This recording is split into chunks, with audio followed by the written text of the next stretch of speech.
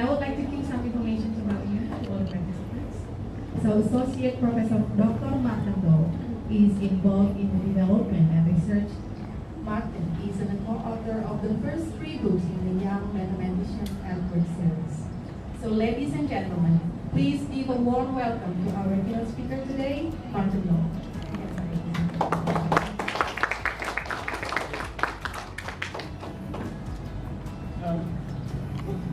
Now I'm cut off, I see. Thank you. I want to talk about context. Because often I get the question, what is a good context? How do I create a good context? How do I see when students are learning? And so I talk about the context that we developed in Banyumasi. It's not a new context, but it was to see whether it would work in Banyumasi. Limited edition, and again in the second day we found out that many students using the limited edition. Even when you check the problem, If you move from, if you want to develop an understanding of long division, you deeply have to understand that long division is repeated subtraction. Lies the context so that the model can emerge. How do we support students to mathematize the context? Or it is the most advanced form of a model, because in the process you will lose it. Why do I like to see that model? Because the drawing of a box with 12 circles or a box with 12 would help the students who are the most concrete to solve the problem. How's Singapore? Singapore is very hot. Yeah, how it is very hot. Yes, fine, but it's hot as well. Okay, some information regarding our speaker today, Dr. Kang. He is an assistant professor in mathematics education at the National Institute of Education, Nanyang Technological University, Singapore. For what I'm going to share, I thought it would be important to recap some ideas from design research so that all of us have the same ideas. And I'm going to share a little bit about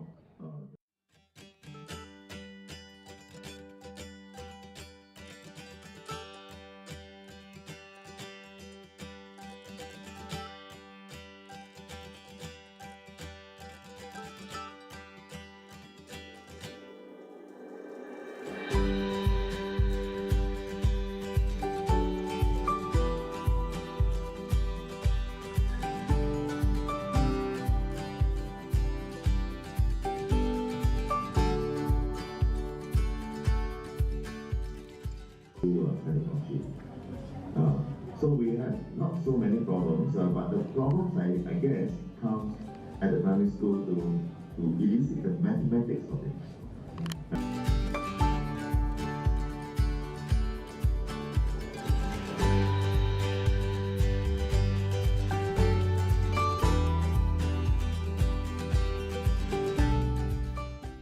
This session will be moderating by Fiona Adelia SPD.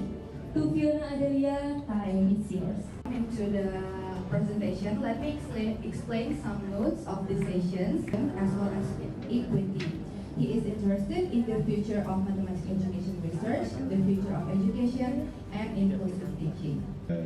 Questions in chat, or there are places in my presentation where I will try to look at The experimenting and also the design research. So you mentioned about a logical approach. I don't know if you know my book, but so I argue that whether instructional material or the media, educational tool, etc. From Sultan Hassanal Bolkiah Institute of Education. Our previous keynote speaker defined it as typically design researchers want to solve a problem. Published successfully, including PISA question on financial literacy, mathematical modeling, learning design with PISA.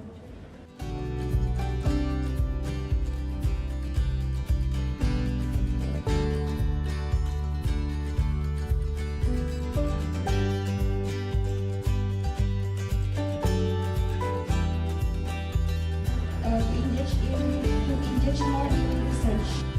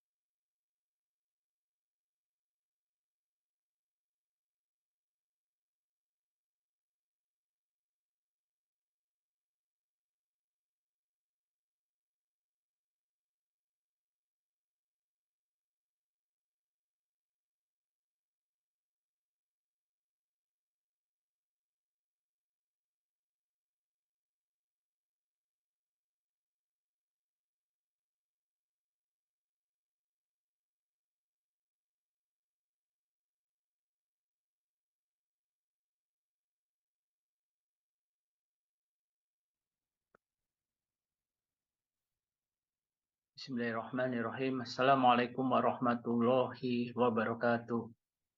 I am Hartono. I am a lecturer at the Sriwijaya University of the program study Chemistry Education, Faculty of Teacher Training and Education. Today I want to talk about the how to design need analysis blended learning based podcast to increase the effectiveness of learning for educational profession course. Let's see my slides.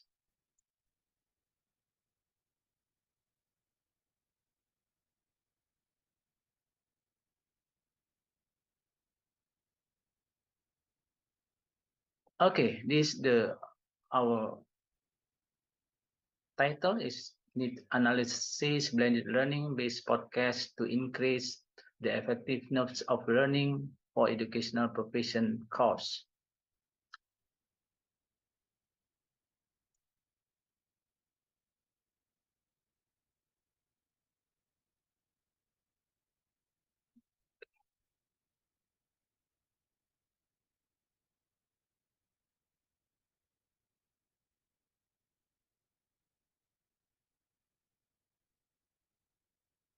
As the introductions, educational profession course need more learning resources Currently, the learning resources are books, journal, hands-on, conference material, and guest lectures. It's needed to develop other teaching material that included technology information.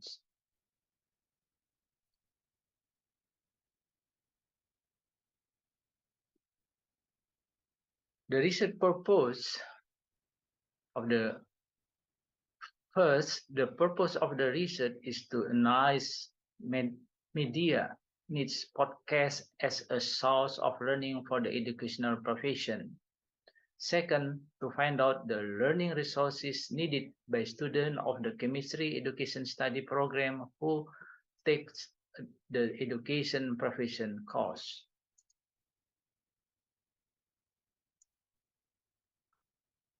Research methods. Actually, we use the research and development method with the using development model AD. For the need analysis is used descriptive, qualitative, and descriptive quantitative. This is a diagram of the AD model. What we have to do at the analysis is needs, requirement, task, participant, current capability. And the second design, we have to develop to design the learning objective, delivery formats, activity, and exercises.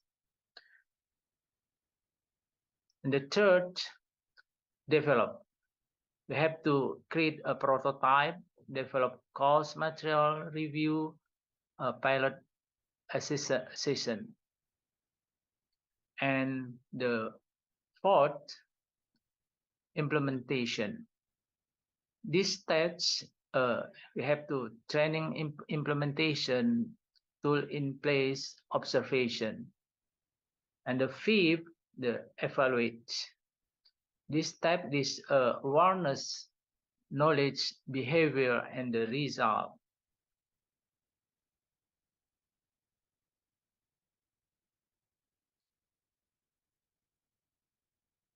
For the need analysis is used descriptive qualitative and descriptive quantitative.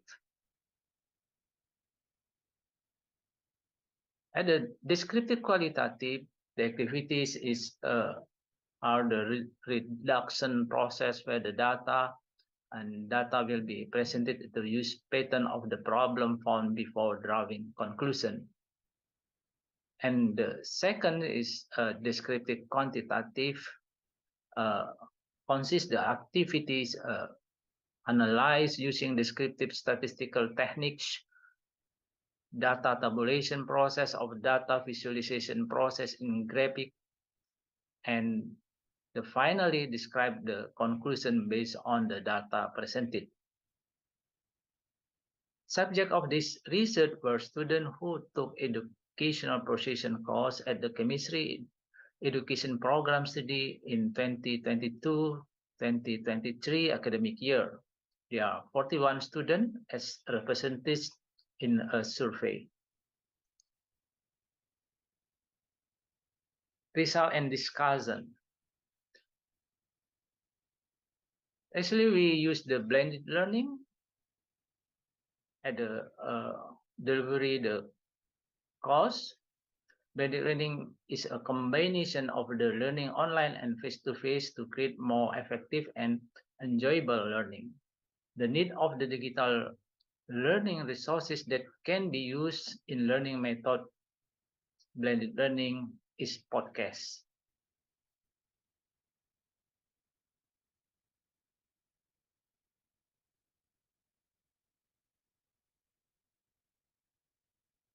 The data collected include the student opinion if learning has more innovation learning resources, what form of the technology-based learning are preferred, knowledge about the driving teacher, independent curricula, and driving schools. application that students want when field-based learning is carried out online and offline, and feature that students want to the field-based application online and field, understanding the material provided with the learning method used so far.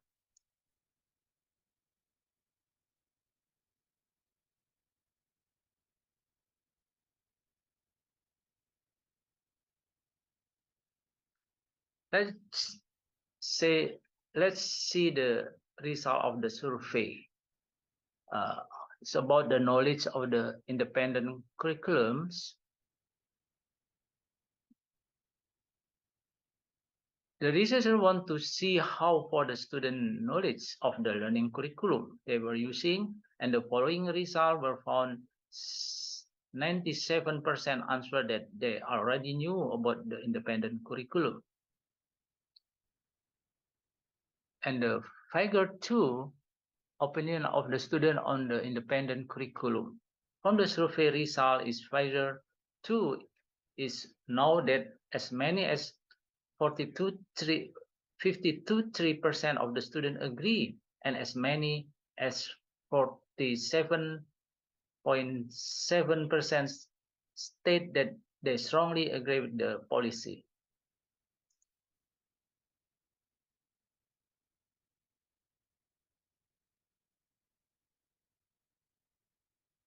In a survey conducted by researchers on university students, it was found that most already knew about the 3 program. As many as 45.5% of the students answered they knew, and the 52.3% answered they knew enough. Let's see figure 4. The driving school program is able to provide motivation for students to study more actively and increase parental involvement in the educational process.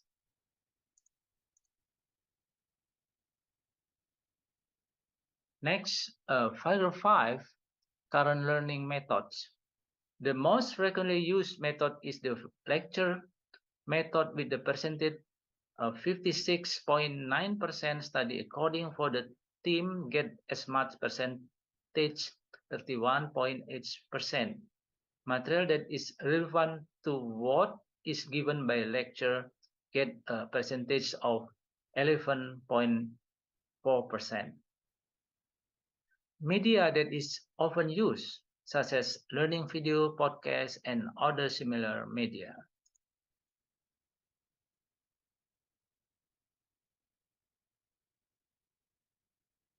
Figure 7. Opinion of students with interactive and innovative learning resources.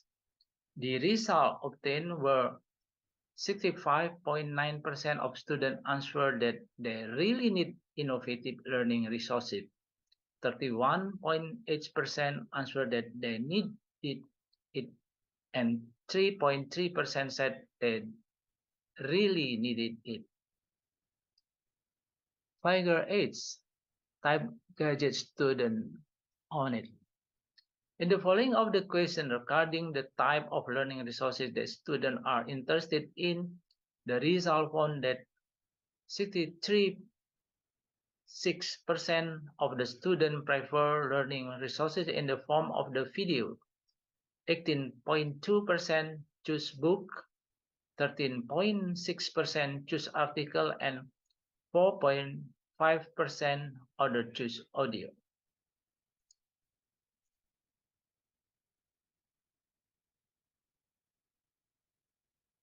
Figure 9. Type of learning resources preferred according to student perception. Based on the survey result in the picture above, it can be concluded that the majority of the students, 61.4%, agree that podcast is the most popular media in learning, especially in the use subject of the educational profession. And the figure 10, the opinion of the student against the media podcast. It can be seen that the majority of students 56.8%. In addition, as many as 29.5% of the students also consider the media podcast quite helpful, while 9.1% of the students feel very happy by the use of the media podcast in learning.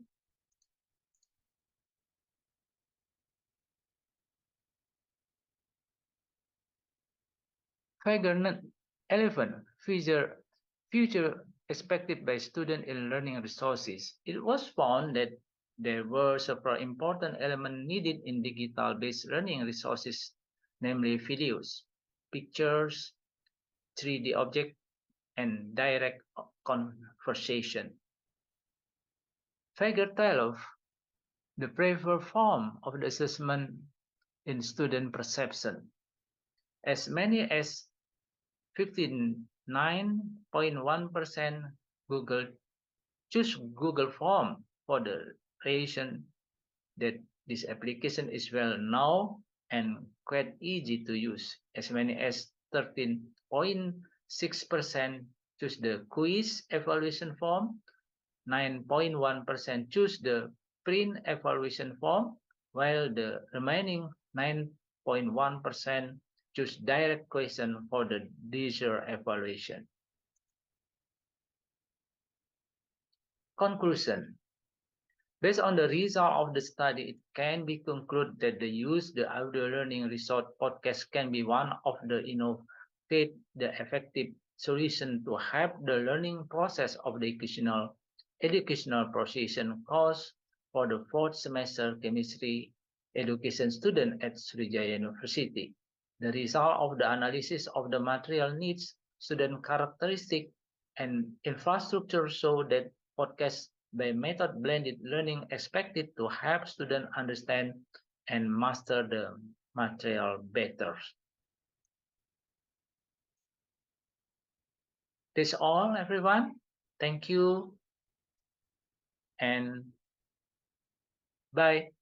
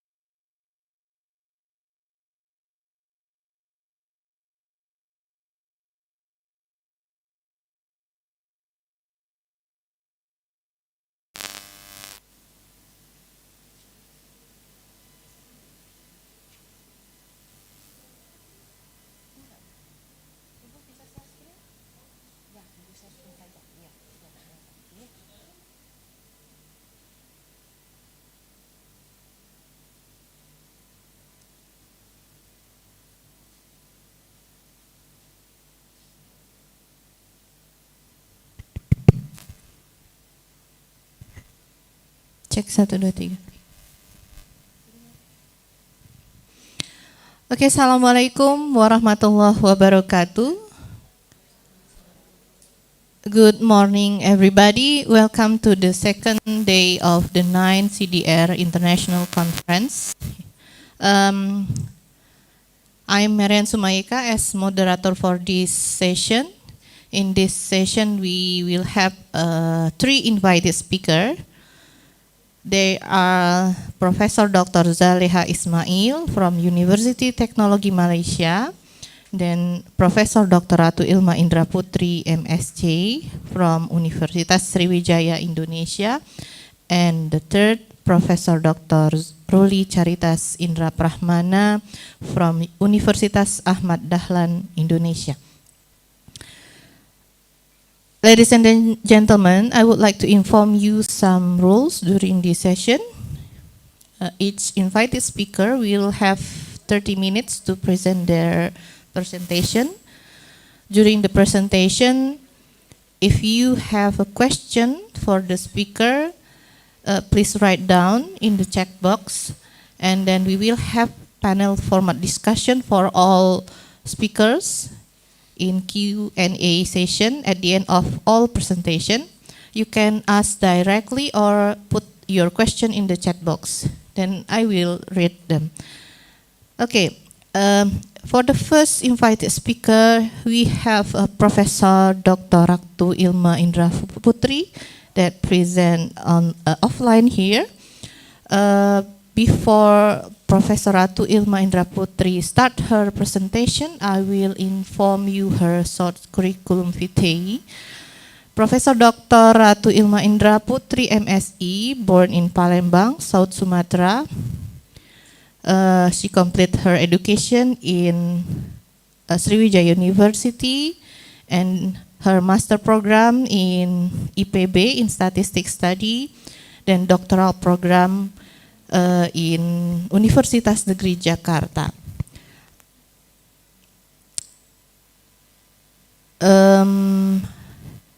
She is a lecturer on Mathematics Education Study Program, Universitas Sriwijaya. Her expert in the field of Realistic Mathematics Education, or PMRE, Design Research, Lesson Study, and PISA. Then she won many grants from a Young Lecturer Grant, Competitive Grant, National Strategic Grant, and many others grant. Then currently he is the coordinator of the Center of Writing and Publication Management at Sriwijaya University. Apart from that, she is also active in organizations such as Mathematical Association and in Women's Organization. Okay, without any ado, we start the first presentation for the first invited speaker, Professor Dr. Ratu Ilma. Time is yours.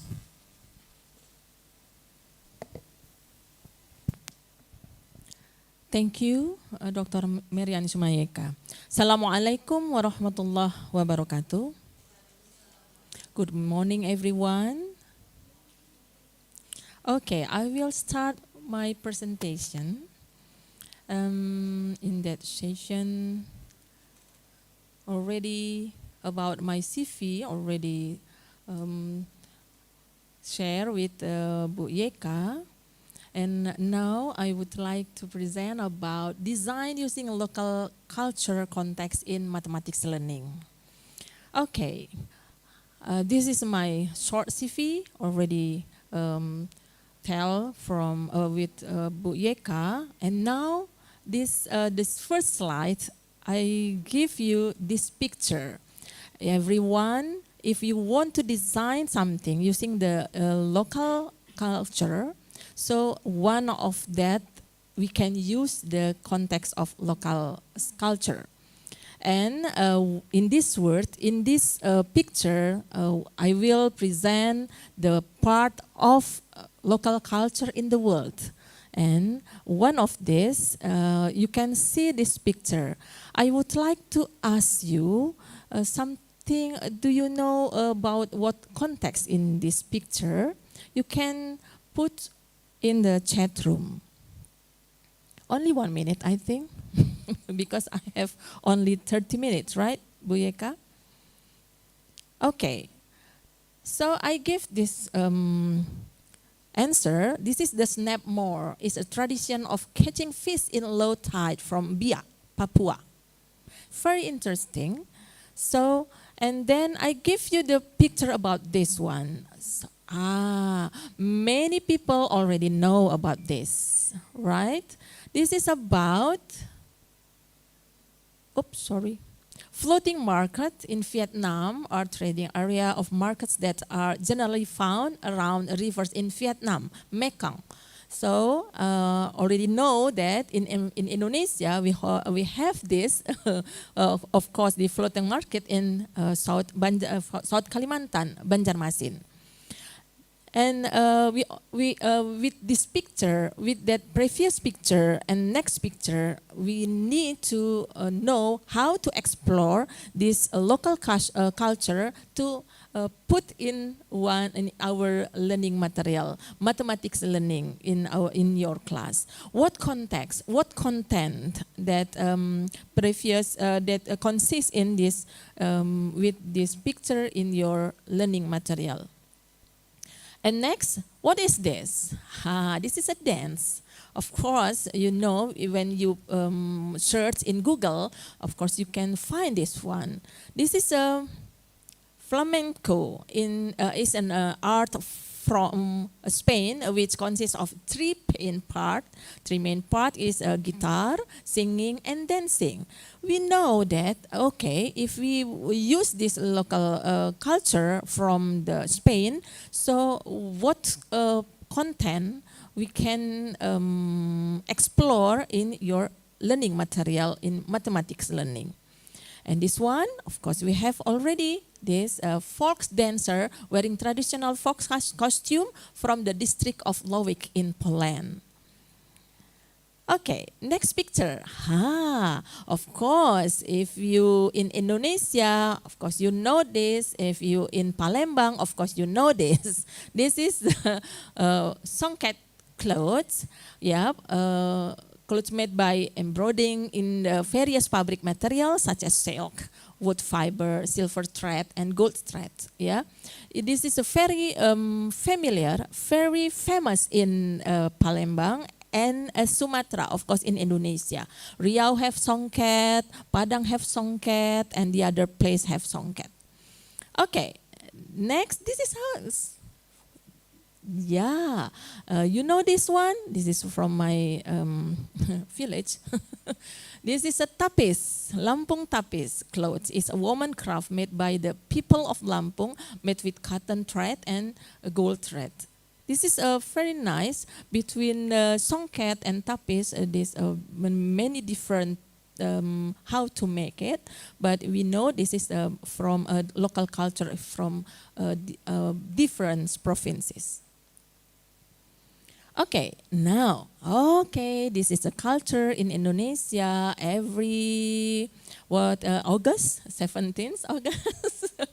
Yeah, okay, of course you know this. This is a Pinang, Panjat Pinang, right? Panjat Pinang is a competition carried out by climbing an areca tree or other tree. We can use it that has been skinned and given lubricating fluid. Oh, yeah. Okay, we do this contact local culture using in your mathematics learning. Okay, what is this? If you smoke cigarette, you know this. This is a tobacco. Tobacco, which originates from Jember, is usually used as a bandage, binder or wrapping, as well as filler for cigar. Okay, now how we can use this local culture, this context, you can use in your mathematics learning. How to explore it using the theory. Okay, of course, how to choose the best research approach. Always choose a research approach that is consistent with the research function, with the research question. What is the research function? What is the research question? We can show this next slide. If you want give an advice how to improve education, then choose design research. Yesterday, Arthur Barker already present a very impressive presentation that when we use the design research, so we need to support. If you want to support that the point of that effective way to support your student, to support anything, so using design research. Okay. This is the different function of research according to Plum and Nikan 2013. To describe, if you want to describe something. To compare, if you want to compare between method A and a method B and anything you want to compare. And to evaluate and to explain something. This is this function of your research. And the last, if you want to advise, of course, you need to use design research. Okay, ladies and gentlemen, this is a different name of design research. Something new from Arthur Barker. Already I focus on that slide. Of course, since 1992, Paul Cobb, Brown already call this method using the design experiment. And 1998, Prudenthal using the in Netherlands, and we call this method development research, developmental research. And 2003, all of the educational researchers call it this method design-based research, or DBR. And 2006, using educational design research, we can see in the book of Plum and Van Janden Akker. And 2013 and 2019, using the design research. If you, the umbrella, the whole of your research, but in particularly also you can use design study. That's a point that from previous presentation from Arthur Barker. This is very interesting. Okay, the aim of design research, what kind of that? There are two. If you want to develop something, instructional theory about learning process of student using design research, and then if you want to develop the educational materials that are designed to support that learning, so you can use design research. The integration of design and research. This is very different between the research and this design development, right? If you, like Arthur Barker said yesterday, if you want to design, you want to something, you find a problem, something, anything, you want to make a bridge, and you want to collaborate with the other researcher using the design research. So you want to design. What is design? Is development of educational material is crucial part of research. What is the research? The research is how to design work. So what is the result? Result is contribution to domain-specific theory on learning and teaching mathematics. Okay, this is a characteristic of design research. Design research characteristic is, of course, interventionist, iterative, involvement of practitioner, and process-oriented, and utility-oriented, and the last is theory-oriented. Central to design research. Therefore, research question often start with how. For example, of the research question on measuring time, you can use this one statement. How can students learn to use gassing traditional, this is a local culture, gassing traditional game to understand of measuring time. According to Akker, 2006, variation in goals of design research is validation studies and development studies. And this is phases of the validation studies. The first design experiment, and then pilot experiments, and then teaching experiment, and the last teaching experiment. There are three basis of validation studies. And then if you want to use the validation studies, of course, you need to design the hypothetical learning trajectory. What is this? It is made up of learning goals that define the direction, and then mathematical activities, and the hypothetical learning trajectory prediction how student thinking and understanding might develop during the activities. And then development studies stage of design research. There are 5. The first, preliminary investigation. After that, you need to design it. And then to realization or construction, and test, evaluation and revision.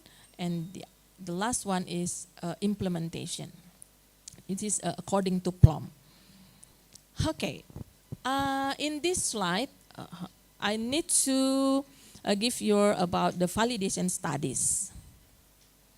This is an example of HLT, so many HLT, but in Bahasa, this is about the sistem persamaan linear 3 variabel, and then about the pattern using the something like a motif. Right? This is rajutan, we call it the rajutan in Indonesia. I don't know in the other countries. Pardon me? Crochet, okay, yeah, something like that. And this is about the pattern. And then you can use this something like you want to make comparing, and you can use the map. And then if you want to using the edition, and this is play game in Indonesia, we call it the gebrak tuyul, gerpak tuyul, yeah. Okay, this is an example of HLT. Yeah, of course this is using the ular tangga and dadu. And this one about the learning trajectory of greatest common divisor using the Beckel. This is a very long time ago. I used this research is about the greatest common divisor, about local culture, the Beckel. We call it Beckel ball game.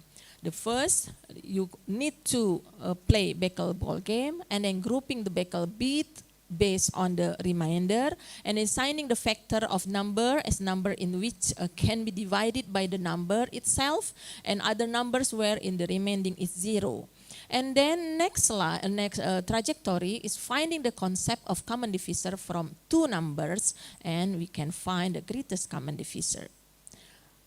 Let's see these activities of the student using the Beckel games.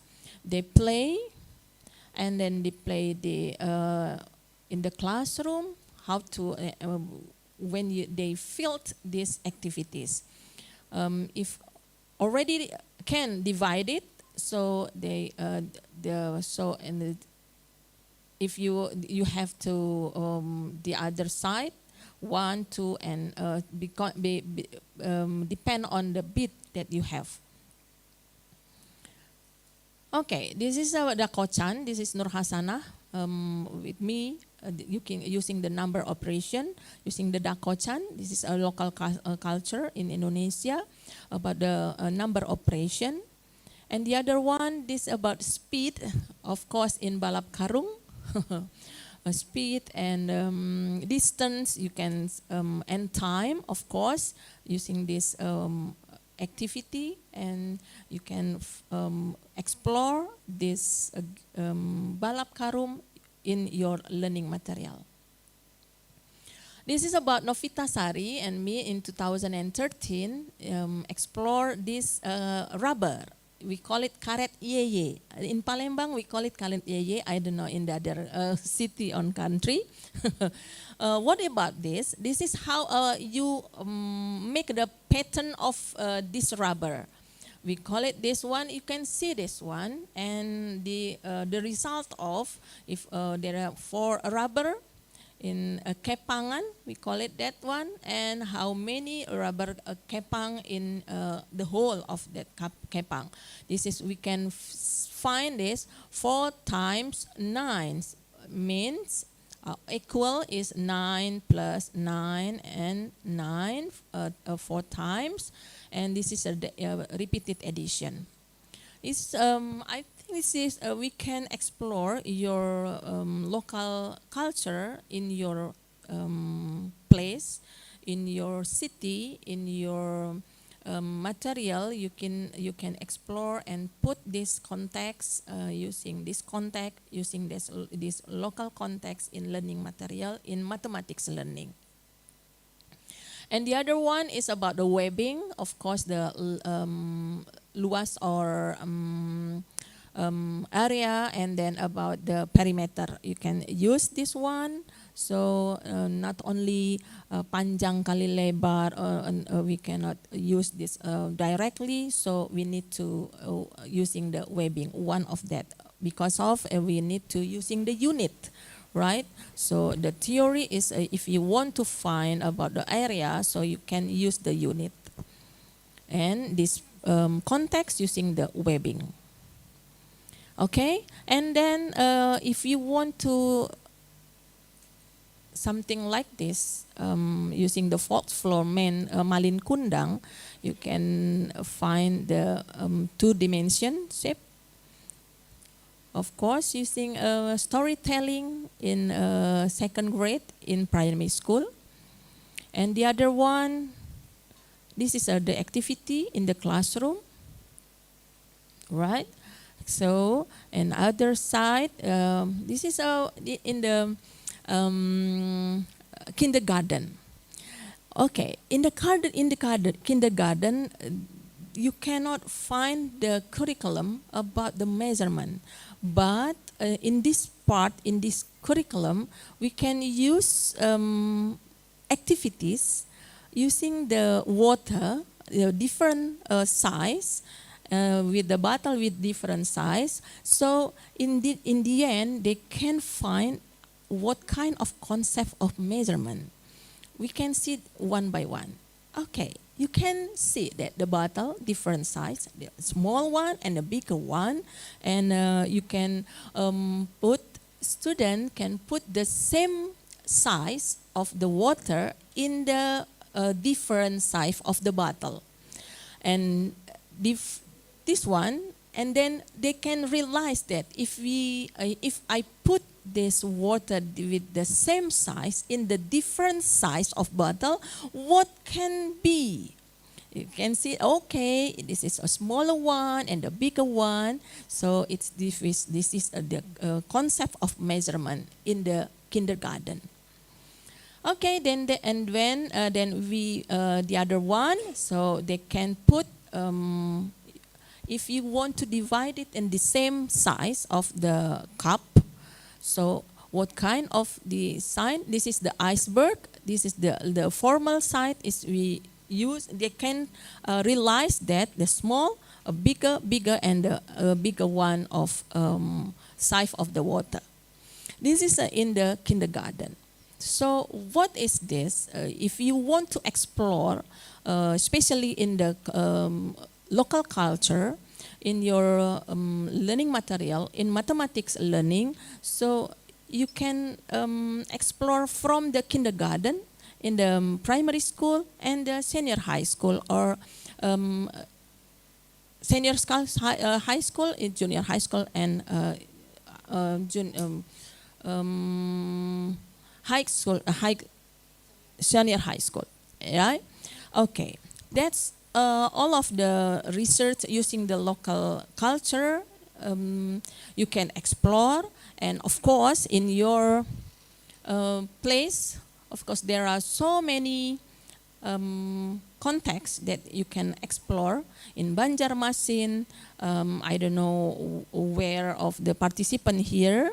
Maybe you can explore and you can find, and then using the theory, and you can make this local culture in your mathematical learning. Okay, if you did research So you need to publish. If you want to, everyone in the world can know about your research, so you can publish about your research. Okay, I will show you this part using the local culture, using the context in Palembang. This is a new one in last year. And then you designing pisang-like mathematics task using a COVID-19, using the phenomenology. If you use the PMRI, of course, using the phenomenology. COVID-19 is a context is one of phenomenology in the world.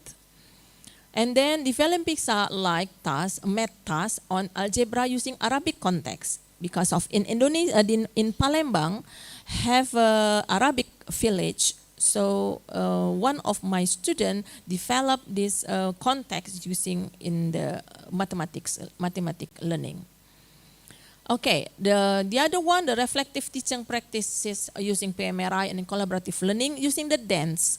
Okay, this is Dewi Maharani is one of my doctoral program using this, we call it Tari Tanggai and Tari Persembahan in Palembang, and they explore this dance in the mathematical learning. Okay, if you already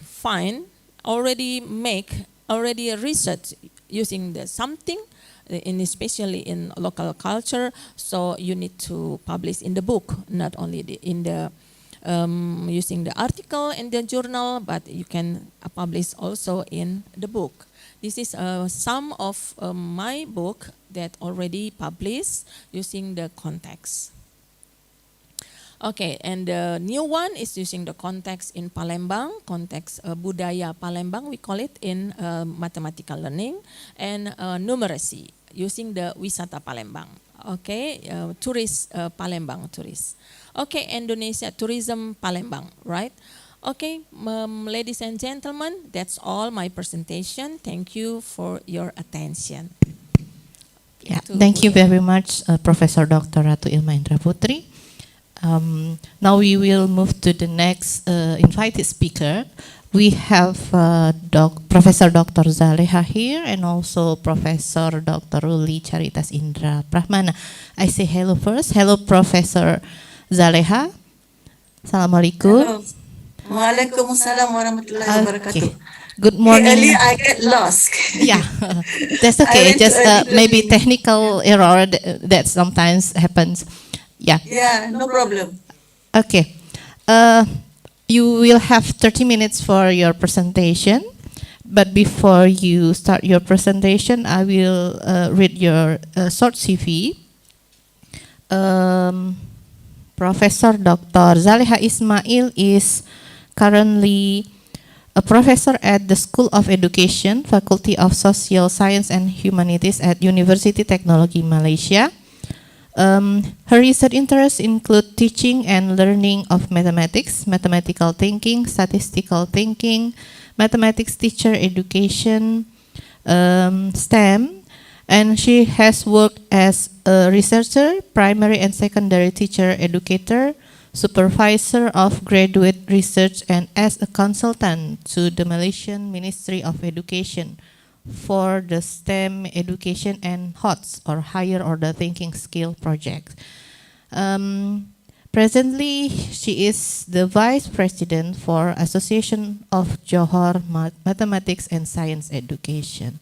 Okay, without any ado, we will start the second presentation of our invited speaker. Professor Dr. Zaleha, time is yours.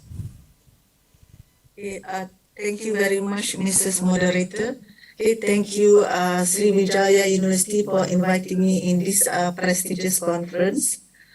All right. Okay. Today I would like to share about designing lessons used for sustainability using the CARE methodology. As we all agree, we are very concerned nowadays with sustainability.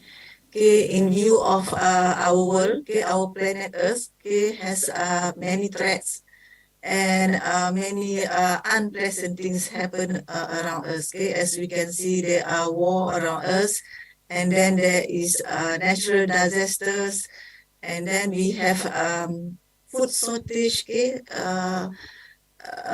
many people around the world. Okay, poor. Okay, and these are our concerns because we only have one planet, and what is better than trying to save and make our planet secure for us to live, to stay, and also for the next generation.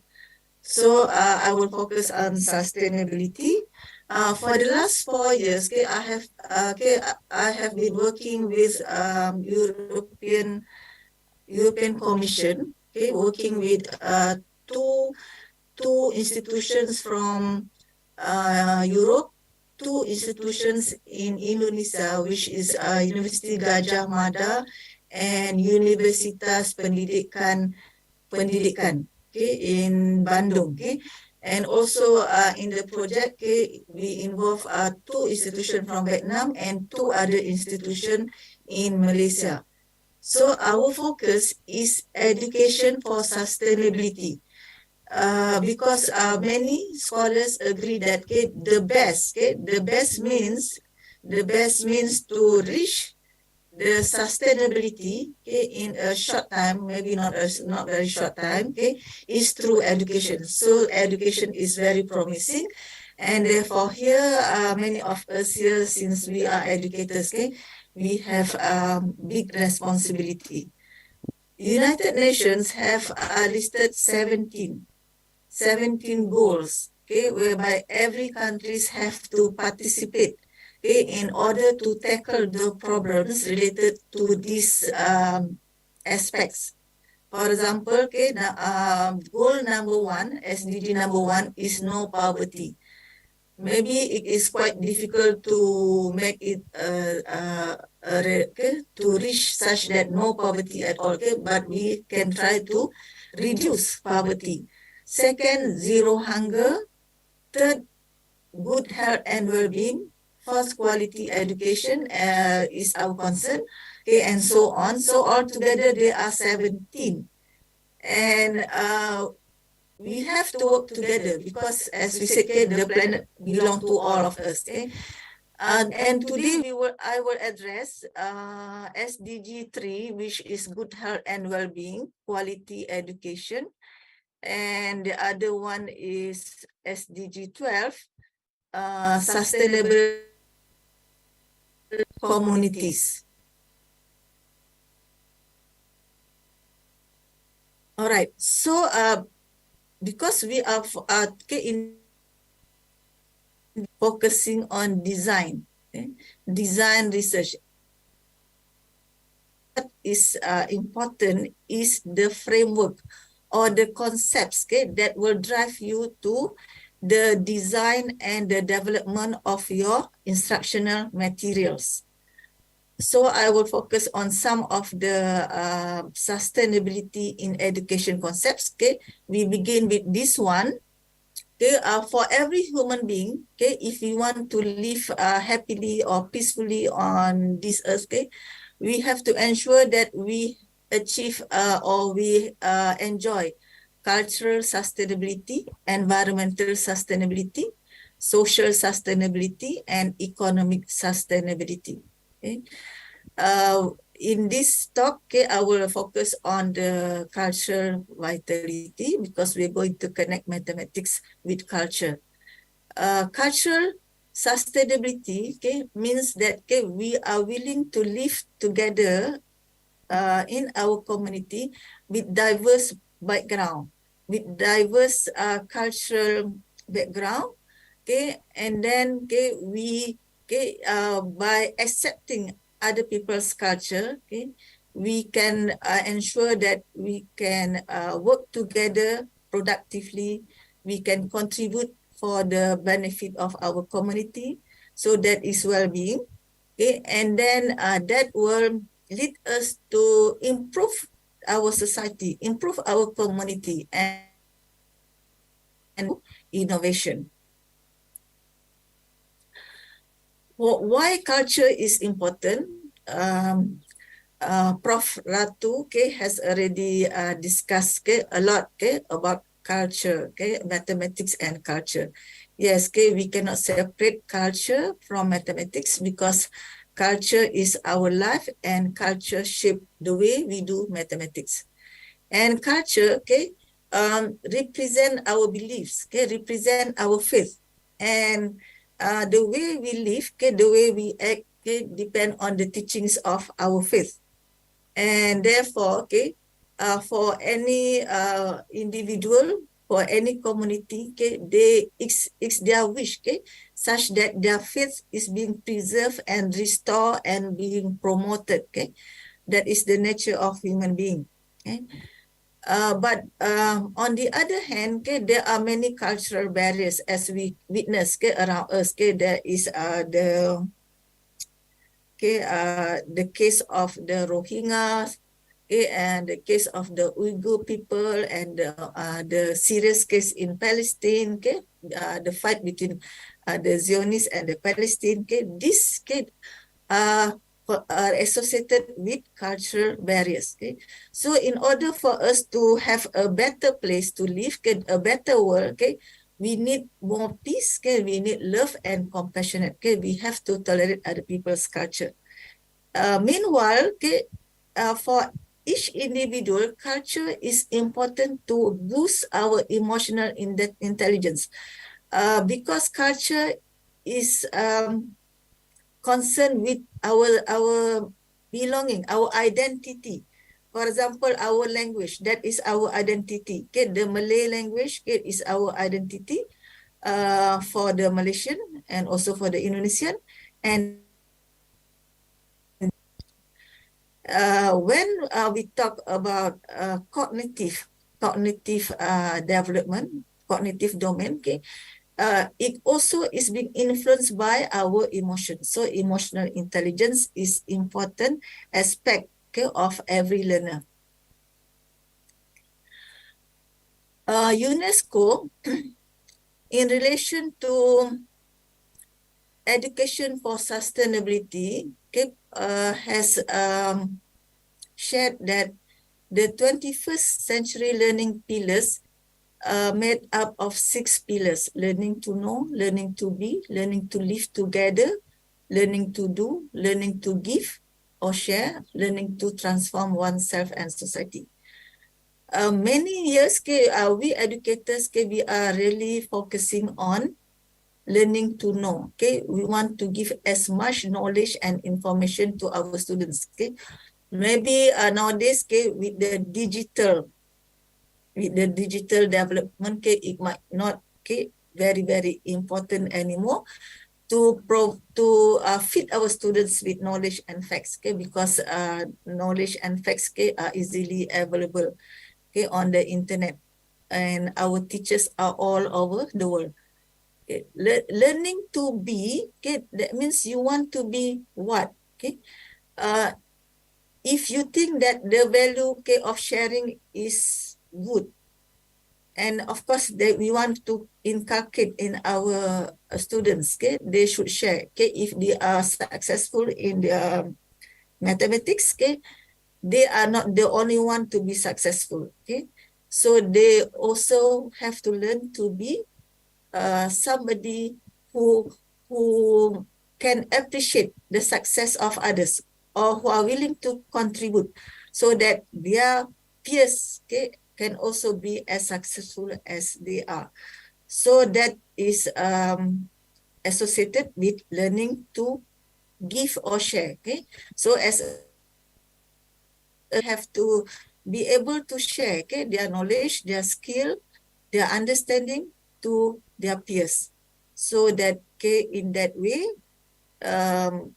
we can become successful together, not only alone by ourselves. And also it is really important that the product of learning is that the student is being transformed. At the end, the student is being transformed. In the beginning, he is acting like this. Later on, after going through education, he is being transformed to someone else. So he is different, okay?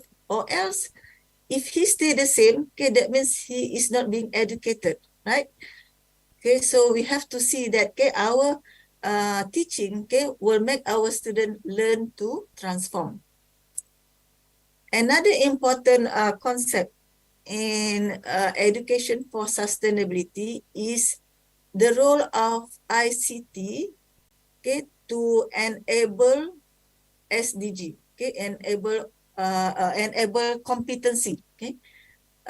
So here, when we talk about the 21st century skill, previously, okay, we emphasize on 4 skills, which is problem solving, communication skill, creative skill, and critical skill, okay. But here we expand, okay, we expand beyond the 4 skills, okay. So as we can see here, there are 10, okay. The communication skill still there, okay. We have a collaborative skill, okay, and then we have connecting and networking is important, okay. Here, okay, in today's conference, okay, we have a lot of opportunity to establish networking, okay, because we are meeting people from all over the places.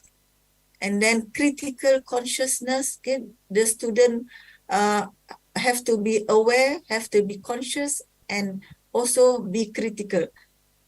I'm not going to explain one by one, okay, that I might not have the time, okay.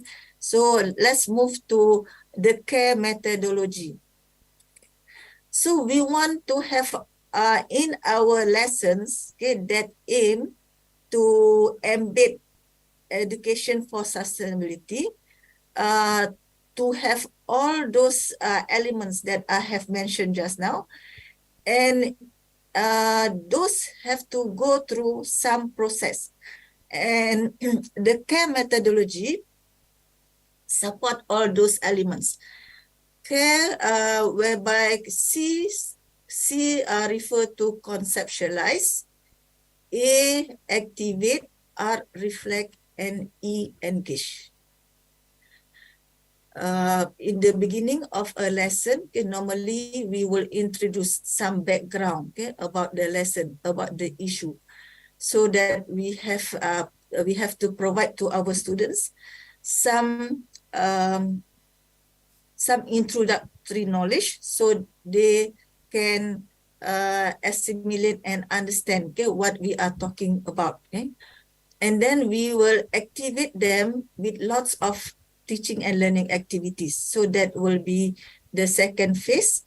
And through these activities, okay, we do not wish our students only to do the activities, okay, but in order for them to be effective and sustain, okay, the knowledge and the skill are being sustained, okay, they have to do some reflection on the activities, reflection on the knowledge. And also, okay, finally, okay, we want our students to engage. And the engage phase is really important because that is the point, okay, whereby we can see that the students act in a positive way such that he can transform to become a better person.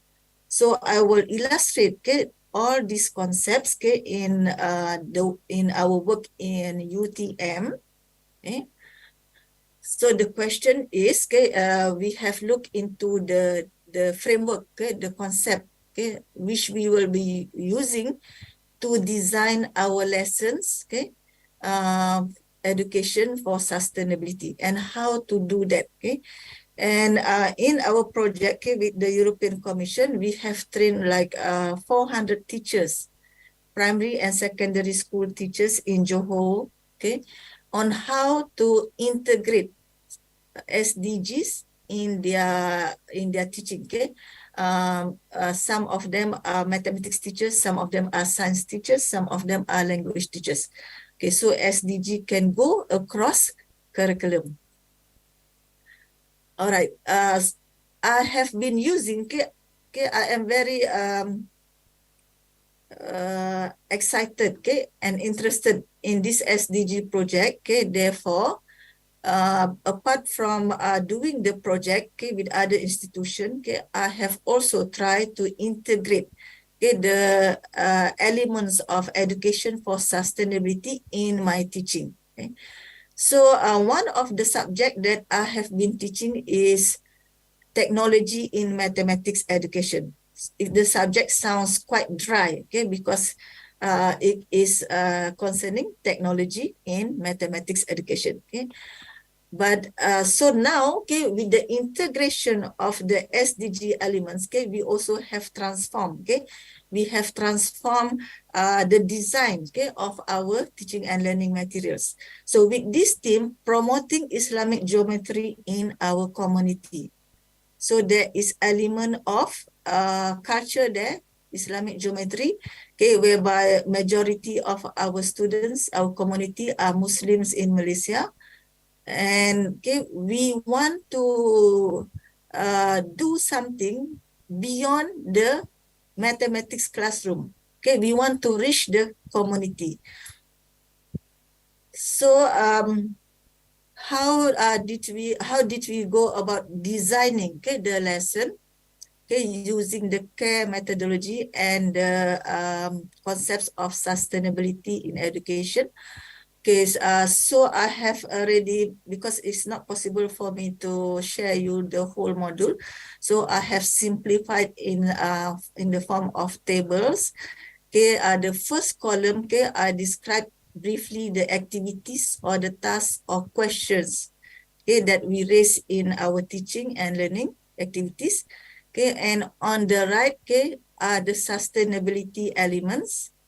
What is, okay, so I will briefly explain. So some of the questions that we address, okay, in this particular learning of IG, okay, for the community, okay, we have to introduce to our student what is Islamic geometry, how Islamic geometry or IG is related to culture, why culture is important. And then, okay, we need to study from history the development of IG. And then, okay, what are the cultural threats around the world? Okay, as we can see, even in terms of culture, okay, people are being discriminated, okay, because of religion, because of their culture, because of their ethnicity. So this have to be brought up, okay, and being discussed, okay, in the class technology in mathematics education. So the SDG, okay, the SDG that we are concerned here is SDG 3, good mental health and sustainable cities and communities, okay, which is SDG 12. Okay. And what are the learning pillars? Okay, at the beginning, okay, we want them to have awareness, okay, and to know, okay, how IG is related to culture. Okay, what is the history of the development of IG?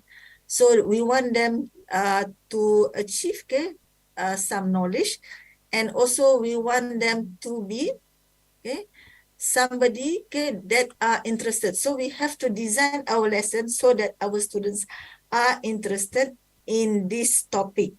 Okay, they have to be interested in order to be able to sustain, okay, in discussing and developing their knowledge, okay, on this particular topic. Okay.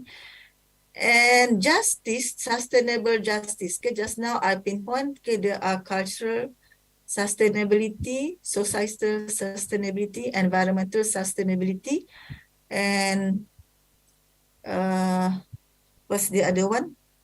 Culture, society, environmental, and cultural sustainability. Okay, so so here, okay, we will highlight cultural and societal justice. Okay, because, okay, if we do not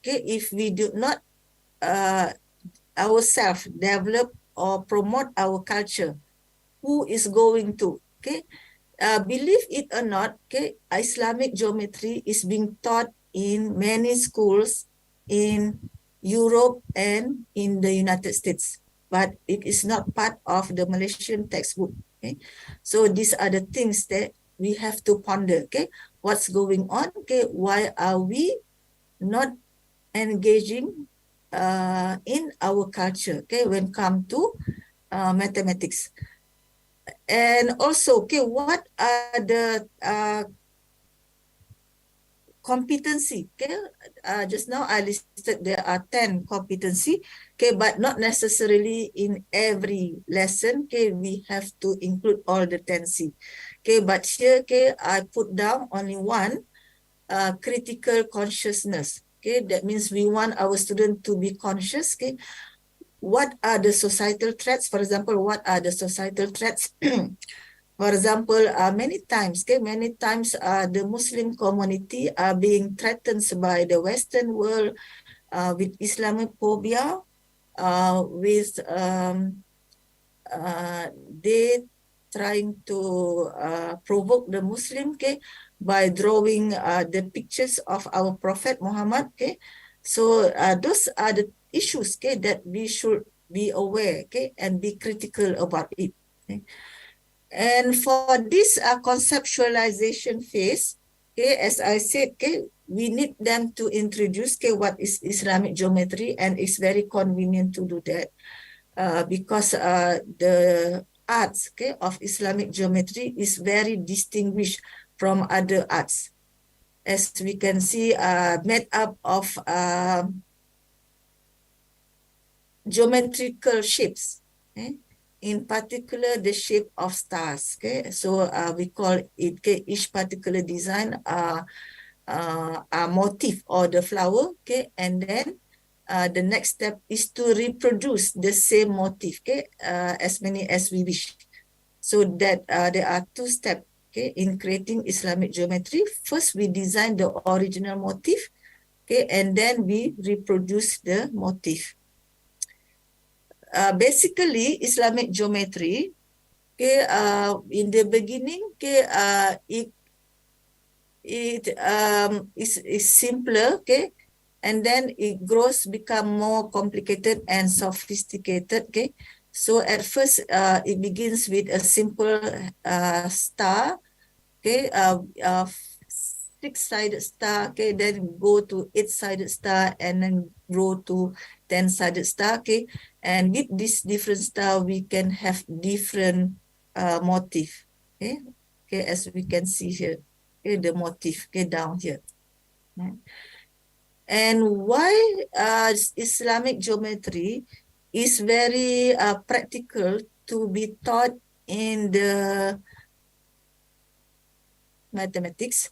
Because in the secondary school level, okay, there are lots of constructions in geometry, okay, geometrical constructions with lines and squares. Okay, so it's very useful, okay, for us to highlight, okay, the application of IG, okay, in the math textbook, because it is concerned with what they are learning.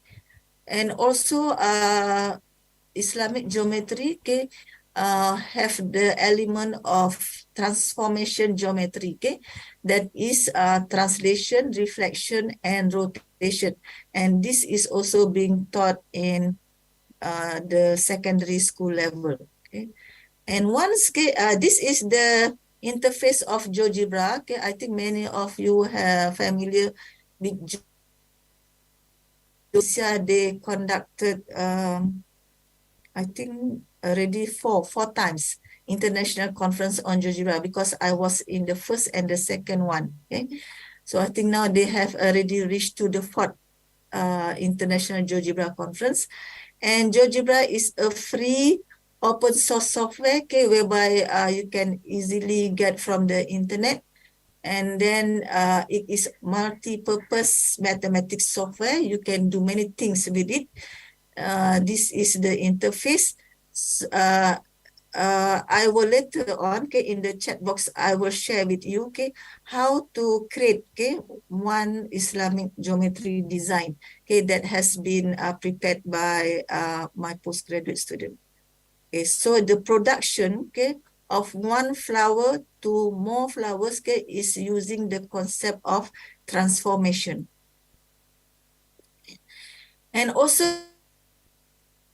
realization, okay, the student should be aware that, okay, there is a link between IG and the Muslim culture. Okay, why the Muslim people from the olden days until today, okay, their art, okay, have no life form. Okay, because, okay, it is prohibited in image that is associated with life form. Okay. So that is why we are against individuals or groups, okay, that draw the pictures of our Prophet Muhammad. Okay. And basically,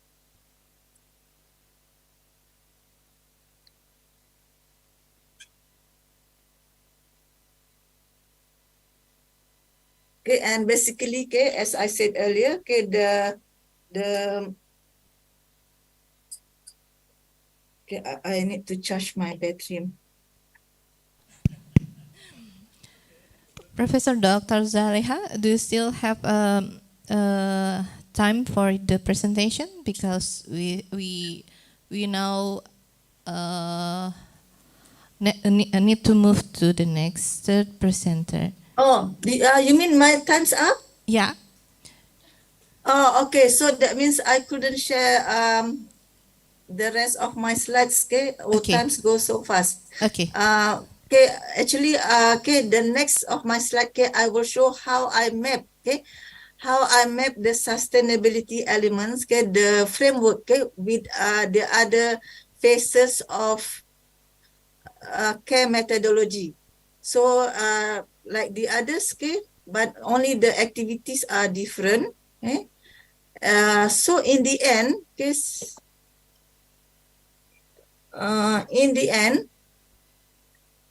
okay, what we get, okay, we create, okay, the design of module. Okay, so I designed the lessons, okay, and I also want my students to reach the community. So they have to organize workshop with school, and that will need them to design module, okay, on IG, and at the same time they develop some teaching videos on how to create IG.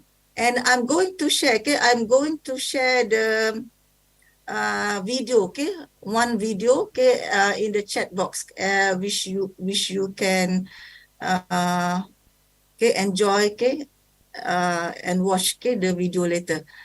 And what is most important, okay, I also discuss here, okay, about, okay, what is the benefit of our lesson, okay, when we integrate, okay, the elements of sustainability in our lessons.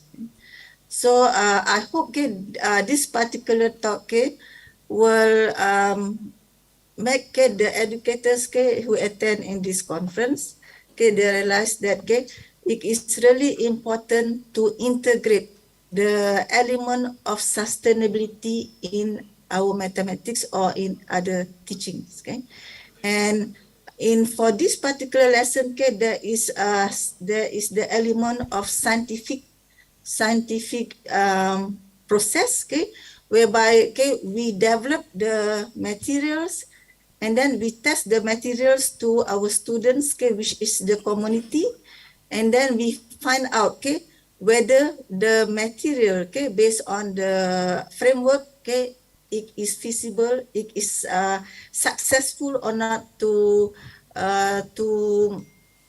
achieve our learning objectives. So I think with that, okay, I end my talk. Thank you so much for your attention. Thank you very much, Professor Dr. Zaleha. That's very nice presentation related to Islamic geometry. Maybe I know all participants here may have a question, but we still have the last invited speaker here. Then we need to move. to Professor Dr. Ruli Charitras Indra Prahmana. Assalamualaikum, Ruli. Good morning. Okay, how are you? Fine. Okay. I'm very nervous. Yeah. Yeah, this is the last presentation of our invited speaker. But before he start his presentation, I will read his short curriculum vitae. Professor Dr. Ruli Charitas Indra Prahmana. He is the youngest professor on the mathematics education in Indonesia. He was born in Medan on January 24, 1987.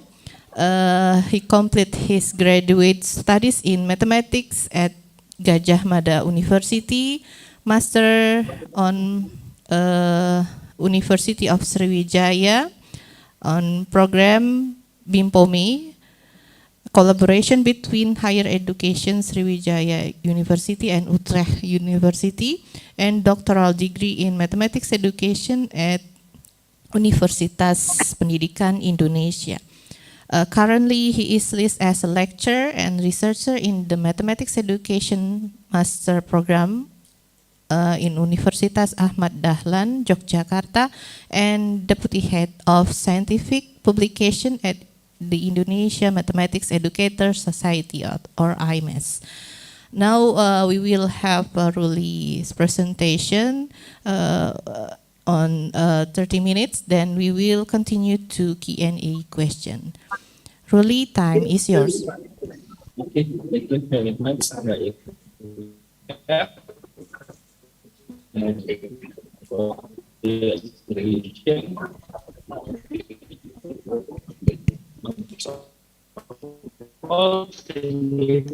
sorry, Ruli, your sound is not clear here.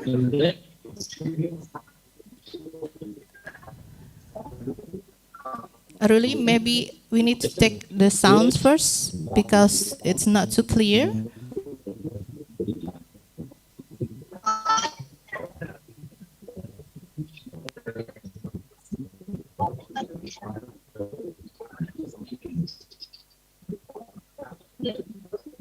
Okay, but now, Assalamualaikum. You can hear my voice? Yeah, the slide is not appear now.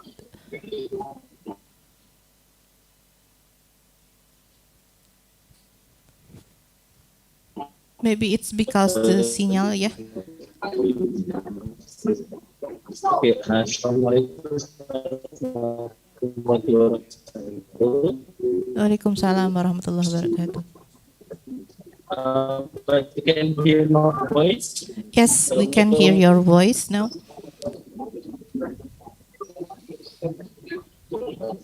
No.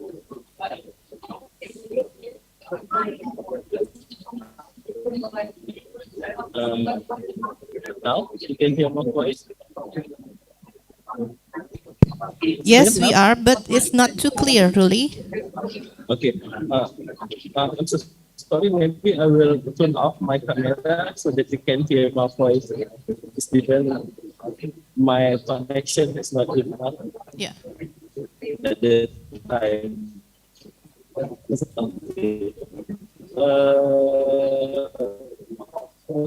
About presentation.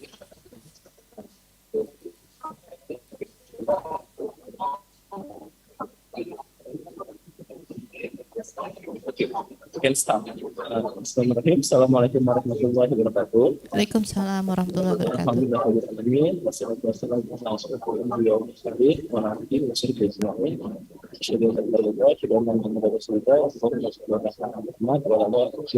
incredible invitation for the opportunity in the 9th Southeast Asia Design Institute about one of my research in the recent years with the title When Culture Meets Mathematics, the promising learning approach with culture as a starting point in the mathematics learning process.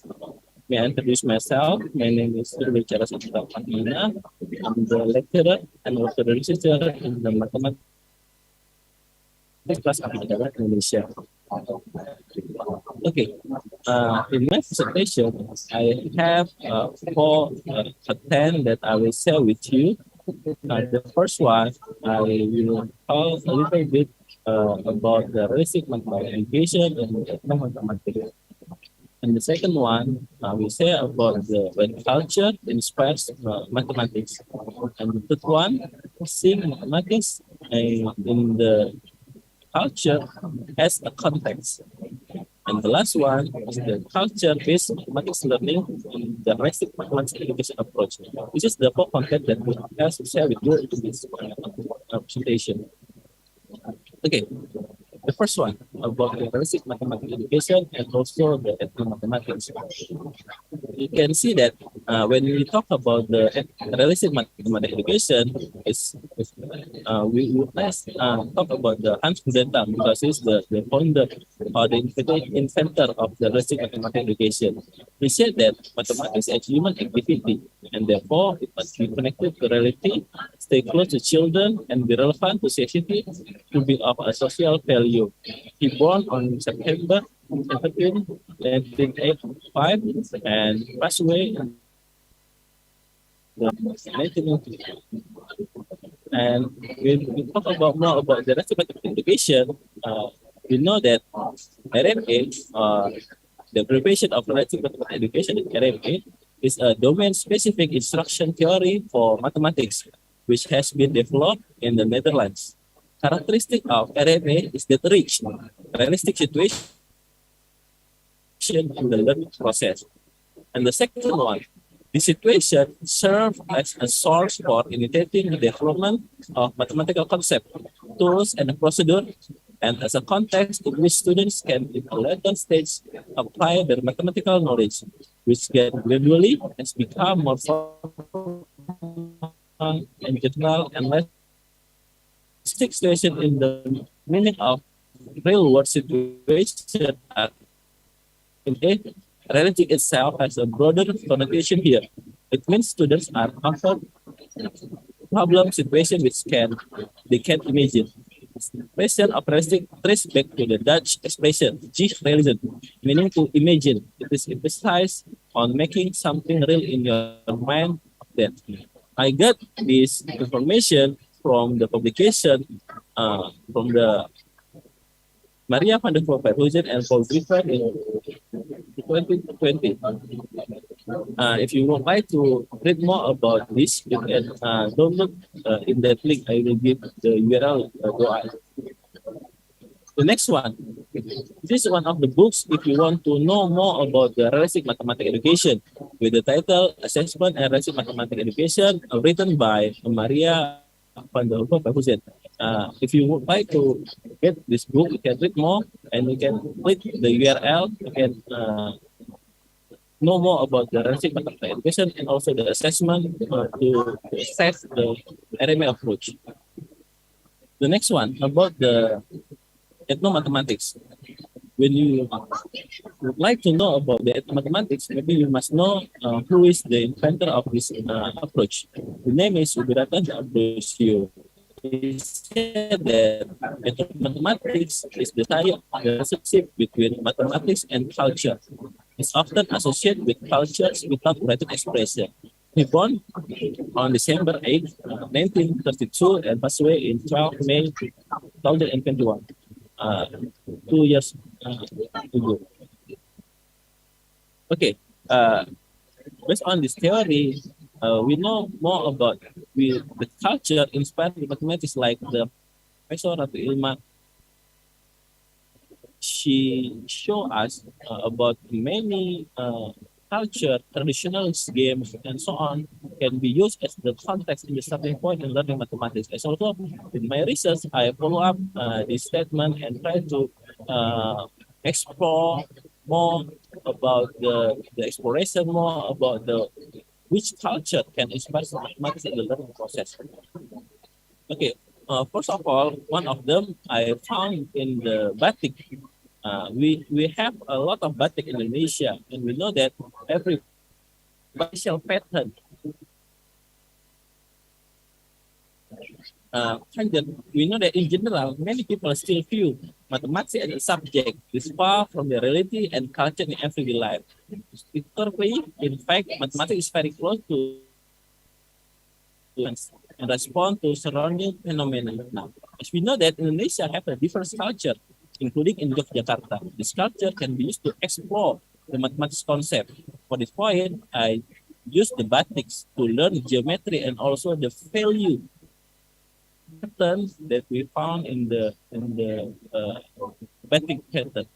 I try to write and discuss this paper with the Professor Ugratan D'Ambrosio as the founder or the inventor of the mathematics and published in Journal on Mathematics Education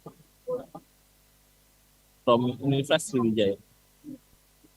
This is one of the basic pattern that I developed we found based on our exploration.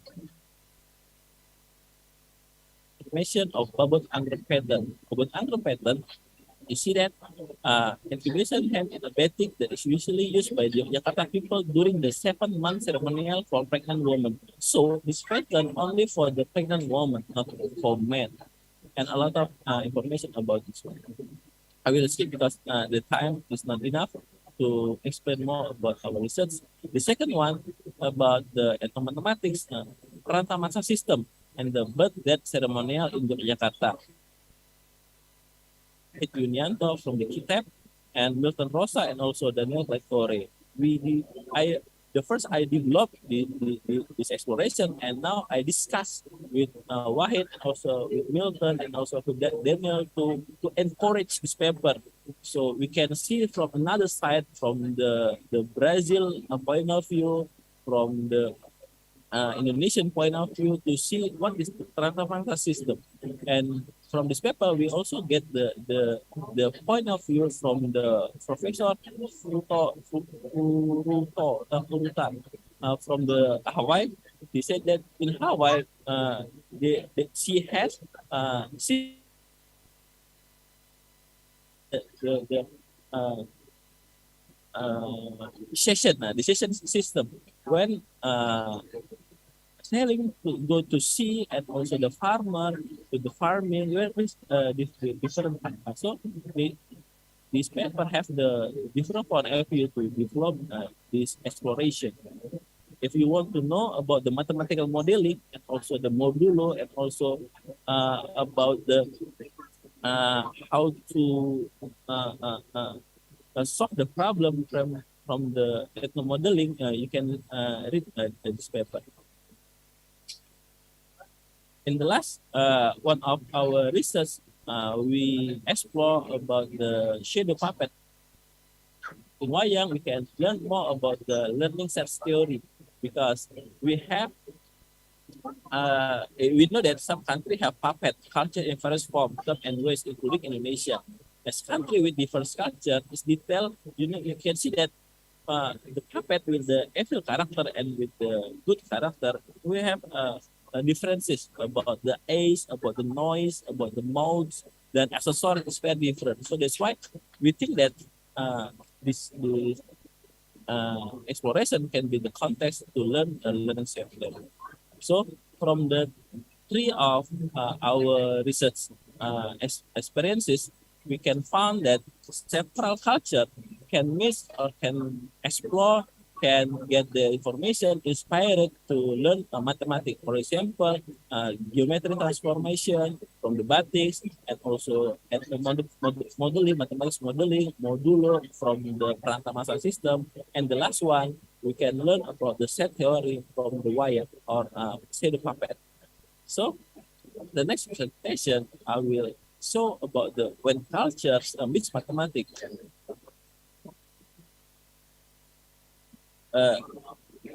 Before I explore, tell more about it, the first I will share with you about the realistic context in the realistic mathematics education. The first one, an appropriate context. The second one is meaningful for students. The third one can be a real life situation, but can also emerge from the words of science or mathematics itself. And the last one should take into account the skills, competencies, and interests of the student.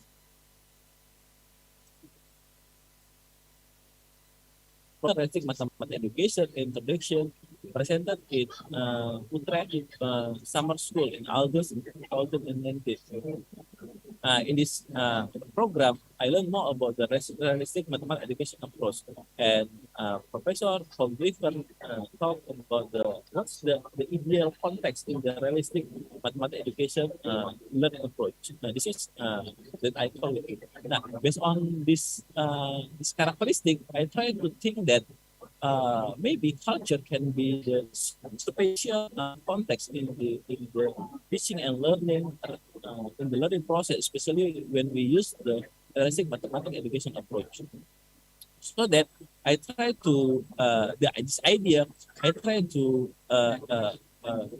think about when the culture is mathematics as a starting point in learning mathematics. This idea has been proven and has been acceptable in the International Study Group on Mathematics published in November, edited by. I afraid that this idea can be blow up, and then so that like Professor Rahul Ilman said that we must publish, we must write, we must explore our idea and publish in the several journals so that all of them can be recognized our idea. In the paper, I tried to combine the idea from Prudental about the realistic mathematics education and also mathematics from rather than Ambrosio. We know that many nations, including Indonesia, have adopted RMA, or in Indonesia we can call it Pendidikan Matematika Realistik Indonesia, or PMRI. In PMRI, or Indonesian version of RMA, the history of RMA in Indonesia start in 2007 when articles about RMA were published in the journal Pendidikan Indonesia. The number of RMA articles develop, rise again. And you know that Yogyakarta, like the rest of Indonesia, has diverse culture. We have more culture in Yogyakarta. On the other hand, Ambrosio proposed mathematics as a solution based on how mathematics has been taught in school and how mathematics were developed. Furthermore, mathematics and the reposition mathematics to be anchored in other culture. Our research experiences combine with two approach to teaching mathematics, namely ethno-realistic mathematics education. That's why we try to combine ethno-mathematics, the exploration of ethno-mathematics, and the starting point in the learning mathematics learning approach. This is the idea of this paper. And then to make sure that this idea can develop, so in the last item that I present, I try to culture-based mathematics education approach. So we use the RMA approach, but the context focus on the culture, especially the culture that we are exploring. Okay, this is the idea. Realistic mathematics, ethno-realistic mathematics learning process. The first one, in the mathematical problem, we try to make how to make students worksheet based on the context of the Indonesian culture. And the second one, we try to develop how to develop the instruction in the mathematics learning process. And the third one, how to teach mathematics by using this instruction that we develop one by one by using the context of the Indonesian culture. The second one, mathematical modeling. In the mathematical modeling, we try to transform how the problem based on the context in the mathematics model. This is the idea. The second one, how to find the suitable approach in the learning process. After that, how to contribute and appreciate the students' model by using this approach. So in the second part, we use the realistic mathematics education approach and the learning approach in the teaching and learning process in class. You can get the idea. And the last one about the mathematical ability. Now, this try to how to solve the problem to the student ability. And the second one, how to guide and reinvention mathematics concept in the learning process based on the context. And the last one, how to measure the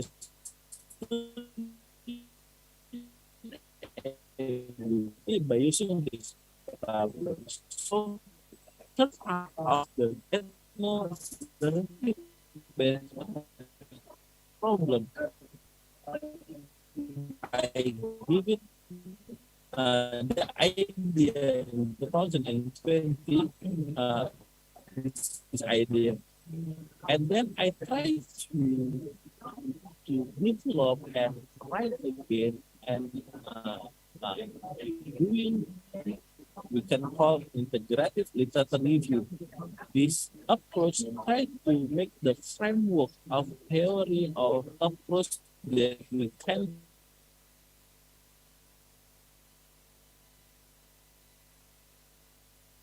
honestly, the paper rejected or this journal cannot accept our idea, our paper.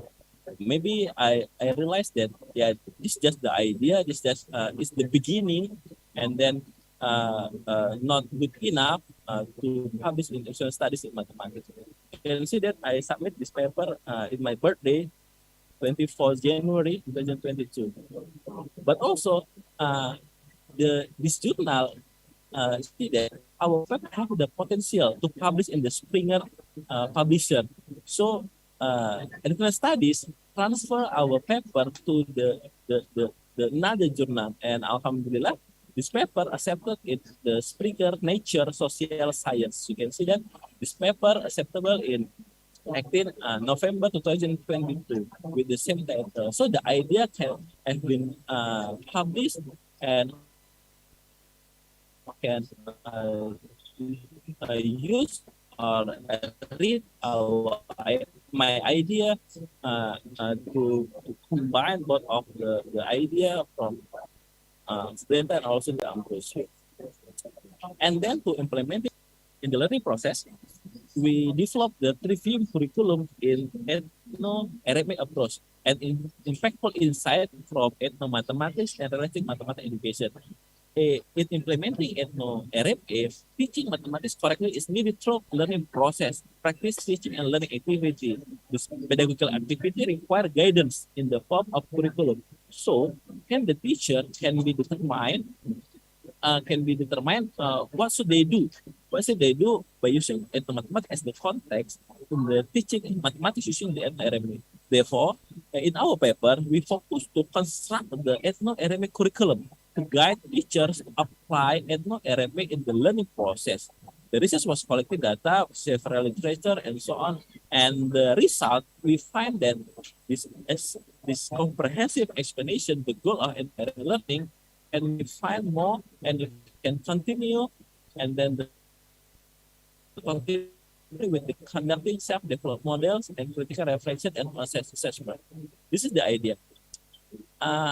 If you remember that in the previous presentation, the first slide, I give it to you the idea about the why can be the starting point in the learning set theory. So the idea after I explore the wayang context, I use wayang in the context in the learning process. So after we develop this idea, what next? What should I do as the researcher, as the inventor, or as the person that try to develop, try to combine the theory? What next? Design this conference, so and research. I use design research to try to design the learning trajectory from the Indonesian shadow puppet and Mahabharata story in the previous slide that was published. This my students is Irma Rusdianti. They use our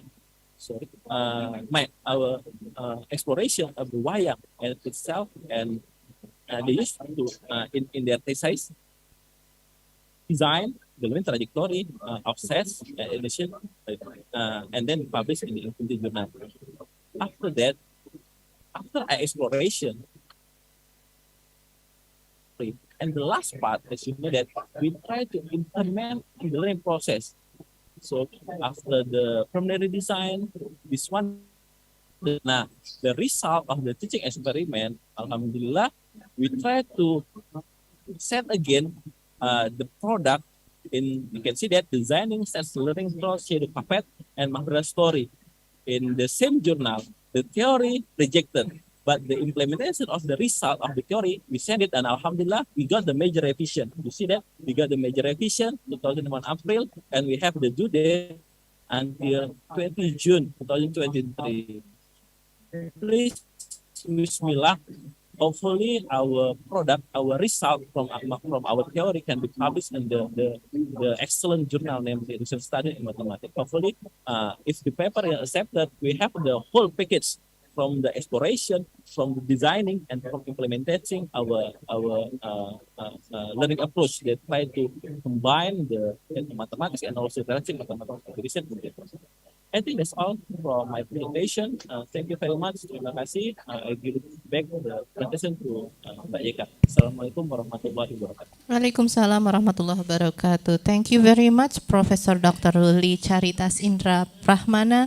Very inspiration for the publication. There are many publications of your expert on ethnomathematics and also related to realistic mathematics education. I believe that all participants may have a question for all invited speakers. So I invite all of you, both in this room and also in Zoom meeting, to pose question to all of our invited speaker. May I offer for this room first?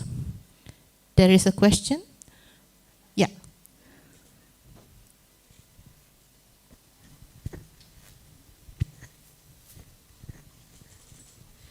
Thank you for the amazing presentation from Prof. Ratu Ilma, Prof. Zaleha, and Prof. Ruli. The main topic of these three presentations, if I'm not mistaken, is about the use of local context in learning mathematics. And this is very interesting because Indonesia is very rich of local context. But my question is, as a new learner, I sometimes found it difficult to see what kind of mathematics idea that can be developed from a certain context or a certain local culture. This local sometimes some local culture is very interesting, and I think it might be wonderful if we can bring it in mathematics classroom, but sometimes I run out of idea. What can I develop from this local context? Do you have any suggestions on how to sharpen our thinking to make some local context more useful in mathematics learning? That's all. Thank you very much. Okay. Since the last presentation is from Professor Dr. Ruli Charitas Prahmana, maybe he can give his answer first. Ruli? Okay. Yeah. Yes, Mbak Yeka. This is the great question. As long as I know, as long as I learn about the realistic mathematics education, in the how to find the context, we just find in another place. We just find the culture, for example, traditional game. As you know that my master thesis, we use the Indonesian traditional games as a context in the learning process. However, the idea that I got from the situation, we just try to make sure that this culture just can use and the starting for and can be used a context in the learning process, but we cannot explore more. Is it possible? Is that another value that we can explore more? So that's why we use I myself we use ethnomathematics first as this in the first part from our starting research. In the ethnomathematics, we try to explore first about this culture, about what the social value, about the cultural value, about the value that we can share. Not only learn about the mathematics, not only learn about this, but also about the student character, about the social value, cultural value that can be shared in the process. And the results of our exploration, we use X and as the context to starting point in the mathematics by using arithmetic approach. This is the idea. Because on the other hand, when I read find the mathematics publication, especially from Indonesia, the paper just explore about the culture. Oh, this culture can be blah blah. As you teach geometry and teach number theory, number operation, and so on. But there is no implementation after that. The gap that I found from several research, and I try to use both of them. The context I explore first, and then I use it in the learning process. This is the idea. So from the question, my suggestion is before you use the culture and the starting point in learning mathematics, first explore the context, explore the culture. Is it possible this situation?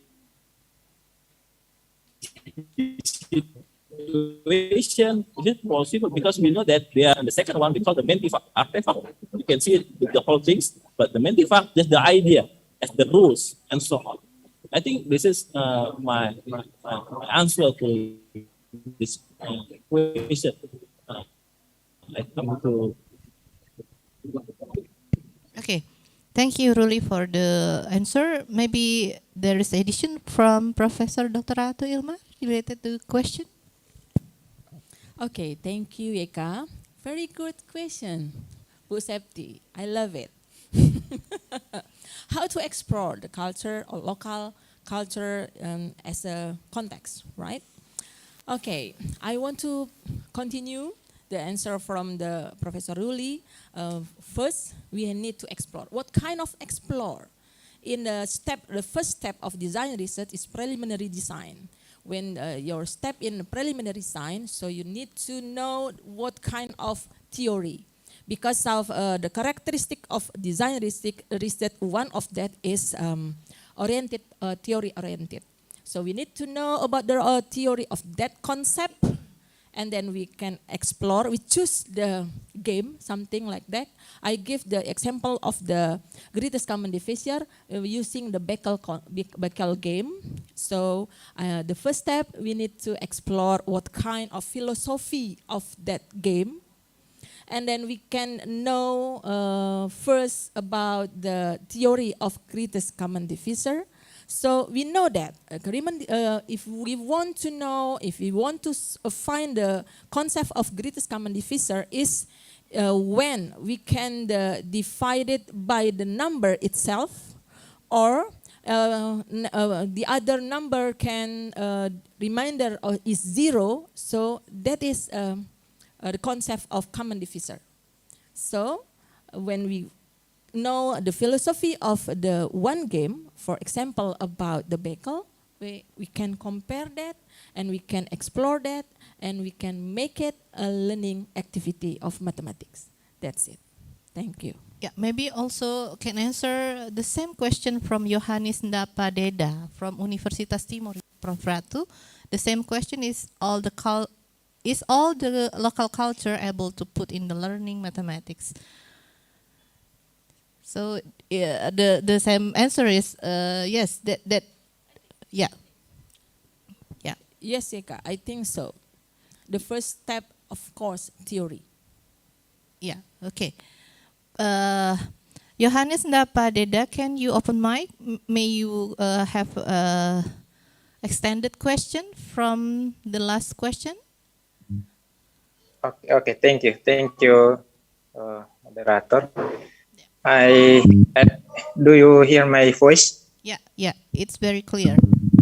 Okay, thank you.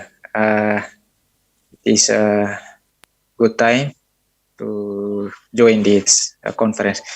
I read the dissertation my lecturer when take a bachelor in Undana. there are some culture not support in mathematic curriculum in school. So I asked Prof. Ratu about her opinion about maybe I will get new insight from Miss Ratu, Prof. Ratu. Thank you. Yeah, thank you, Yohanes Ndapa Deda from Universitas Timor. It's very nice to see that we can connect each other from another region in Indonesia. Universitas Timor is eastern of Indonesia, and we are in the western of Indonesia, and also the other participant also an invited speaker from Malaysia and other country. Maybe we have one question more from Prof. Sutarto. Thank you, moderators. My question is to Professor Ruli. Thank you so much, Professor Ruli, for the insightful presentation on the relation of the culture and mathematics learning. In my point of view, the goal or the ultimate goals of mathematical learning is the mathematical concept formations, right? I think most of the audience here agree with me. Yes.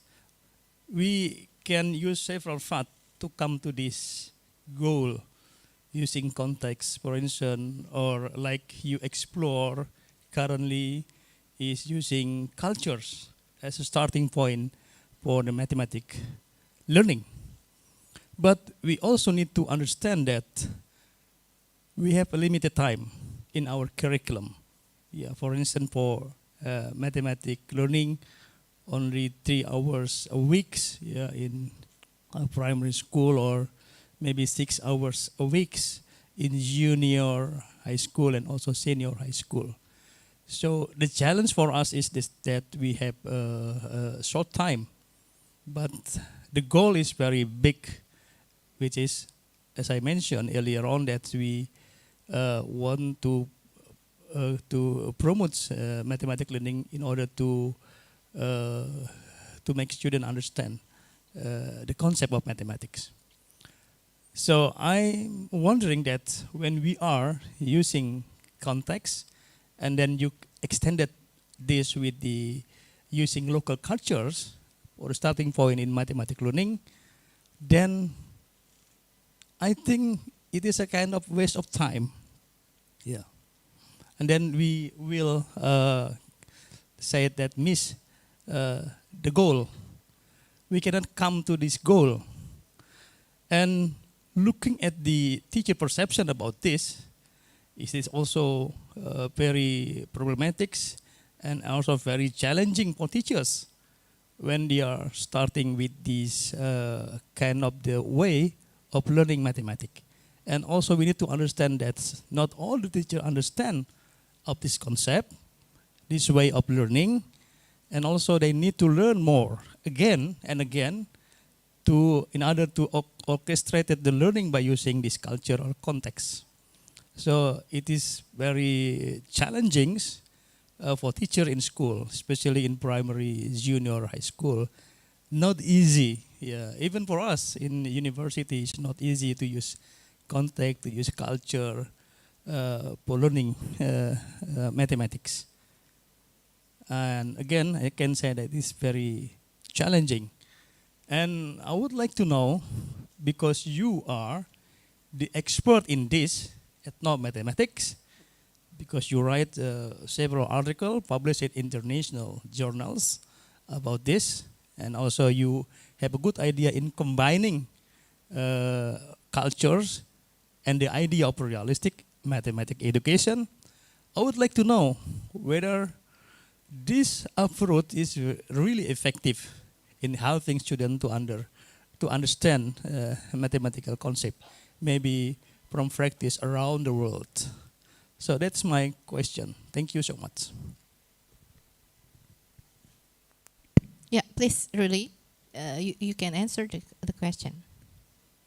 Okay, this is the excellent question, the good question, and the good question from my Professor Hadi. It is an honor to get the insight and also the question from you. Until now, I still develop, I still implement it, I still try to make this learning approach more efficient, more effective in the learning process. If the problem about the time, this is, we know it's very challenging to us, especially for teacher and also from lecturer also. It's very challenging. But to accommodate this situation, I myself and also my team, my research team, we try the first one to explore more culture and give some idea and also publish the exploration about, for example, I have been explore about the language, Javanese language, especially in Yogyakarta. We can use this language to learn about the numbers, about the volume, and also measurement and so on. After we got more about the exploration, about this culture, after that, hopefully, the next one we can, and also my student and our research team try to design several part of learning process. For example, how to teach the fraction, how to teach geometry, and so on by using our exploration. And the next step, we try to disseminate in several our schools model and also in Yogyakarta, UAD, Ahmad Dahlan have the several pilot schools or schools model. I try to disseminate to our teacher model about the idea.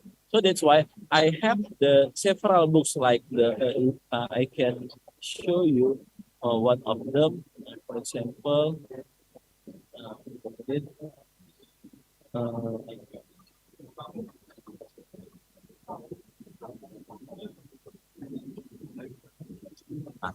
this one. For example, we have two part of books. The first one, buku guru, is for the teacher, and second one, buku siswa, to student.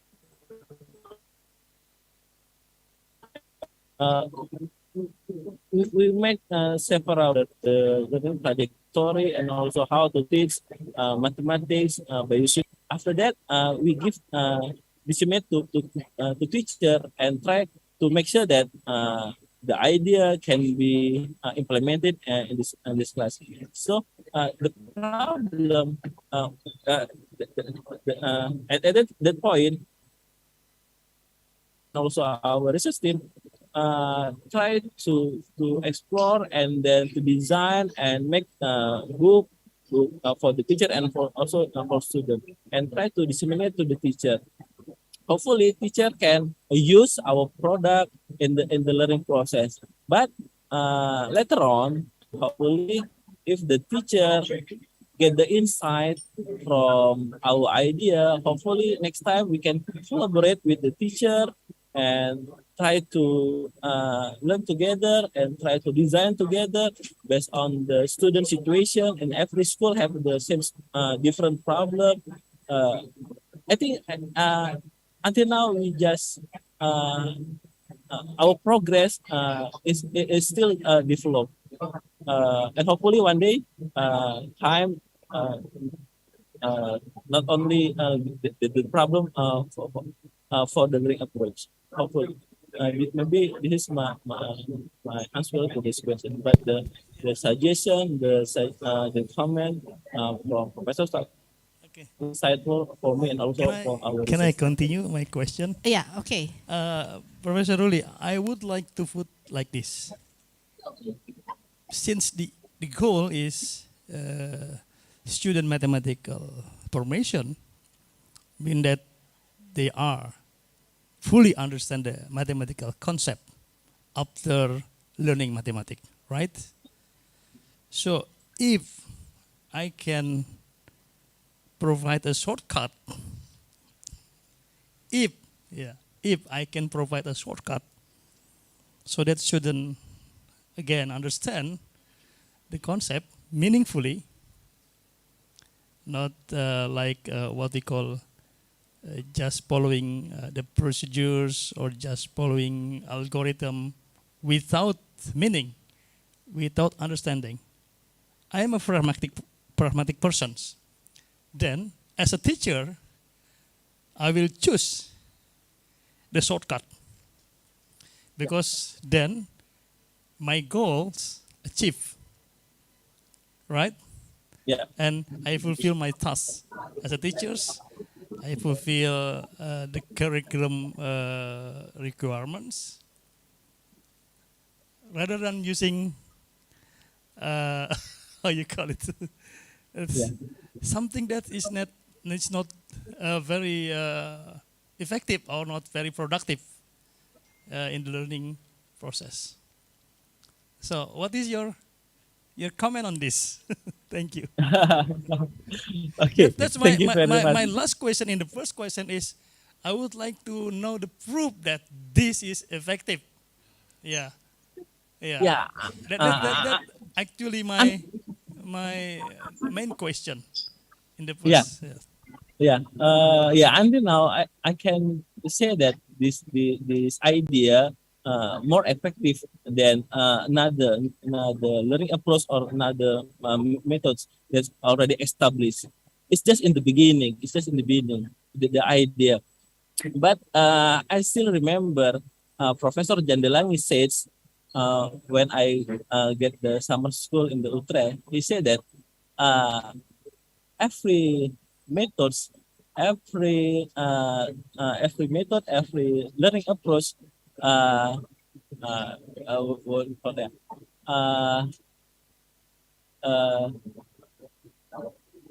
But the main point is the teacher must believe that this learning approach, this model, a model can what do you call?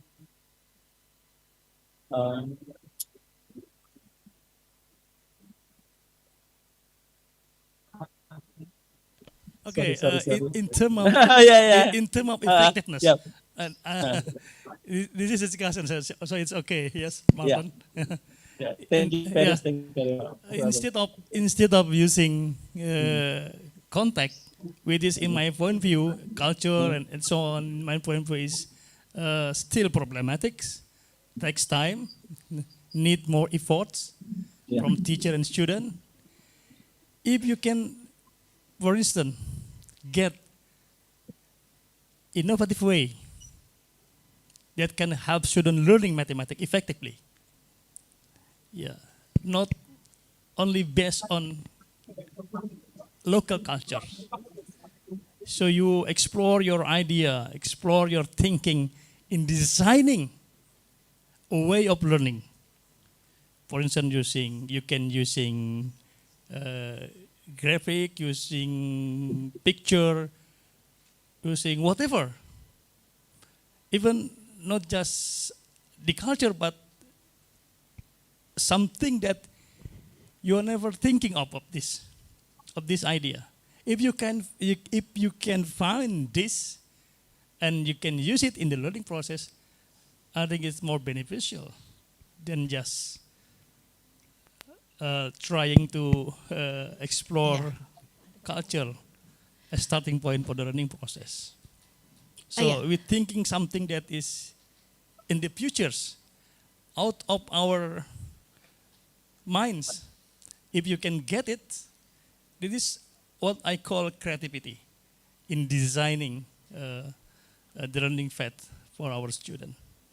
Yeah, Professor Sutarto Hardi, I think I need to disturb because since we okay, we thank you so much. I So think much. that's Sorry very nice for discussions time. here, but we have a limitation of time, and there is one more question. The last question, I think, for Professor Zaleha. There is a question for Professor Dr. Zaleha from Yohanis Ndapadeda. The question is,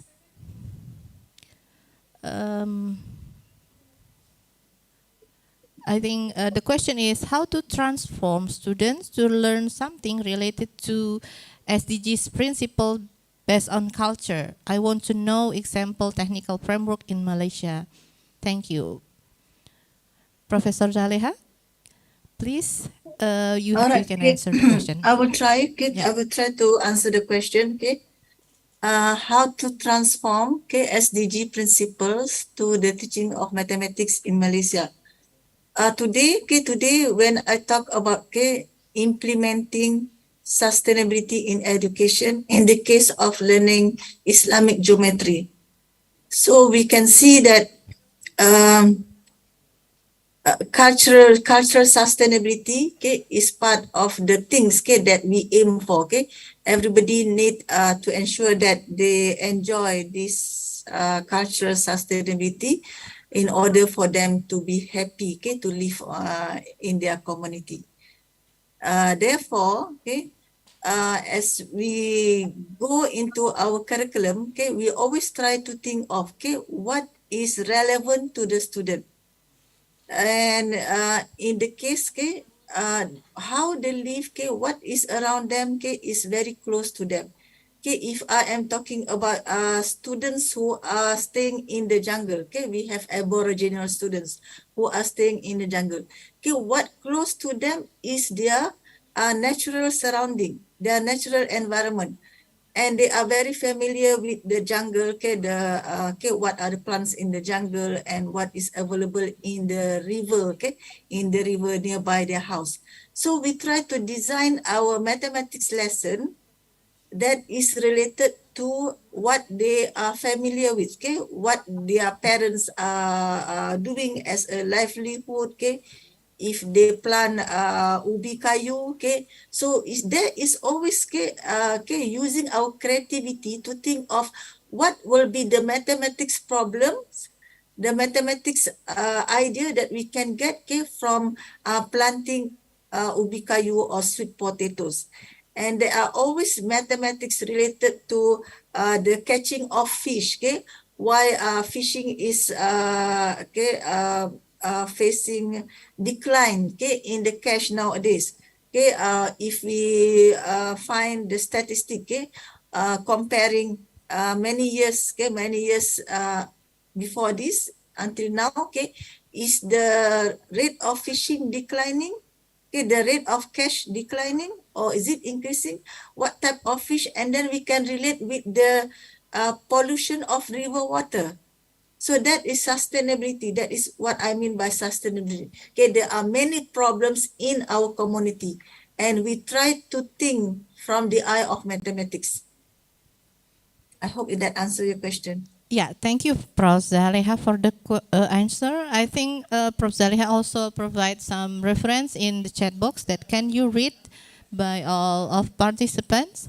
Since time is up, so I think we need to close the sessions. Now we have completed all of presentation and followed by Q&A session. At the end of this session, I think we would like to give certificates to all of invited speaker.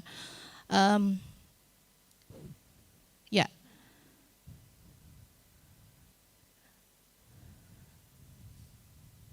This is the certificate for Professor Ratu Ilma Indra Putri. Thank you for his excellent presentation.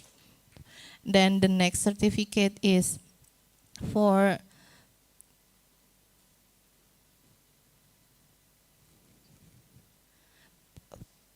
Professor Dr. Zaleha Ismail. Thank you for your participation in this invited speaker. And the last for Professor Dr. Ruli Charitas Indra Prahmana. Okay. This is the end of the parallel session for this morning. Thank you for your participations. I hope you enjoyed the rest of conference. Assalamualaikum warahmatullahi wabarakatuh. Terima kasih banyak, Prof. Zulkardi, Prof. Ratu.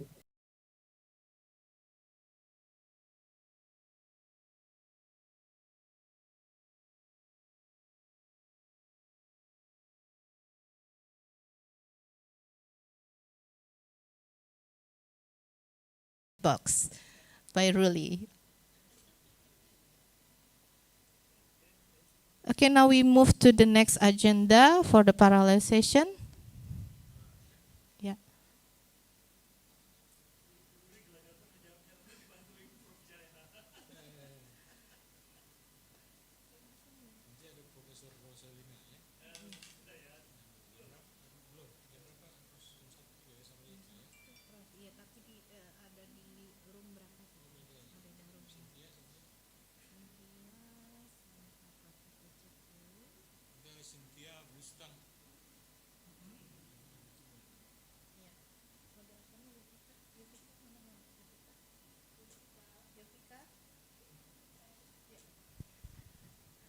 Yeah, the next session will be moderated by Yovika Sukma, MPD.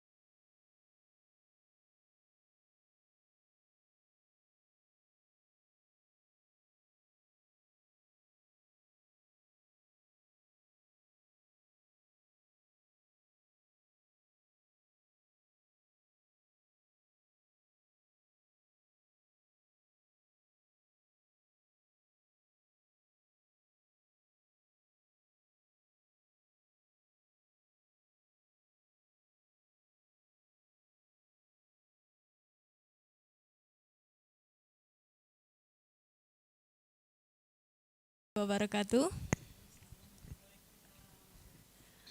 Good morning, everyone.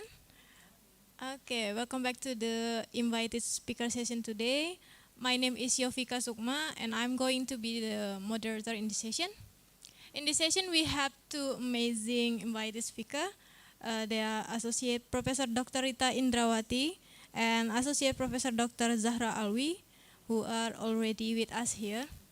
Good morning, Bu Rita dan Bu Zahra.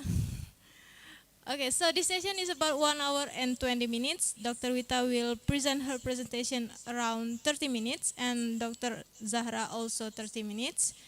And then after all our invited speakers present their presentation, we will have Q&A session for about 20 minutes.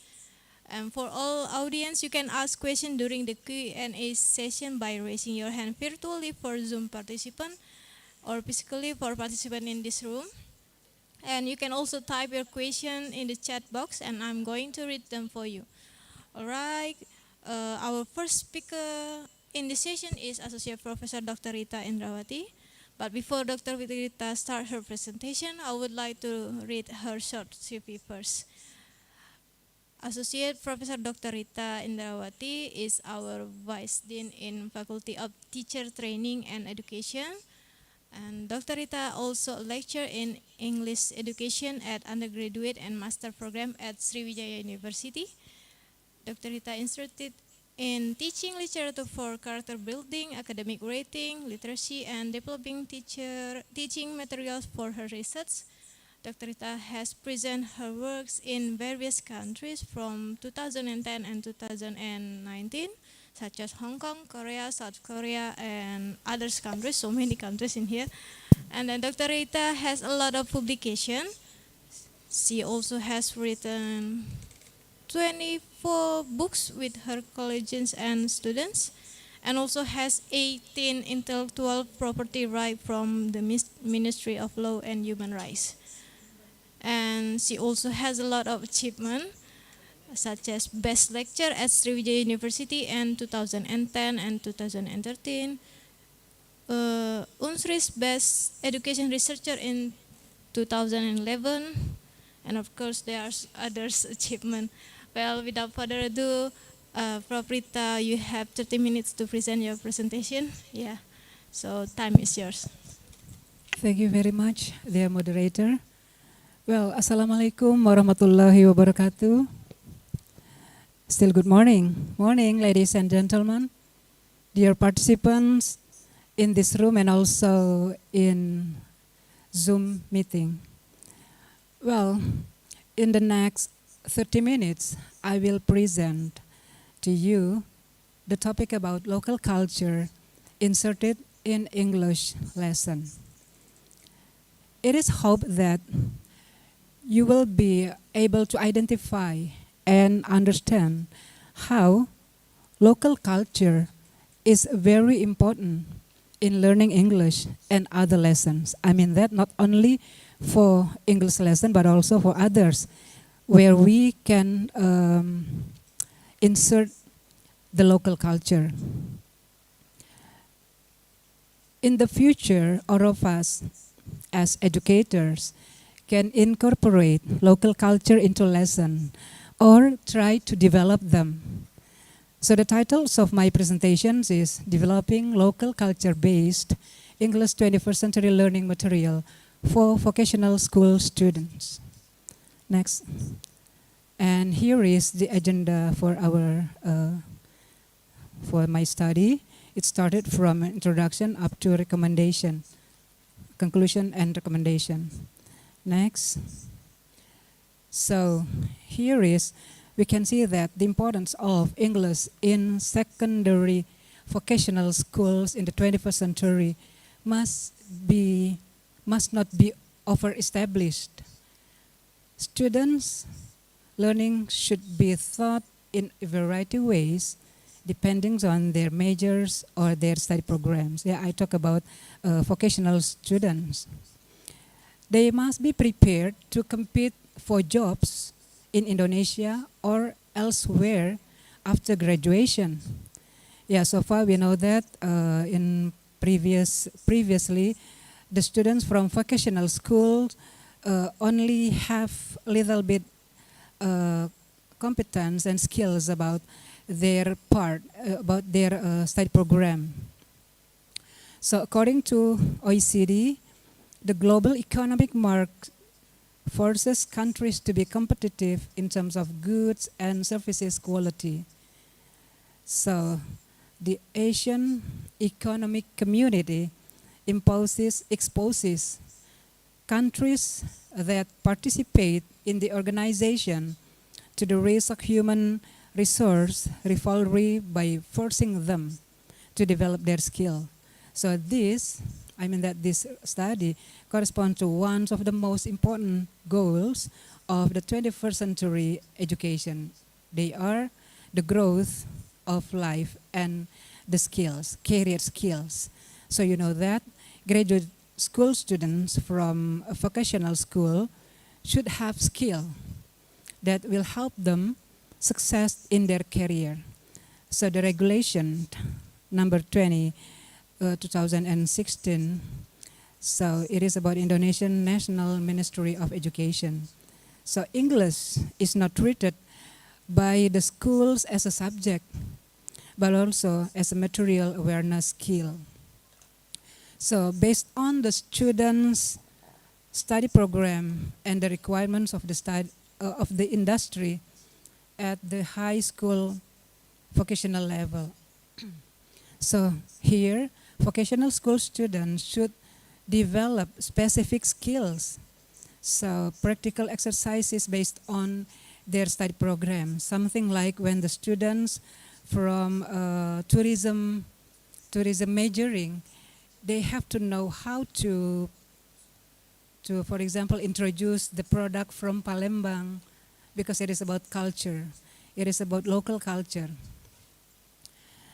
Okay, so as a consequence, so when planning, designing, and developing instructional material, we have to promote skills that are suitable for the students' learning needs. So we start with students' needs in order to develop the products appropriate for their part.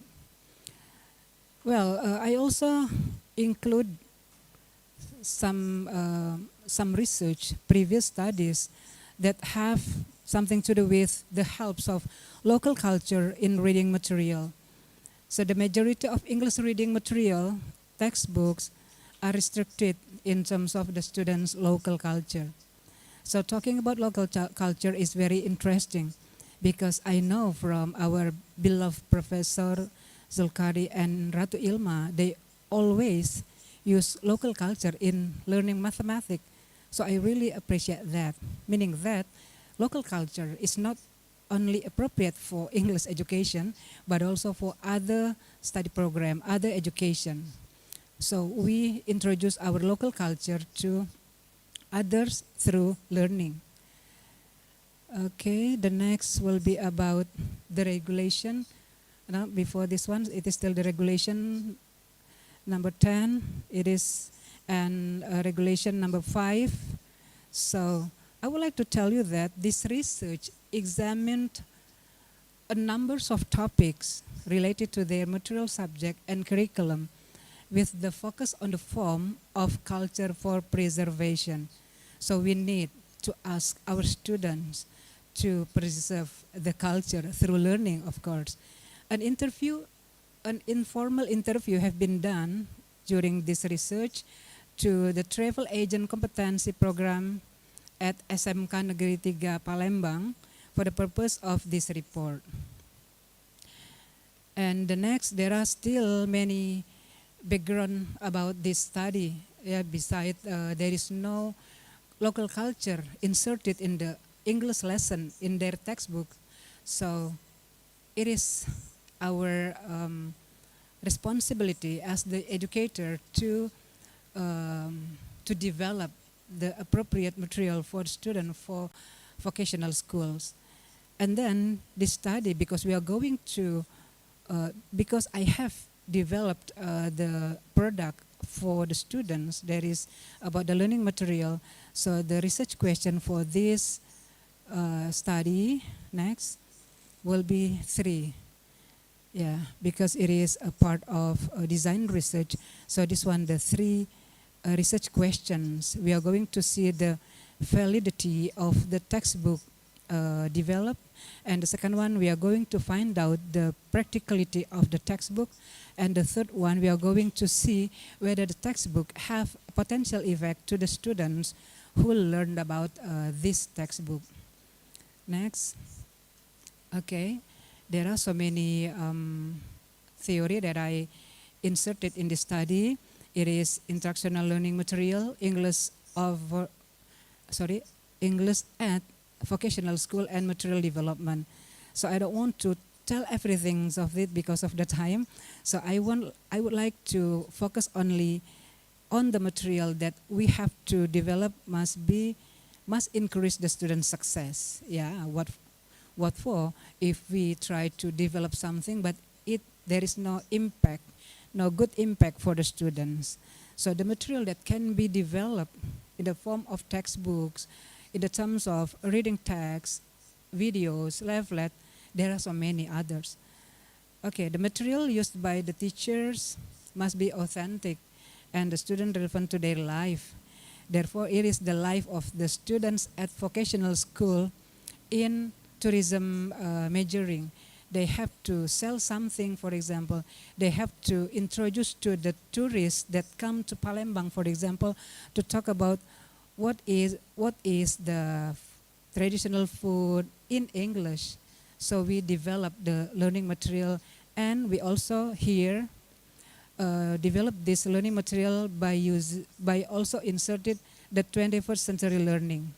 So because the students nowadays are in the 21st century learning, so the way of teaching, the strategy of teaching must appropriate to this one, meaning that the student cannot only use the textbook, but they must also use the ebook one, and then the way they got the book must be by using, for example, QR code as the books that I developed here. And English at vocational, yes. Here, you know that there are 3 main classification of textbook, how to adapt, the normative, and also the productive. And English is classified as an adaptive subject. And it is also only 3 hours if we see the 2013 curriculum. Okay. Teaching and learning English in vocational school is not as common as in senior high school. However, what we got from our study previously, the students at vocational schools read and learn similar books. I mean that it is general book for senior high school. As I mentioned before, that vocational school must read appropriate textbook based on what majoring they are in. Talking about material development, yes, the material development include all procedures used by practitioners. Yeah, by practitioner to create and use language acquisition resources such as material assessment, adaptation, design, manufacturing, and so on and so forth.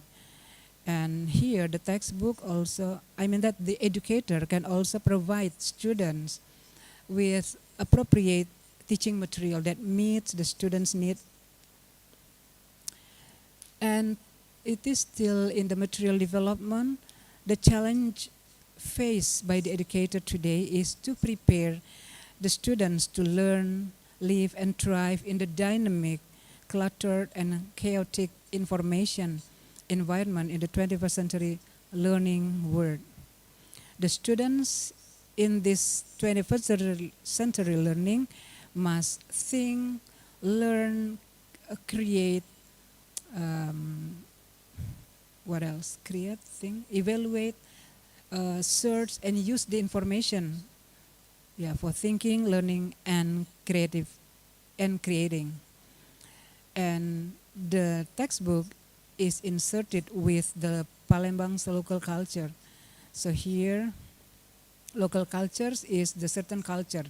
Yeah, every part of Indonesia have their own culture to be inserted in learning material, whatever the subject matter. Okay, next. Okay, this one is the methodology. So what I know so far, the development research that I did is one of the design research, and the other one I know the validation, that's right, the validation, what is it, analysis or what?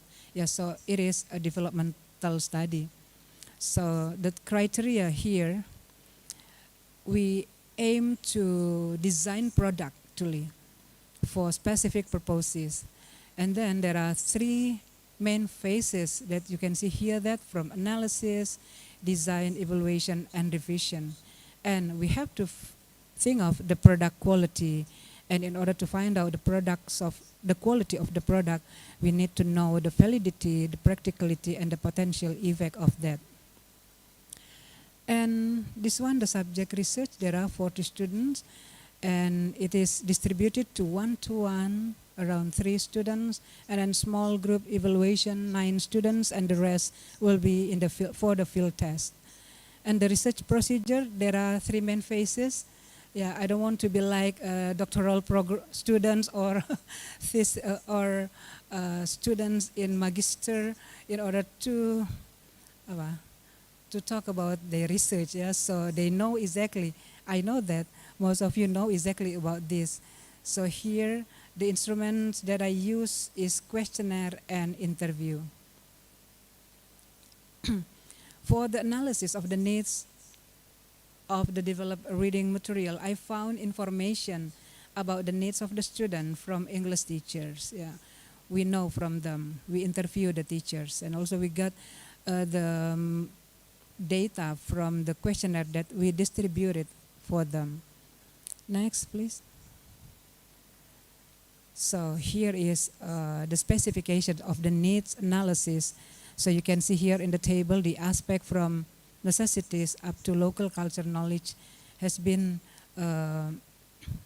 filled by the teachers at the time.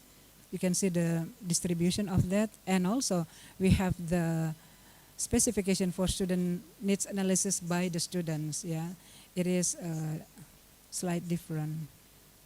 And then this study, you know that there are 5, you can see from the stages in informative evaluation, from self-evaluation, and in self-evaluation there are 3,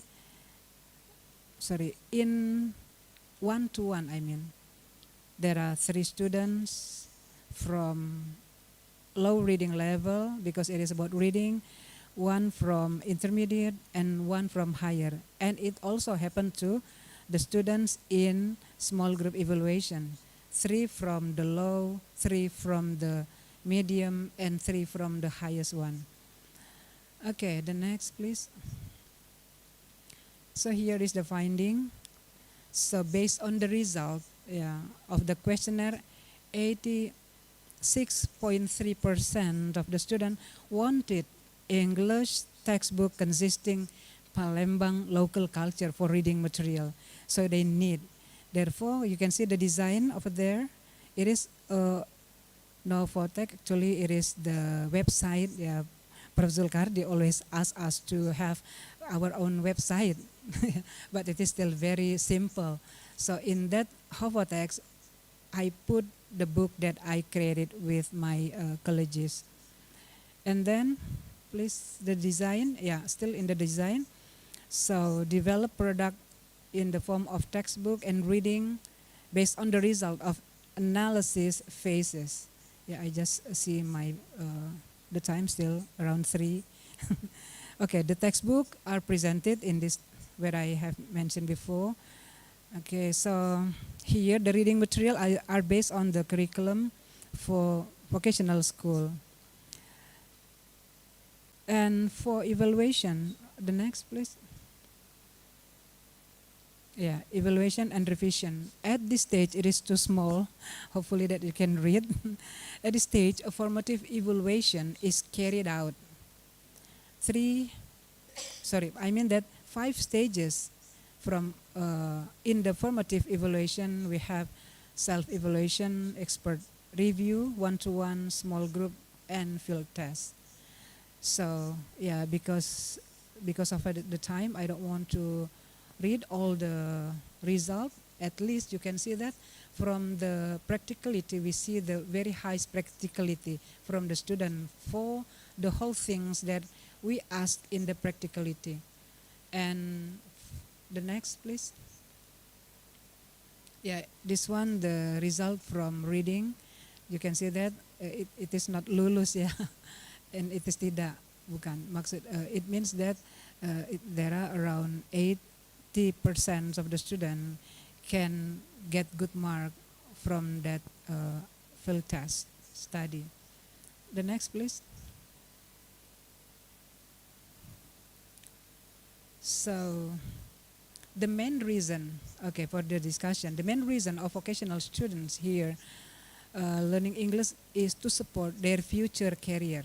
Yes, they will be tourism men. They will teach. They will learn. Sorry, they will work at the place that have something to do with the tourism, so they know everything about tourism in Palembang at least. And when you are from Java, you can also develop the local culture in Java for your students at vocational school. Here it is in line with the goals of vocational school, which spelled out in 2013 curriculum and in the regulations of Minister National Education number 20 of the year 2016. The students are expected to be able to communicate fluently by using English in oral communication in the future workplace. Okay, so students want their local culture topics in reading material. It can be assumed that the student here feel that the topic can support their program or of expertise. So it can be seen the most of the students want, they want the text related to tourism context. Okay. The next, it is about what they found. One of the important topics in reading that students needed was about culturalism, tourism. And another thing that must be considered based on the result of the analysis phase is that most of the reading texts available in textbooks do not match the levels of the student reading ability.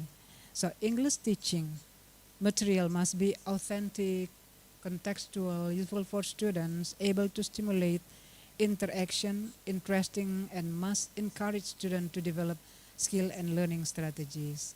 And the last, it is the conclusion. So based on the result of the needs analysis, developing learning materials by integrating the use of technology for learning and Palembang's local culture that is appropriate to students' English skill and support student subject.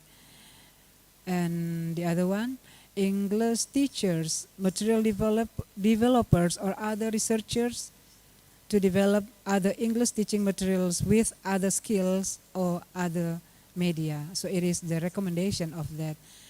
Thank you. I think that's all for my presentation. Thank you. Assalamualaikum warahmatullahi wabarakatuh. Thank you very much for Dr. Rita. Okay, we will continue for the second invited speaker for today, Ibu Zahra. But before Dr. Zahra starts her presentation, I would like to read her short CV first. Associate Professor Dr. Zahra Alwi, MPD, graduated her undergraduate study in 1987 from Sriwijaya University. And in 1995, Dr. Zahra got her master's degree in Malang. And then in 2017, Dr. Zahra got her doctoral degree in State Islamic University Raden Patah Palembang. And Dr. Zara also has a lot of experience and a lot of publication, of course. And Dr. Zara also written books such as Linguistics and Literature Learning Strategy, published by Surya Pustaka Ilmu in 2021, and Linguistics Learning Planning based on Character Education and Scientific Approach, published by Surya Pustaka Ilmu in 2019, and already got intellectual property right.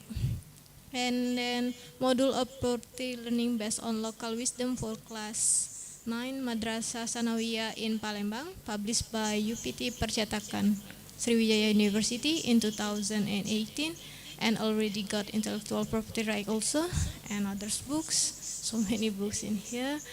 Alright, well, without further ado, to Associate Professor Dr. Zahra Alwi, you have 30 minutes to present your presentation, so please, time is yours. Thank you.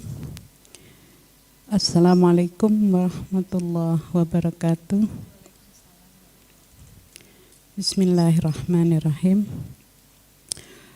The Honorable Ladies and Gentlemen of the International Conference, presenters, participants, and committee, allow me to convey the contents of my paper, The Influence of Electronic Student Worksheet with the PISA Framework toward the Reading Literacy Skills of 9th grade students.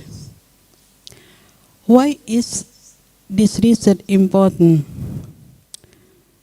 First, the problem in the field are the low literacy skills of students and the not yet high PISA assessment of Indonesian students.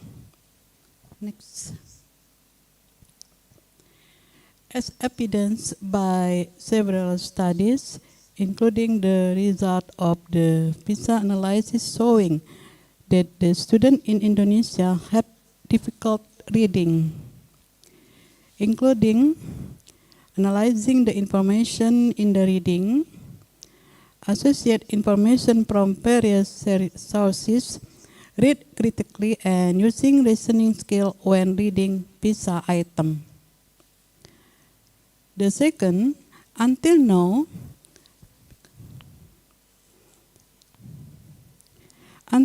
students' reading literacy skills are still problematic. They still need to be improved. This can be seen from several research results. For example, Zulkadi in 2020, Alwi in 2021, and Saleh 2021. The third, to improve student reading literacy competence at a higher level, it is necessary to prepare student worksheets that contain teaching materials, procedure for student activities, evaluation, and references in accordance with the 2022 PISA framework.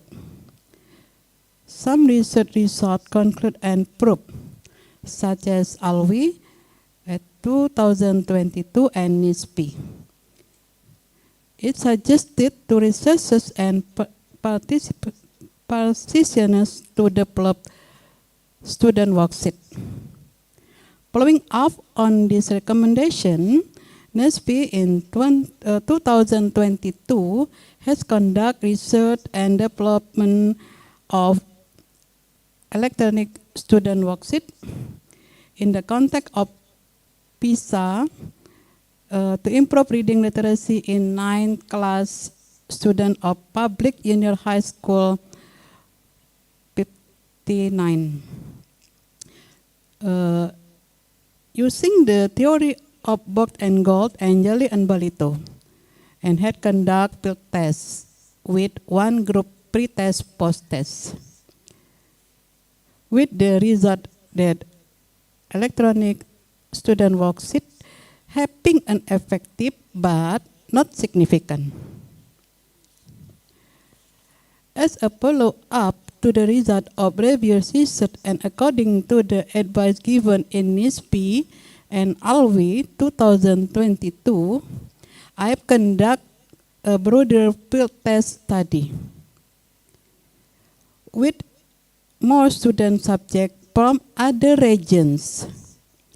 The information of the problem is how is the influence of the electronic student worksheet with the PISA framework to the reading literacy skills of 9th class students of public junior high school, Sungai Pinang, Ogan Ilir Regency. Next.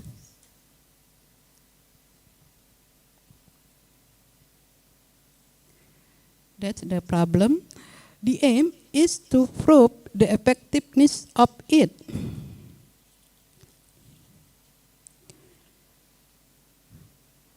To answer the problem, it has used a quasi-experimental research with a pretest post-test control group design technique. Next.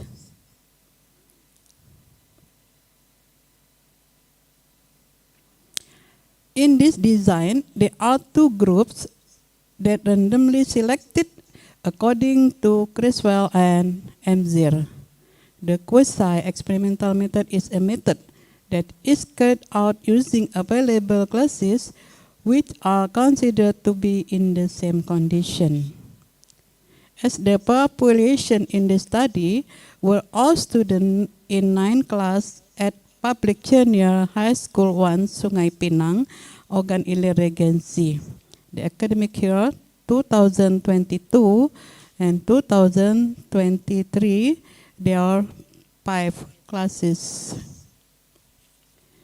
As a sampling, uses a random technique on the basis that all population have the same opportunity to be selected. By using a lottery technique, class 9-1 was chosen as the experimental and class 9-5 as the control class. Data collection were in the form of tests, observation, and interviews. For data on tests, in the experimental class and control class, the tests used in this study were tests according to PISA standard, taken from the result research of Linda 2022, NISP 2022, and a collection of questions, Zulkadi 2022. Next. To test the validity of the sample, a normality test was carried out using the PP plot technique. Homogeneity test is carried out to find out whether the variation in samples taken from the same population are uniform or not, whether one sample is homogeneous with another sample or not.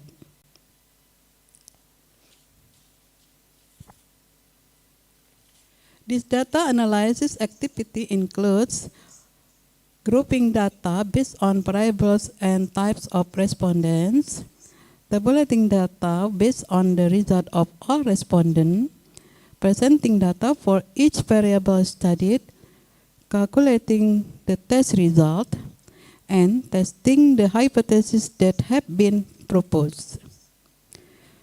To answer the hypothesis in this study, data were analyzed by testing the final test score for the experimental class and control class using the independent sample test contained in the SPSS 22 program. This hypothesis is used to see whether there are differences in the reading literacy skills of students who use the information tech content of the electronic student worksheet with the PISA framework and students who do not use it. The result, this research was conducted at Public Junior High School 1, Sungai Pinang, Sungai Pinang District. regency organ ilir. The experimental class that use the electronic student worksheet and the counter class does not use RAG. Both classes start to learn in a situation of learning environmental, teacher, and relatively the same time in order to be able to show data that reflect the result of using the electronic student worksheet informational text content using the PSA, the PISA 2022 framework. All experimental class samples were given access to use electronic student worksheet by opening the link. We give the link to the student. Student for the experimental class learn and practice using the electronic student worksheet. Before the data were analyzing, prerequisite tests were carried out. Normality and homogeneity tests of the sample. The normality test was carried out in the experiment class to find out student reading literacy skills before using the electronic student worksheet. Based on the PP plot, it appears that the distance between the observed value and the expected value is minimum. This can be seen from the large number of data points spread around the diagonal line with the distribution of the data. So the sample from the population in the experimental class is normality distributed. Likewise, the homogeneity test result for the control class. From the table, it is known that the reading literacy ability of the experimental class is 0, 0, 80. Meanwhile, the counter class is 0, 0, 73. The significant level is 0, 0, 5.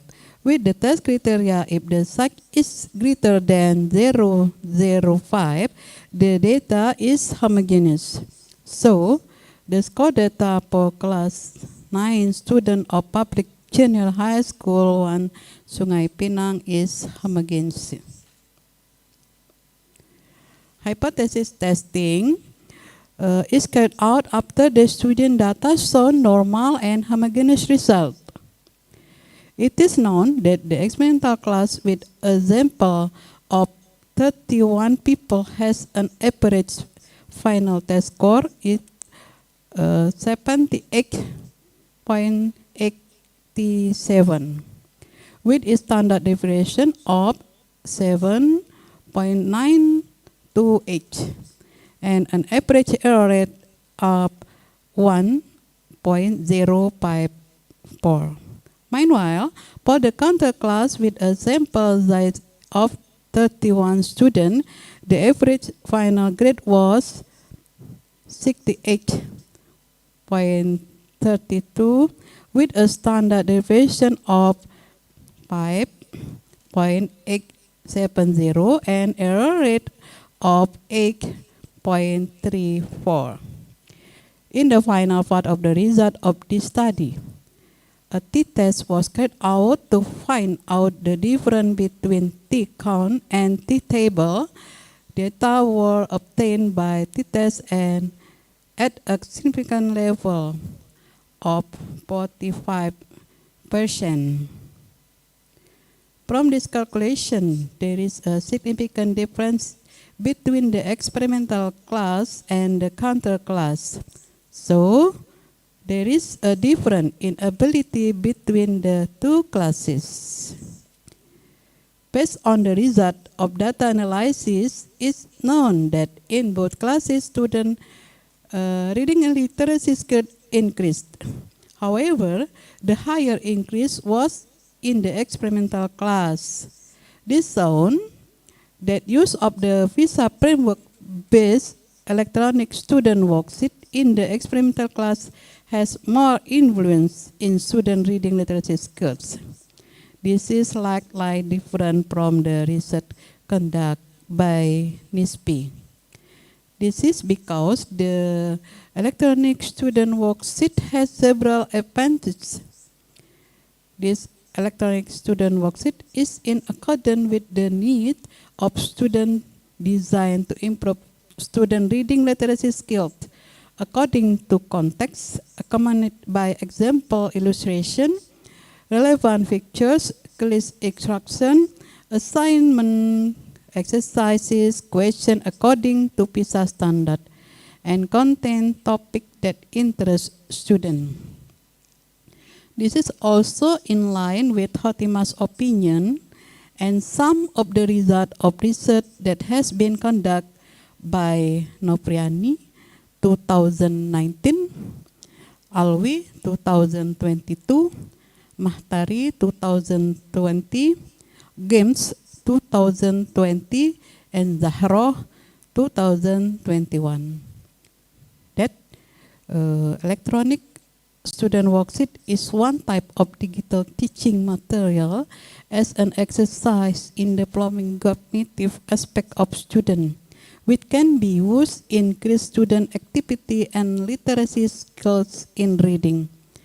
The advantage of electronic student worksheet are that the material can be viewed using a device of computer. Student can directly answer the question given directly. Student can also see the result of the score obtained. The conclusion.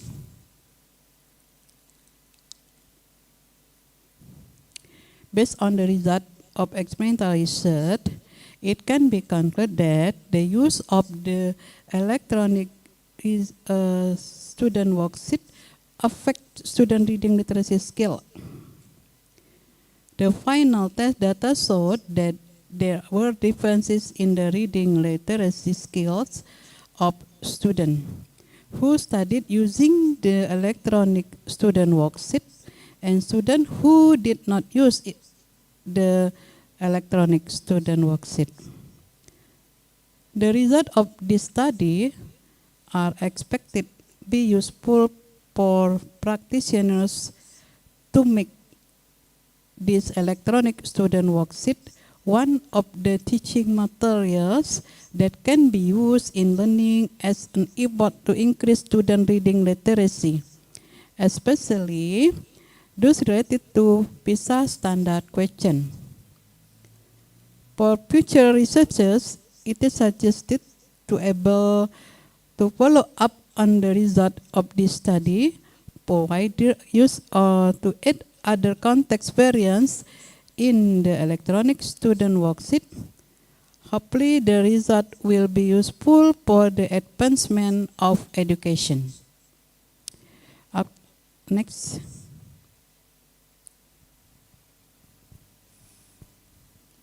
Acknowledgement. I'd like to thank Sriwijaya University, especially the Research and Community Service Institute, which has provided full financial assistance to the head of the professional grant team, Professional Zulkadi, for the 2022 fiscal year. Thanks also to the chair of the International Conference for giving me the opportunity to present. And thanks to everyone. Next. Sorry, I have the mistake. I hope it's useful. Next.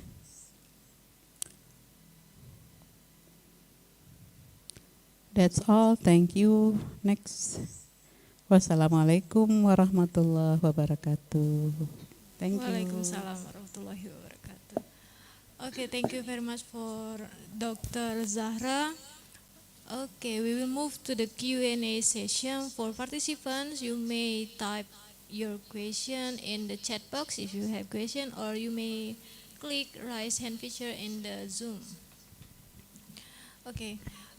So our two amazing invited speaker already present her presentation from the Ibu Rita present about the importance of English in vocational schools in 21st century. We got so many insightful from her presentation. Ibu Rita said that using local culture is not only in English, but also can for all subjects. And also Ibu Rita explained us how to develop learning materials. And then from the Ibu Rita presentation, we have known that English in vocational schools could support students' future career. That's very interesting, yeah. And from Ibu Zara also we got the influence of electronic student worship with the PISA framework, and the result is that electronic student worksheet affects students' reading literacy. Very interesting, of course. Okay, so still waiting for another question. Maybe first from me, Ibu Rita, Ibu Zara. You have already present your research, and my question is maybe what's your challenge when you're doing your research? Maybe you can share us based on your experience. Okay, that's for Ibu Zara and Ibu Rita. Okay, because there is no question from the audience, so the moderator asked about that. Okay, so in order to do the research, of course, there are so many challenges, but we handle it.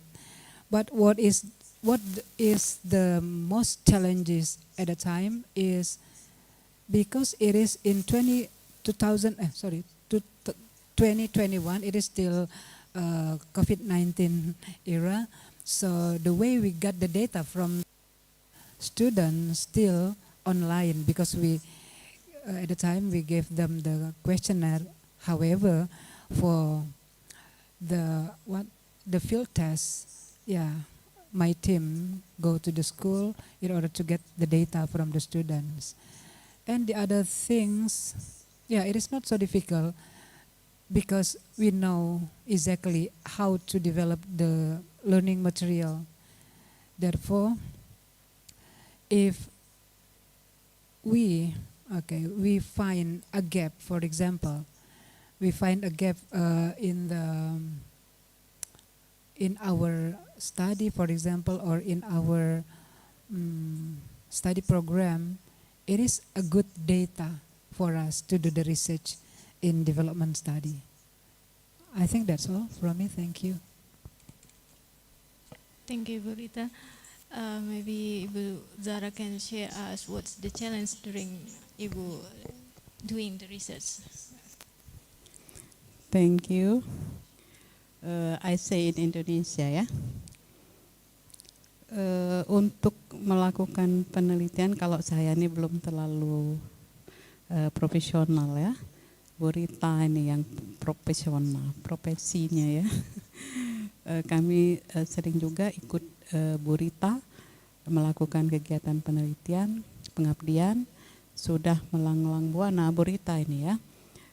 Pernah diajak beliau ke Malaysia, kemudian kegiatan pengabdian ke luar daerah. Jadi intinya untuk melakukan kegiatan, melakukan penelitian itu ada kemauan, ya, ada kemauan. Saya mau. Nah, dengan adanya saya mau, itu kita berusaha untuk mampu, ya.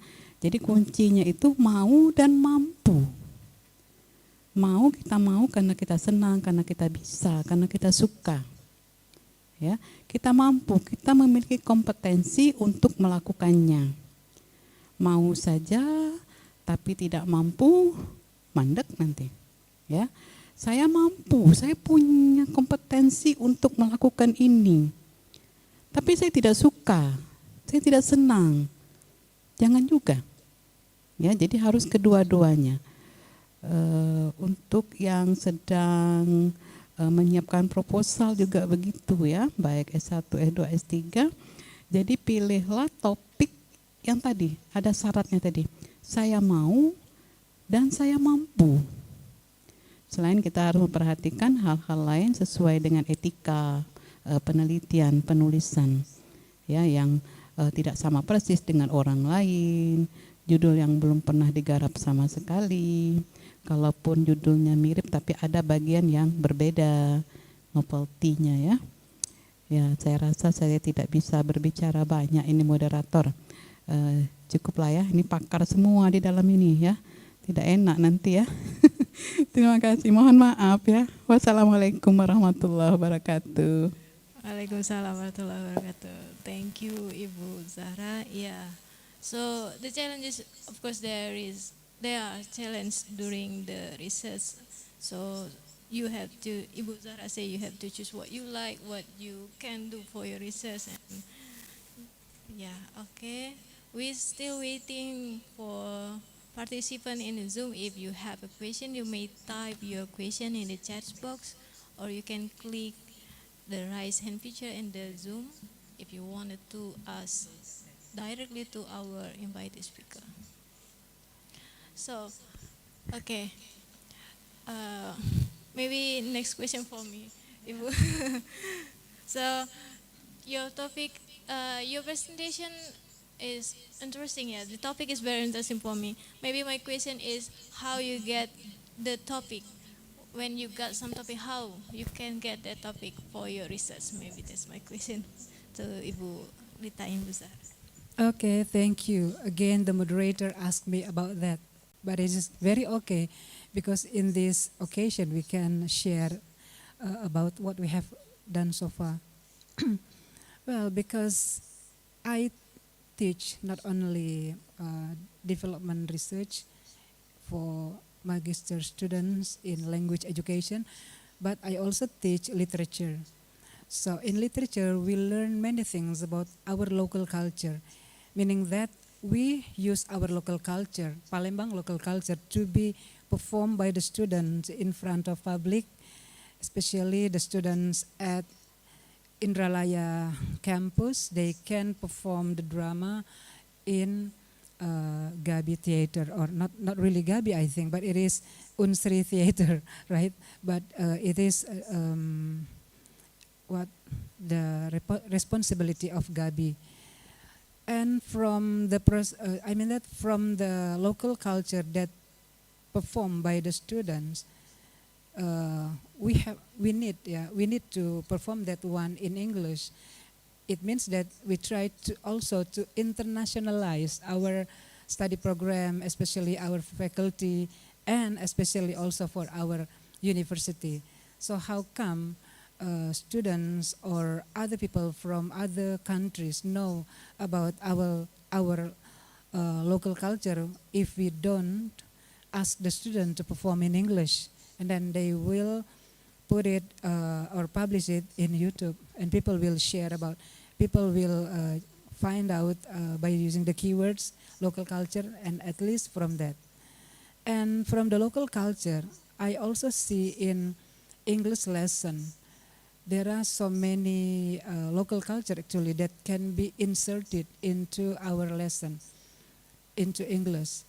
And I learned a lot from your professor, Professor Zulkardi and Ratu Ilma, that they always, in their research, they always put or use local culture into mathematics. How come local culture in mathematics? So local culture has something to do with history, yes. History education, they always talk about local culture. How about Indonesian? Yeah? Alwi is Indonesian lecturers, so they also use local culture to be performed in Bahasa Indonesia. And when we see that the opportunity of the local culture to be inserted in our study, because there must be the regulation that I have mentioned before, the regulation from our government that the students also have to preserve our local culture. So because of that, I have good idea, I think, to do development study by inserting local culture into English lesson. So under my study at the time, I got to say thank you to Unsri to give me the to do the research. Under my study, there are 4 students, magister students. They also focus on their own local culture. For example, the student from SKIU, they try to use SKIU local culture inserted in English lesson. Especially they have to develop the learning material based on what we have in our study program, something like descriptive study and then narrative study. So from the very difficult article, for example, or data they got from internet, they develop, they adapt, not adopt, right? They adapt the material into learning material that appropriate for one level. So it is very interesting when we talk about local culture in our lesson. I think that's all from me. Thank you, Prof. Rita, for the sharing. Maybe Bu Zara want to share about how you can get your topic, interesting topic.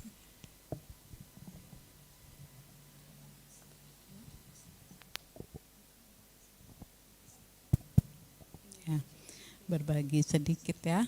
Terima kasih moderator.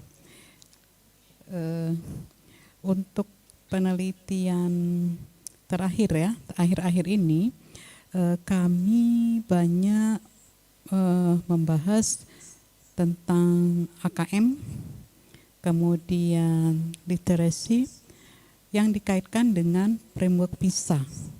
Jadi ini berhubungan dengan hibah profesi yang dimotori oleh Prof. Zulkardi.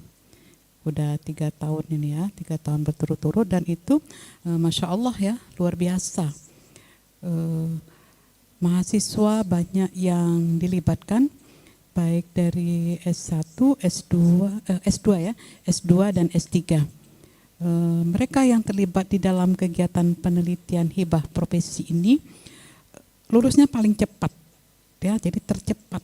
Kalau di FKIP ini ada beberapa orang yang ikut dalam penelitian hibah profesi Prof. Zul dan Bu Prof. Ilma, itu dapat memecahkan rekor lulusan tercepat di UNSRI.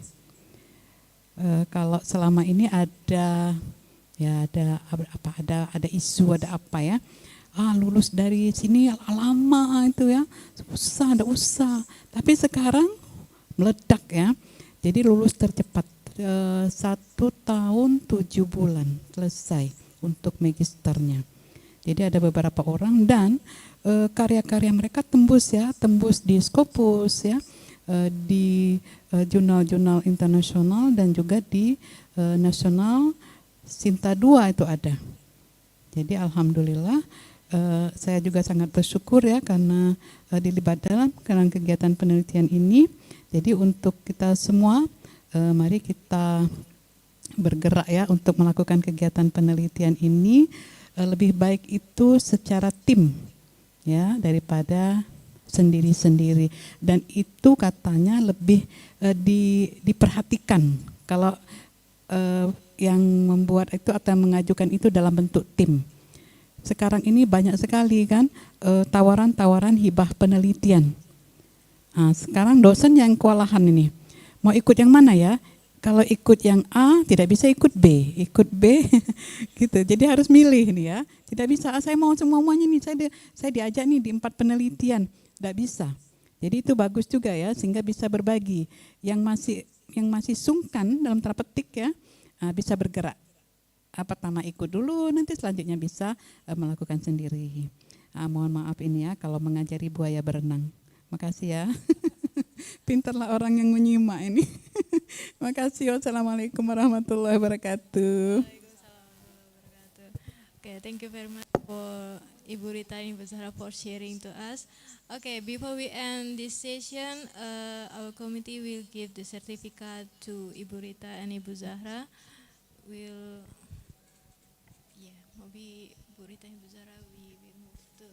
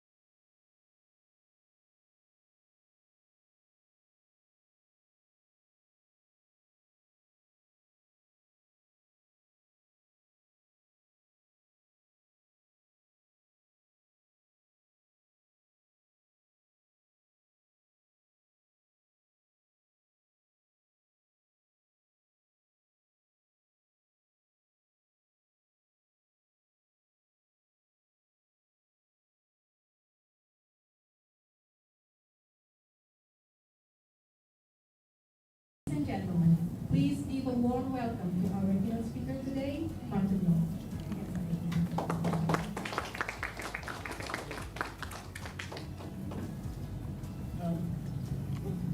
Now I'm cut off, I see. Thank you.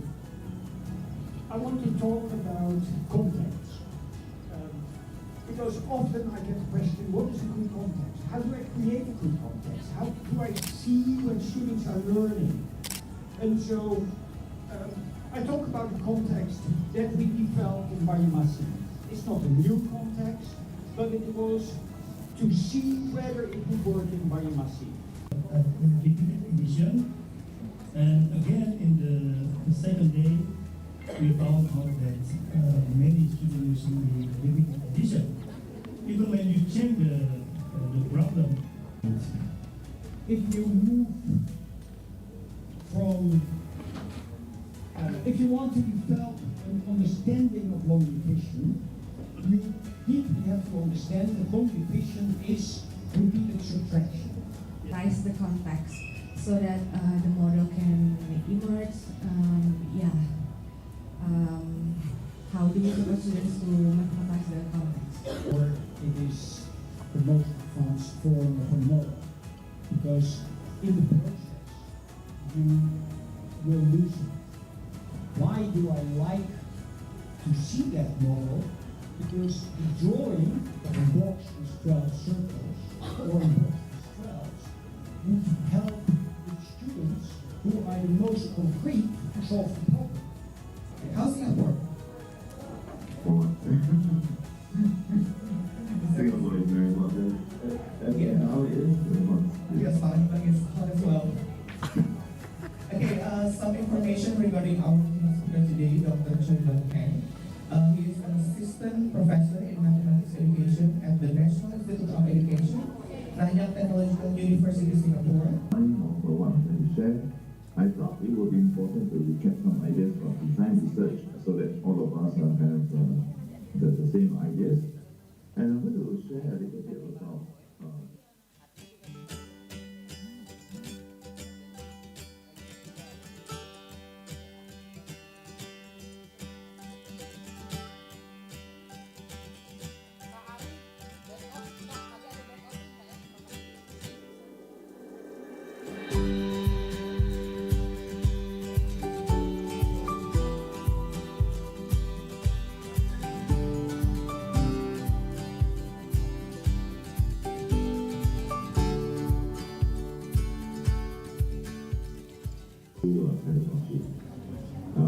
so we have not so many problems, but the problems I guess comes at the primary school to elicit the mathematics of it.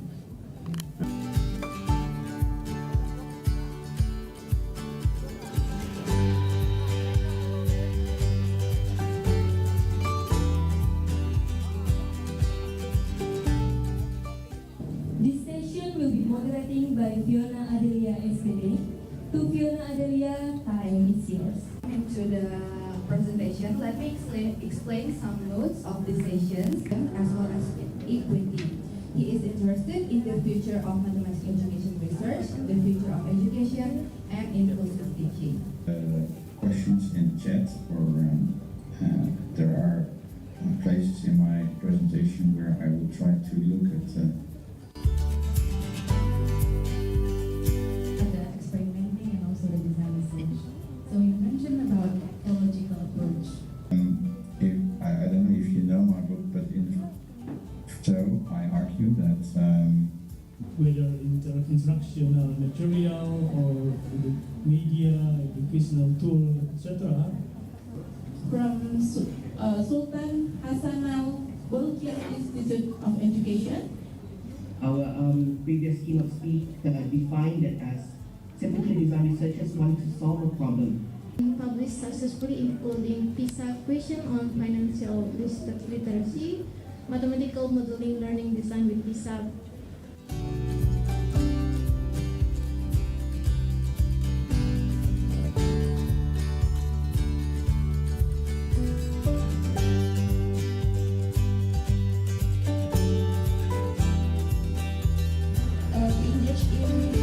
To original in research.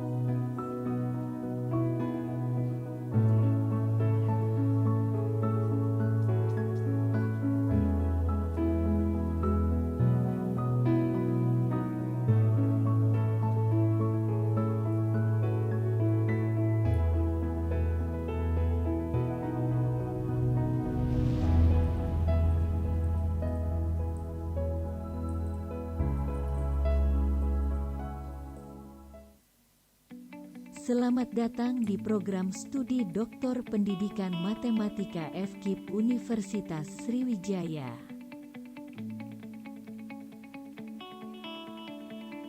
Program studi Doktor Pendidikan Matematika terletak di kampus FKIP Pascasarjana di Jalan Sriwijaya Negara Kota Palembang.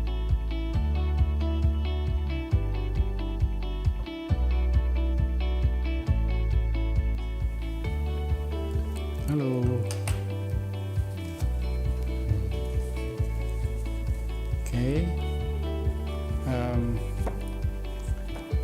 Assalamualaikum warahmatullahi wabarakatuh. Saya Zulkardi, Profesor Zulkardi, Koordinator Program Studi Program S3 atau Doktor Pendidikan Matematika FKIP UNSRI Palembang ya, Sumatera Selatan. Program studi ini baru dimulai sejak 2016 yang lalu dan sudah terakreditasi unggul atau B oleh Bandikti dan sudah menamatkan 4 orang doktor ya. Ada yang dari guru dari Oki, ada yang dosen dari Kerawang, dosen dari Linggau dan juga dosen dari Muhammadiyah Palembang. Saat ini ada 16 orang mahasiswa yang sedang belajar dan beberapa orang siap-siap akan ikut ujian akhir menjadi dokter. Program studi Doktor Pendidikan Matematika ini satu-satunya program doktor di luar Jawa dan juga program doktor di FKIP UNSRI ya, yang kita memiliki beberapa keunggulan. Di antaranya satu, kita punya jurnal internasional bereputasi Trinex Scopus yaitu JME. Kemudian kita juga punya jurnal yang Sinta 2 ya, akreditasi nasional. Kita juga bekerja sama dengan Universitas Utrecht atau Utrecht University dari Belanda. Ini juga salah satu keunggulan kita. Sementara ini kita punya 2 profesor dan doktor dan 8 orang doktor di pendidikan matematika yang semuanya dilibatkan sebagai dosen dan juga promotor dan co-promotor. Insya Allah dalam beberapa tahun ke depan akan menambah profesor-profesor yang lain yang muda. Selain itu, program doktor pendidikan matematika juga mendapat kehormatan menjadi penyelenggara PMDSU, yaitu program magister dan doktor untuk sarjana unggul. Sudah dilaksanakan sejak 2 tahun yang lalu. Saya sebagai promotor yang pertama di Indonesia untuk pendidikan matematika dan sekarang mahasiswanya sudah tahun kedua, insya Allah nanti setahun setengah lagi sudah bisa selesai tepat waktu, bahkan lebih cepat dari 4 tahun baik master maupun S3. Dan tahun ini juga ada satu orang promotor baru yaitu Profesor Ilmu, ya sekarang sedang menseleksi yang nanti penutupannya tanggal 8 Juni. Nah, untuk program reguler atau beasiswa dari Dikti atau juga beasiswa dari Pemda, sekarang masih dibuka pendaftarannya dan nanti akan berakhir tanggal 4 Juni, tapi kabarnya akan diperpanjang juga sampai akhir dari bulan Juni. Silakan mendaftar secara online di Unsri ACID, di website Unsri, dengan syarat-syarat sebenarnya tidak banyak, tidak saja bisa diikuti, diantaranya ijazah, kemudian transkrip. Sedangkan yang tes bahasa Indonesia, bahasa Inggris, dan juga tes TPA itu nanti menyusul. Saya kira itu informasi tentang program doktor. Silakan sekolah di sini, insya Allah lebih cepat dan bisa tamat dalam waktu 3 tahun.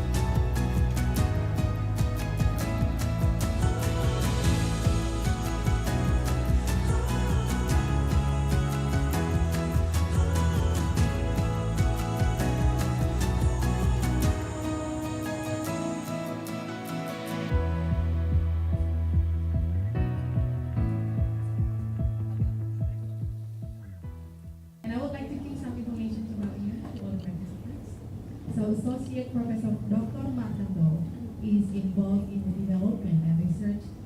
Martin is a co-author of the first 3 books in the Young Mathematician Edward series. So ladies and gentlemen, please give a warm welcome to our keynote speaker today, Martin Law.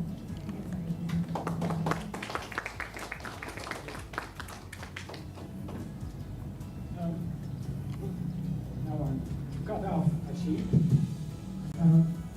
Thank you. I want to talk about context. Because often I get the question, what is a good context? How do I create a good context? How do I see when students are learning? And so I talk about the context that we developed in Biomasi. It's not a new context, but it was to see whether it would work in Biomasi. Limited edition, and again in the second day we found out that many students using the limited edition. Even when you check the problem, if you move from, if you want to develop an understanding of long division, you deeply have to understand that long division is repeated subtraction. Realize the context so that the model can emerge. How do we support students to mathematize the context? Or it is the most advanced form of a model, because in the process you will lose it. Why do I like to see that model? Because the drawing of a box with 12 circles or a box with 12 would help the students who are the most concrete to solve the problem. How's Singapore? Singapore is very much. Yeah. How it is very much. Yes, Palembang is hot as well.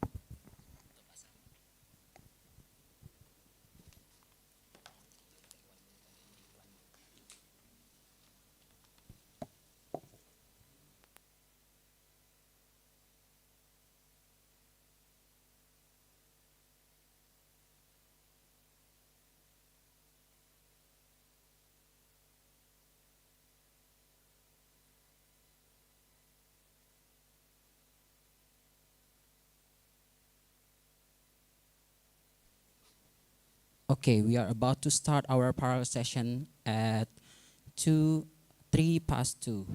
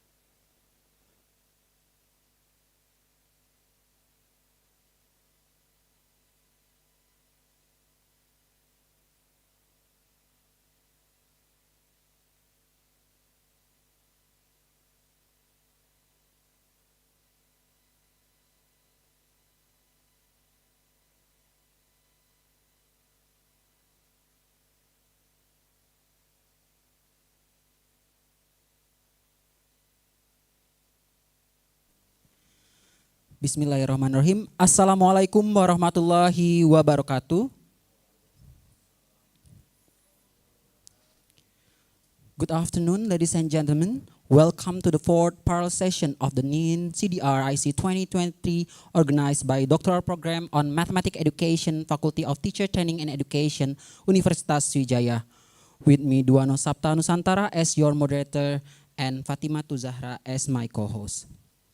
Well, before moving on the next main agenda, allow me to announce some information regarding the session. If you have any question, you may type them in the Q&A at any time. I will select some questions pertinent to the presentation to be discussed in the Q&A session. For those who are watching from YouTube, you may address your question as well by typing them down on the comment section. Our committees will also select from there. So here with us today, we have two invited speakers who is coming from Universitas Sriwijaya. For the first one, we are pleased to welcome Dr. Sarifudin MPD. Assalamualaikum Bapak. Good afternoon. Good afternoon, Duano. Assalamualaikum. How are you today? Fine, very well, thank you. Okay, now before we get into the main agenda, let me inform you a brief curriculum vitae about Dr. Sarifudin. So, Dr. Sarifudin MPD is a history education lecturer at Sriwijaya University. Currently, he serves as the head of the Research and Community Service Unit. He has done 9 research in the last 5 years, and he also involved in 7 community service in the last 5 years. He also produced 68 scientific articles publication in both national and international journal in the last 5 years. He also succeeded in producing 15 books in the last 5 years and also have 5 intellectual property right in the last 5 years. What an extraordinary outcome, and today he will be sharing with us his expertise. Now it is time for you to share with us, Bapak. You have 30 minutes for your presentation. The Zoom floor is yours. Thank you, Dono.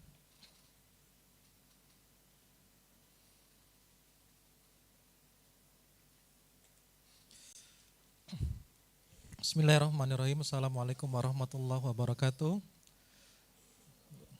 Good afternoon, everybody. My title is Need Analysis of Web-Based Virtual Tour Museum Development in South Sumatra Province.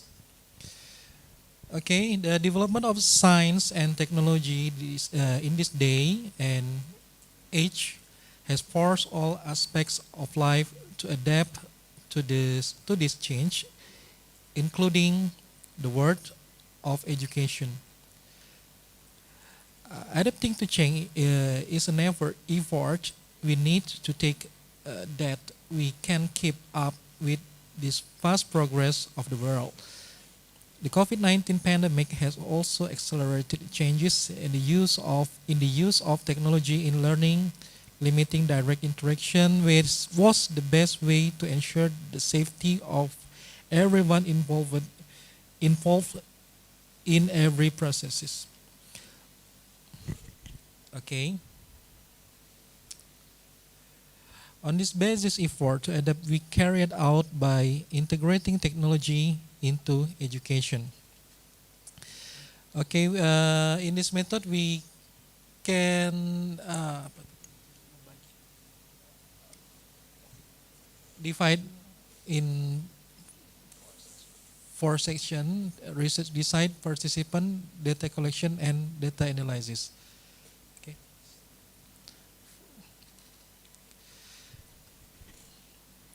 Okay, finding and discussion.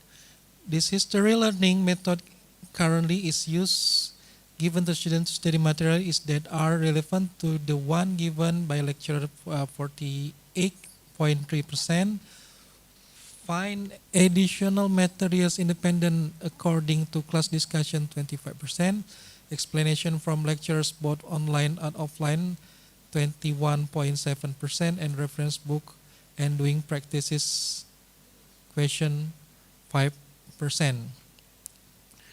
Okay, in this picture we can take the conclusion that majority of the participant given the student to study material that are relevant to the one given by the lecturer. That we know virtual tour museum is one visionary way to the lecturer or teacher to teach the students or the college students for history learning.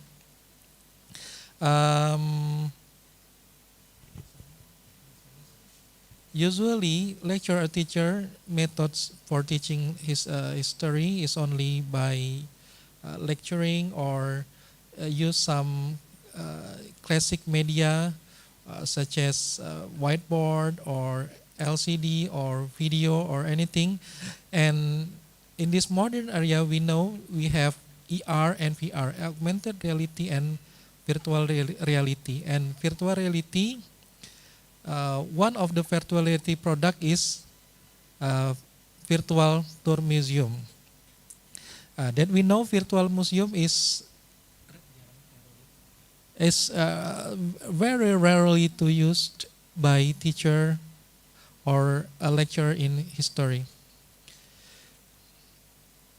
The researcher made the virtual tour museum in South Sumatra, as we know, only very a little bit a museum that have developed by used by virtual tour museum, and we try to develop virtual tour museum in South Sumatra province. Okay, finding and discussion. Students' level of understanding with the current learning methods. 1.7% of students felt they understood the material very well, and 31.7% was good, and where 53.3% was quite good at understanding the material. However, the data in this figure 2 above show that there are still 13.3% of students who state that they could not understand the material given by the learning method that had been used so far. Okay, from this picture, we know that a majority of the students was quite good understanding that the material. Okay, we know that story material is a little bit hard to understand by the students, because it's so boring to learn history. That it's the reason that why we use ER or VR to make history be more interesting for the student to learning history. Okay, next.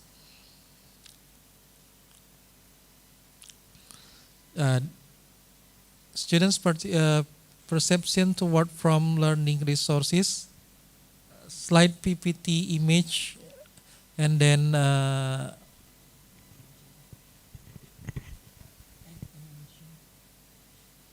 animation, 3D video, and illustration, and the last game education. Okay, we know that students want to learn more interactive. Okay, we have two ways to be more interactive by using game education and animation. And VR or virtual reality is between game education and animation. We can see anything in this museum, every part of the museum by use virtual reality. We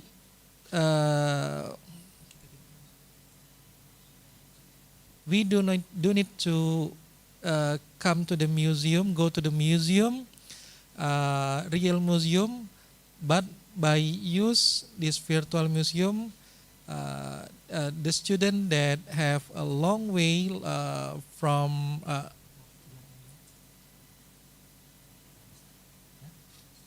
long distance from their school or their university, they can go to the museum by only use the computer, laptop, or their Android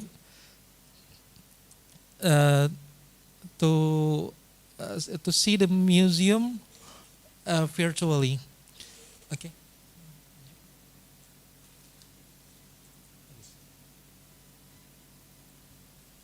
Okay. Needed features is an ideal learning resources according to the student. Illustration, video, image, 3D dimension, narrative, floor plan. We try to adapt all this any resources from the museum, from the image, from the sound, from the narration, and anything. We mix all the resources to be one resource that we named Virtual Reality Museum. Okay, the museum that we use is Sriwijaya Museum, Sriwijaya Museum Kerajaan Sriwijaya, Sriwijaya Kingdom Museum in Palembang. Okay, next. Okay, this picture show the students prepared media for evaluation process. Okay, Google, print, e-worksheet, and quizzes. Okay, the majority is quizzes. Students prefer for evaluation process. Okay, we use quizzes to take the evaluation process in the end of the learning history after use virtual learning, virtual reality. Okay.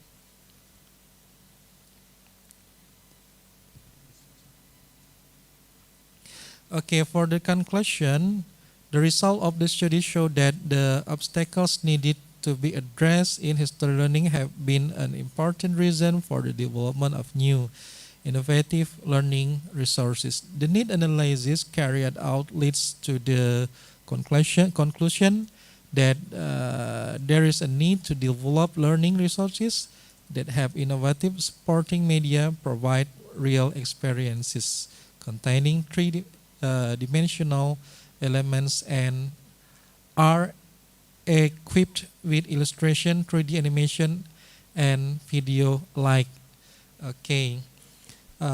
For some reason, the student have do not have much money or the time to go to the real museum. Okay.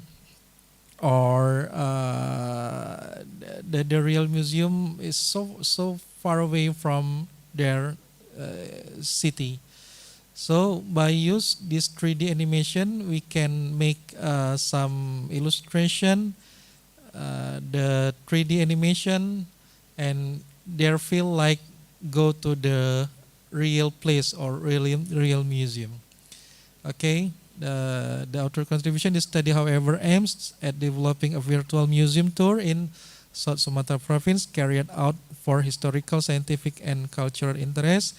And at the least, the student feel very happy to use this new media or new resources or new this learning material because it is something new and very rarely to use in education, especially for history learning. Okay, thank you. This is Mr. Dwano. This is my short presentation. Okay, well, thank you, Bapak. Thank you for giving such an informative and interesting presentation. Your ideas is very worthy that you develop a web-based virtual tour museum in South Sumatra. And you know, we have a lot of museum in South Sumatra and we don't need to go to the museum. We can go to the museum everywhere and every time if we can use what you developed. So once again, thank you very much, Bapak Dr. Sarifudin, for sharing the fruitful information with us. Now we are moving to the next invited speaker here. We have Ibu Dr. Meilinda. So, apa kabar Ibu? Alhamdulillah. Alhamdulillah baik. Okay, before we start, let me inform you a brief CV about her. Dr. Meilinda MPD is an active lecturer in biology education study program. Her expertise is science education, system thinking, and system approach. She was a head of the biology laboratorium and also she is a chief editor of the biology learning journal. And she is also a part of UNSRI CDC team and she have a lot of research work which are she got 8 research grant and 23 scientific publication and many more. So without any further ado, Ibu Dr. Meilinda, you have 30 minutes for your presentation. The Zoom floor is yours. Thank you, Dwano. Assalamualaikum warahmatullahi wabarakatuh. Good afternoon to the presenter and the participant of the 9th Southeast Asia Design Research International Conference. Today, in this conference, I want to deliver my research about how to teach climate change with the system approach. We know that the climate education is an essential component of preparing students for the future. By integrated climate change context into our teaching and learning, we can empower the next generation to take action and contribute to more sustainable world. But the problem is so many complex things if we want to introduce climate change to our students. Next. If we see this slide, the body of knowledge of climate change contexts are very, very complex. We can see that if we, so sorry, it's still in Bahasa, but maybe I can say some of the concept in this diagram. Like we can see this is climate change, such like emergent phenomena that emerge from the interaction between the component of climate system. The climate system consists from atmosphere, geosphere, biosphere, oceanography or hydrosphere, and humanosphere. And all of the emergent phenomena in the environments is emerged from the interaction between this component of the climate. But, next. We used to teach the climate change with the simple way, like just explain about the definition, causing, impact, and implication. The way that we teach about climate change make our student cannot connect it between one hotspot, like a global warming, to the pollution, or the linking between species existing with the overpopulation. Because we just teach them with very, very simple way. Next.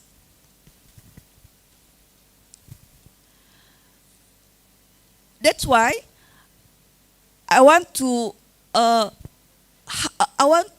make some model or some system how to improve student about their knowledge about climate change with the system approach. How is climate change learning with the system approach? How about the characteristic? How about the content? Because if we see the content or the body of the knowledge of the climate change is very, very complex. Next. So in this research, I use developmental research with a 3-step: exploration, design, and evaluation. But in this paper, in this slide, this time, I will explain only 2 steps: exploration and designs. And the object research of this research is from 3 universities in Java and Sumatra Island. Next. This is the exploration phase of the system approach.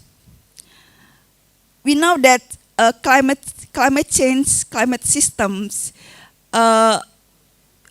if we're using the system approach is attempt to understand the truth of science.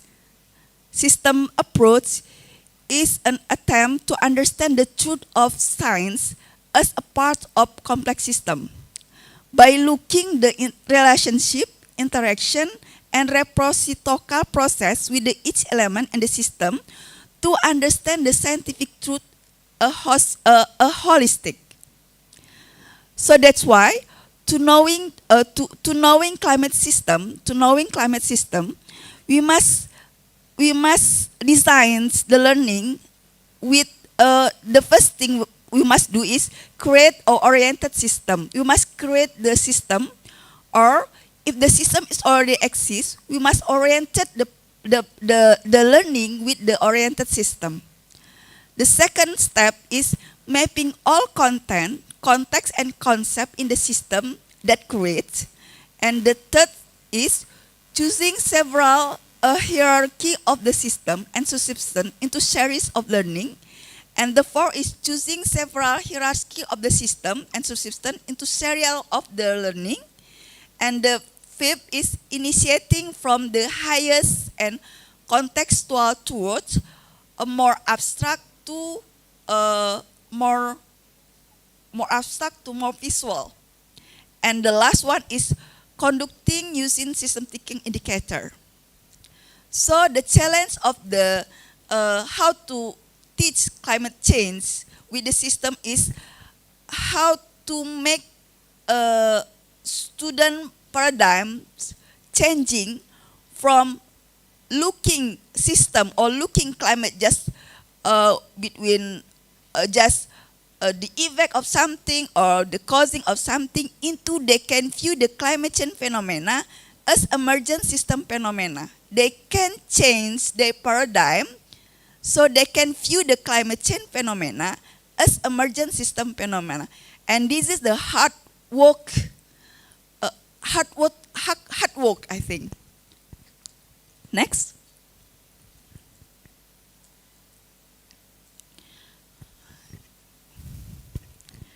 This is the first design, the first construction model of the climate change that I was designs. At the first, I split the content or the component of the climate system with atmosphere, geosphere, cryosphere, hydrosphere, and biosphere with one hours in one class. So I split that component. And when I use these models, the weakness is there's no interaction between the component of the climate system. If we can show the interaction of the component, we cannot show that the climate system is a system. The climate is a system, or the climate change is the change of the system. So I reconstruct this model into the next slide.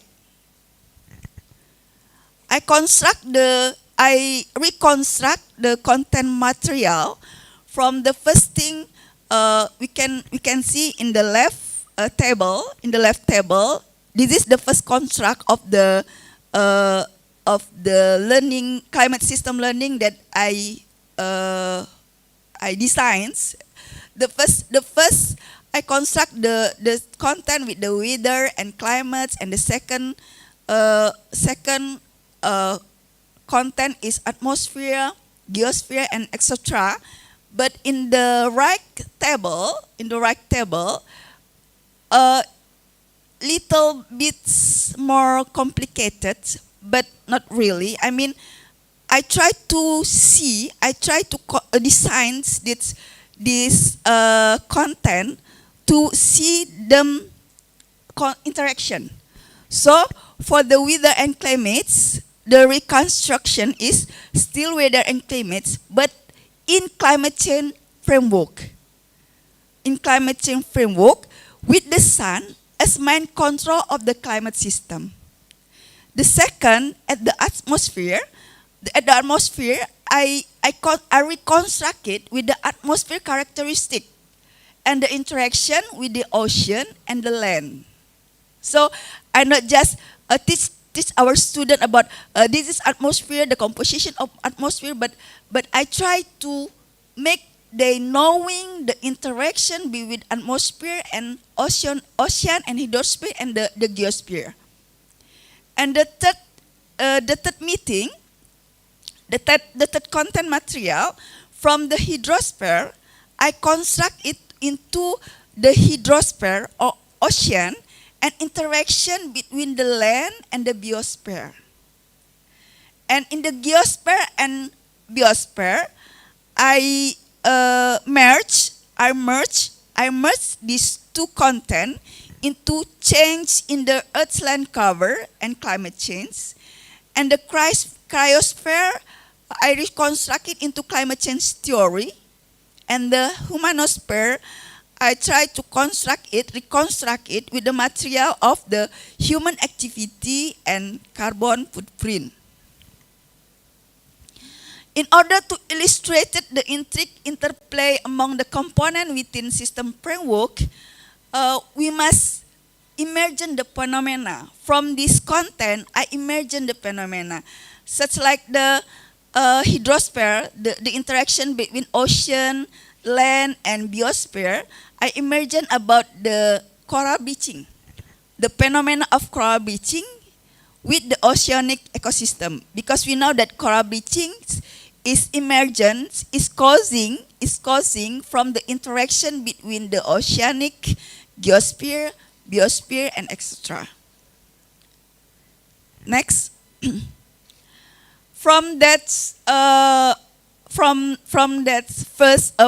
reconstruct, this is the second construction model of the climate change system that we designed. From split from one concept to another concept, one component to another component, we make the model such like this one. The first one is system oriented because the important thing to make student understand about, or to make student have a system paradigm, we must make them at the first is how to see the phenomena in system orientation. And the second one, or the second step, the student, we try to identification the concept from the emergent phenomena or the issue of the climate. And the third one, we try to student to make exploration about the character of the system or the case study. And this fourth step, we try to them to make an explanation in the front of the class, and the last one is evaluation. From this second construction model of the climate change system, we finding something that we must revision. What we finding? The first one. Next, please. At the step of the system orientation, in this step, we ask the student to create concept mapping or concept chart before lecture. And the concept chart is presented at the beginning of the lecture. But the findings, the form of the concept chart from the one meeting to another is not changed significantly. They still make the concept mapping or concept chart still like causing effect and something like that. I don't know why. And the concept chart is not a system based like we want they make. So the revision is in the system orientation, we not just ask them to make conceptual chart or conceptual diagram or concept mapping, but to make they have the orientation system, we want to them presentation the system orientation with the video demonstration. And the second one, when the student identification of the important concept, we finding that the student tend to focus the important concept just in structure. So global warming. When we try to ask them to write about the important concept in global warming, they just write and finding out about the concept, the structure of the global warming. So the revision of this second step is we try to make them not just focus in definition, but also emphasize the function and the characteristic or behavior of the system. Or we know it's just like SBF system, structure, behavior, and function. The third step of this construction model is exploring characteristic of the system. In this step, the students are asked to prepare themselves by reading the theoretical foundation and exploration case study. But the findings, the student didn't read the theoretical finding before they studied the emergent phenomena. And the second one is the efficiency in time location and a successive learning activity. So the revision of this step, we emphasize the student to obligation to read the theoretical foundation of the presented case, and the second one, moving the study case that's in the exploring characteristic into the elaboration phase. And the third one is providing tools and the material that are difficult for students to prepare independently. And the fourth is explanation. In this explanation, student identification important concept in emergent phenomena as study case. And the finding is the discussion question is failed to steer student toward the desired learning objection. So the revision is the class presentation and discussion are focused on representing experimental results and discussing related questions, and the maintaining discussion and question focus only the learning objection. And due to the evaluation, in the evaluation, the revision of the syntax of the evaluation is revision the evaluation become elaboration phase as last syntax of learning, and include in the elaboration we include evaluating in that phase. So this is the final construction. Next, please. This is the final construction model of climate change. So the first one is still system orientation, but the system orientation not just using the concept mapping, but we're using a video and other tools to make them knowing that emergent phenomena is emerged from the system. And the second one, in the second step, we ask students to identification system, not just the structure of the system, but also the behavior and the function. And the third step, we ask the student to exploring the characteristic of the system. And the fourth step, we try to make them explanation about their knowing after learning in exploration, and the elaboration we need them to elaboration about the research phenomena in another case. This is the conclusion from the research that we induction. This is the conclusion. The climate change teaching and learning program with the systematic approach has four main characteristics, which are orientation student to the system, leveling, involving the interaction of component or subcomponent within the system, and having SBF character or structure, behavior, and function. Based on the four basic characteristics of the system, the syntax of climate change course program with the system approach consists of, the first one is orientating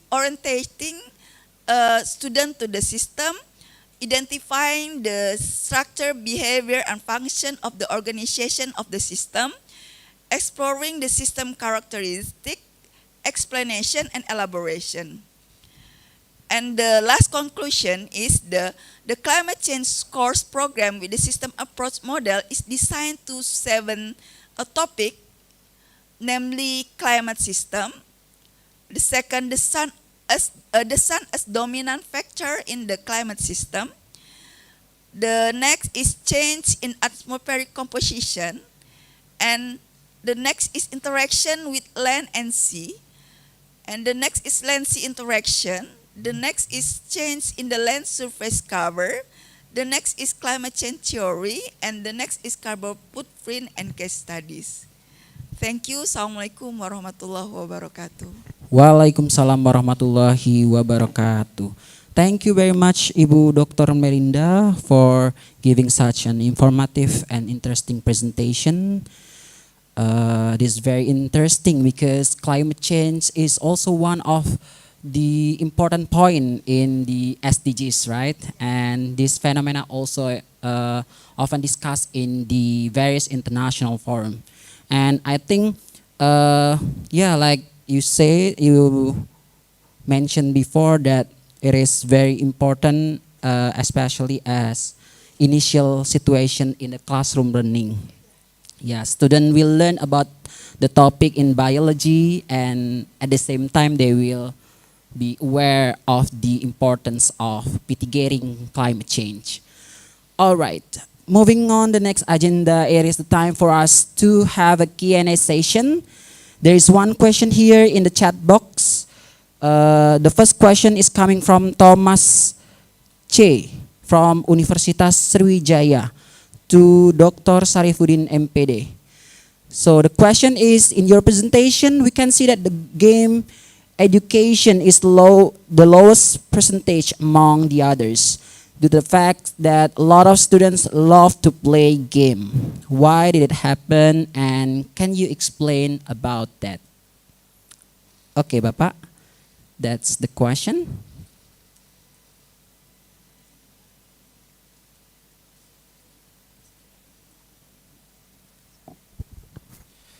Okay, thank you, Duano, and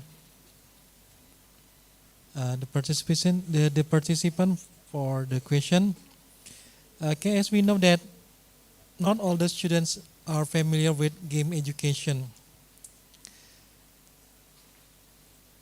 including me. I have no game online in my cellular phone because I scared it will be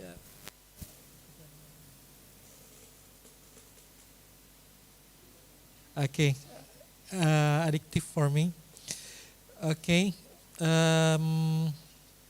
as we know that not all students are familiar with game education, most of the teacher or lecturers use video or animation or any 3D platform, or by use illustration from Canva and any other visual or audio visual media. And in Sriwijaya University, this now we use podcast for learning media. This is our task, our duty to promote VR or ER, and not all lecture, only one or two or very tiny, some lecturer that can produce this media. This is our job to promote virtuality or augmented reality, be more familiar, to be media or learning material for learning, especially learning story. Thank you. Okay, thank you, Bapak, for your answer about relating the questions. So I don't think we have another question in the chat box to Ibu Melinda, but one thing that I point out that, yeah, climate change is very important, ya Bu, for us to be aware of, and it is also something that we need to, anticipate. And I'm wondering, for me, I think my question, yeah. So I'm wondering how long you take for this research. I saw that there are cyclic, like 2 models, and I mean, when you stop the model until you produce the model in climate change? Good question, Duano. A whole research or the time when I take the data? Yeah, the whole research, I mean. A whole research about 2 years. Okay. About 2 years, and I take the data about 1.5 years. 1.5 years. Because every cycle need a 1 semester, right? Okay. So your subject of this research is the students or? Mahasiswa. Okay, undergraduate student. Good. Okay. We give the opportunity to audience to ask some question. You may type your question on the chat box, or you can ask your question by typing down on the comment section in the from the YouTube. Do we have another question?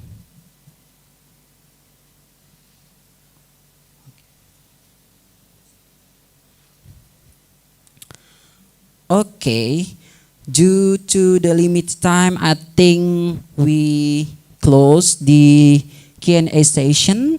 But before we end the session, I would like to give a certificate to our invited speakers. And I would like to invite Pak Dr. Sarifuddin and Ibu Melinda to come over to take a picture.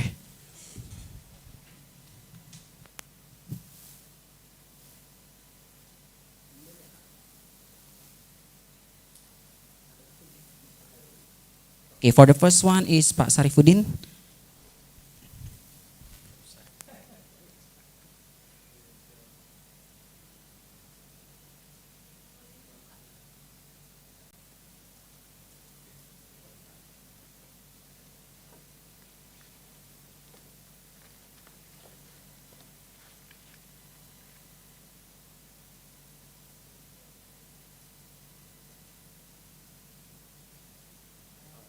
Thank you, Bapak. You may have a seat. And for the second one, we would like to give this certificate to Ibu Dr. Melinda.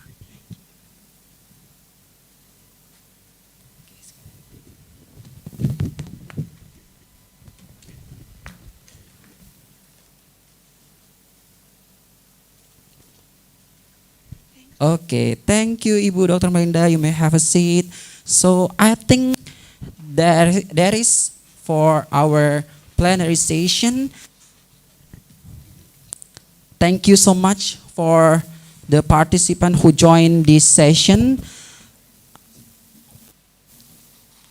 And let me inform you some information regarding the parallel session. We are about to start the parallel session at 3 p.m. So we still have 9 minutes to have a break. Thank you.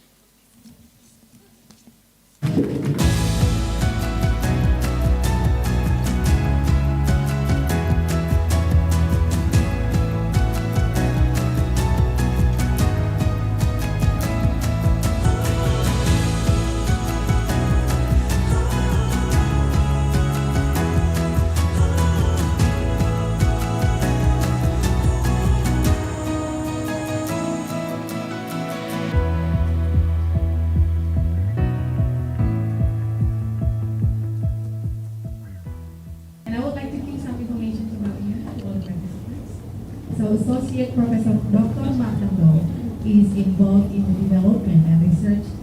Martin is a co-author of the first 3 books in the Young Mathematician Edward series. So ladies and gentlemen, please Please give a warm welcome to our keynote speaker today, Martin Lo.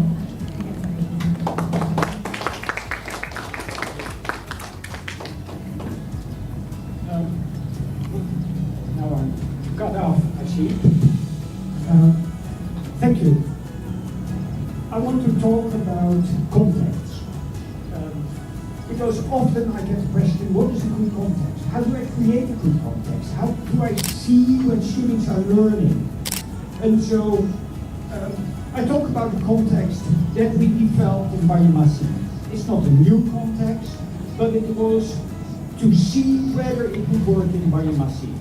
Limited edition, and again in the second day we found out that many students using the limited edition. Even when you check the problem, if you move from, if you want to develop an understanding of long division, you deeply have to understand that long division is repeated subtraction. Rise the context so that the model can emerge. How do we support students to mathematize the context? Or it is the most advanced form of a model, because in the process you will lose it. Why do I like to see that model? Because the drawing of a box with 12 circles or a box with 12 would help the students who are the most concrete to solve the problem. How's Singapore? Singapore is very hot. Yeah. How it is very hot. Yes, fine, but it's hot as well. Okay, some information regarding our keynote speaker today, Dr. Kang. He is an assistant professor in mathematics education at the National Institute of Education, Nanyang Technological University, Singapore. For what you shared, I thought it would be important to recap some ideas from design research so that all of us have the same ideas. And I'm going to share a little bit about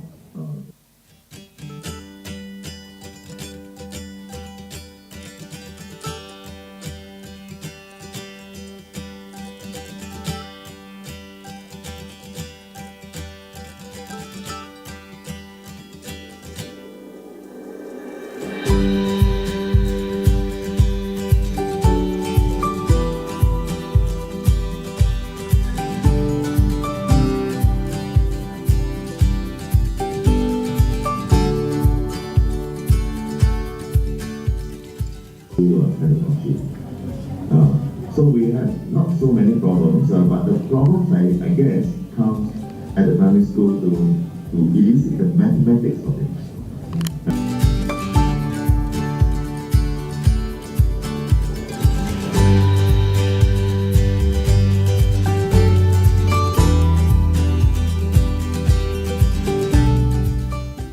This session will be moderating by Fiona Adelia SPD. To Fiona Adelia, time is yours. Into the presentation, let me explain some notes of the sessions as well as equity. He is interested in the future of mathematics education research, the future of education, and inclusive teaching.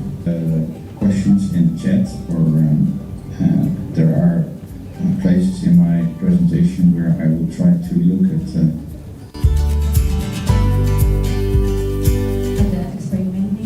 design research.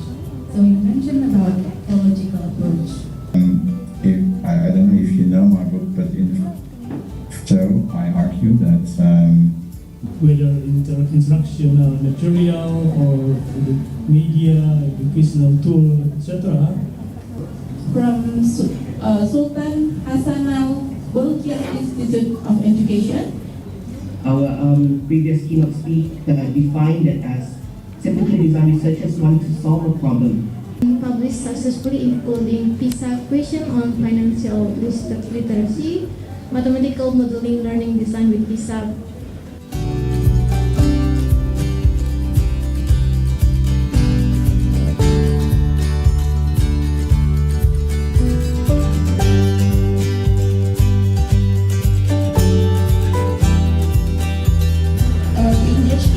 To engage more in research.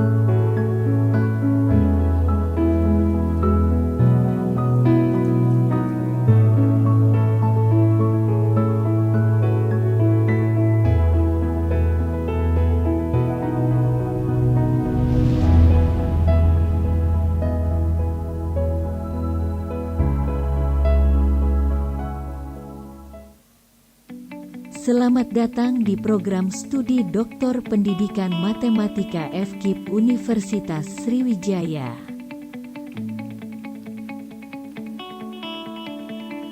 Program studi Doktor Pendidikan Matematika terletak di kampus FKIP Pascasarjana di Jalan Sriwijaya Negara Kota Palembang.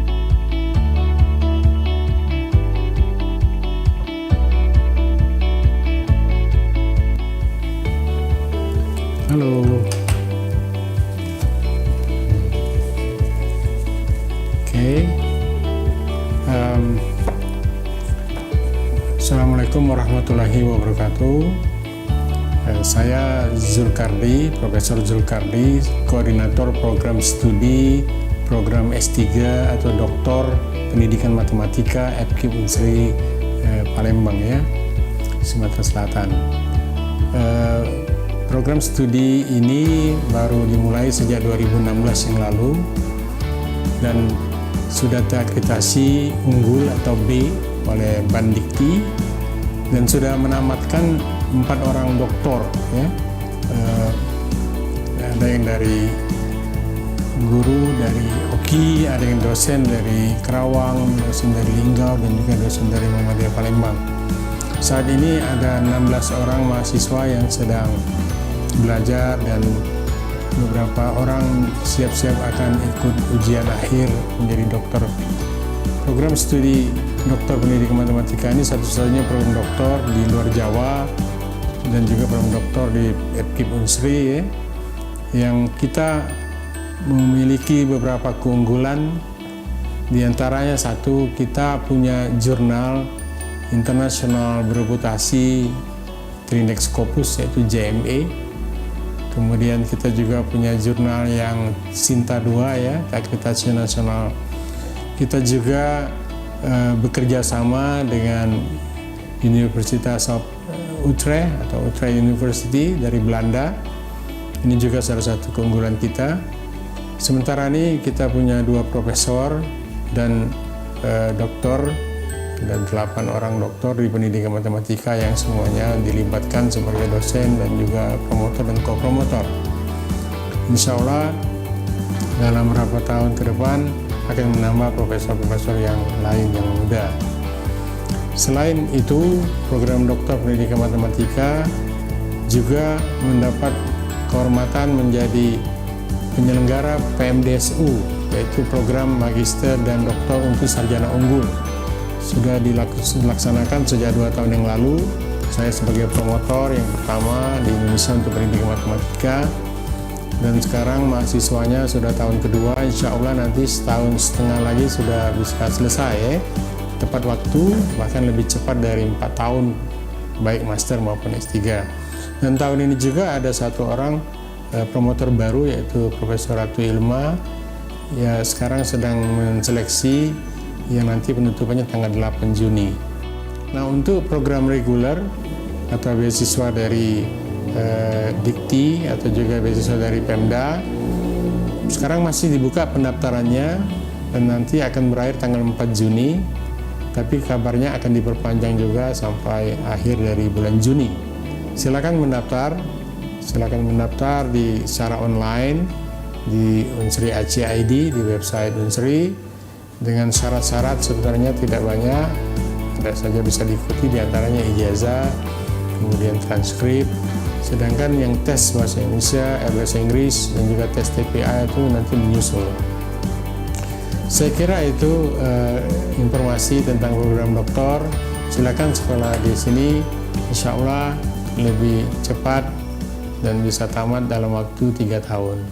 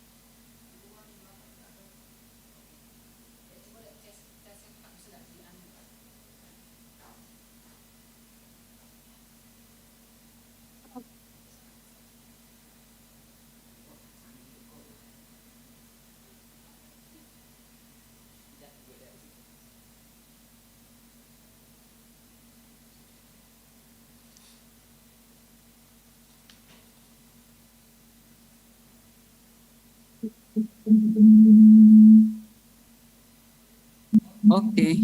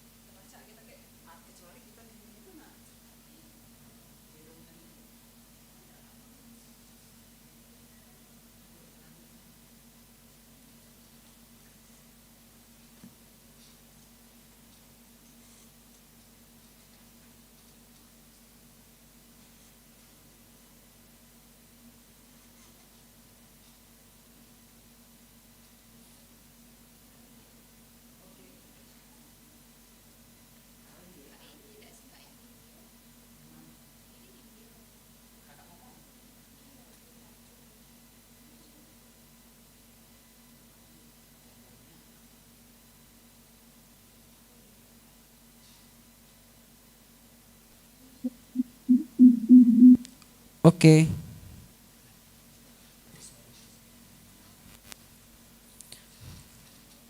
Okay, now we are going to open the parallel session for with Midwano as your moderator and Fatima Tuzahra as my co-host. You are now in parallel session 4 in main room. This session consists of Dini Asri Kusnia Dewi, Muhammad Auzia Akib, Emrido Ratu Berlian, Wahid Umar, Wahid Yunianto, Siti Suprahatiningsi, Henny Helmi, Yulis Helsa, Abdul Rahman, and Tika Septia. Okay, for the first session we have Muhammad Auzaik Akib. Okay, are you here? Okay, sip. And Siti Suprihatiningsi. Yes. Okay, you are here. Then we also have Henny Helmi. Okay, all right. So before we get into the presentation session, let me inform you some rules during the session. Each presenter will have 5 minutes to present their presentation, and we will have panel format discussion for all presenter and Q&A at the end of the presentation. If you have some question for the presentation, please write it down on the chat box. So without any further ado, let's start with the presentation of Muhammad Auzai Akib. The Zoom floor is yours. Thanks for the time. May I given permission to share PowerPoint? Sure, Pak.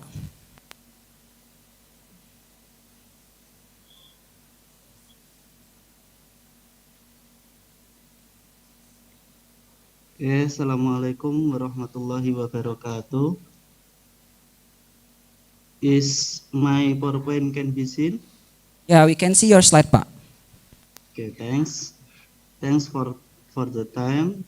I will present about the article which the topic is Technological Pedagogical Content Knowledge, or TPACK, Prospective Mathematics Teacher in Design Hypothetical Learning Trajectory, or HLT, on three-dimensional material. First, the introduction. We know that because of globalization, technology always develops and plays an essential role in how we learn. Begin with the creation of easy learning machine, then practical and ready to use, such as GeoGebra, Maple, and MATLAB application. Beside technology, teacher must have pedagogy knowledge and mathematical material knowledge. Prospective mathematics teacher must know to integrate technology into the mathematics learning process, which is contained in the TPACK or technological pedagogical content knowledge. In design learning that integrate technology, it is necessary to pay attention to the design of lesson plan that focus on the student learning path known as learning trajectories. In doing so, prospective teacher need HLT or hypothetical learning trajectory design. Hypothetical learning trajectory consists of three components such as learning objective, learning activities, and presumed to learn processes. Then about three-dimensional material, the topic of distance between point and line experience many problems. This can be separated from the hex jump between elementary school curriculum and secondary school curriculum. The difficulty of this topic is most often encountered in determining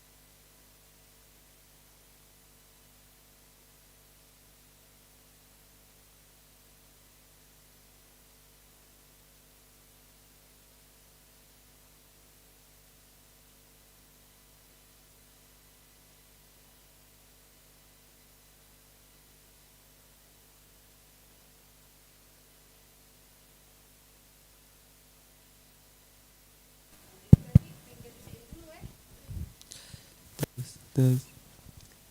Halo.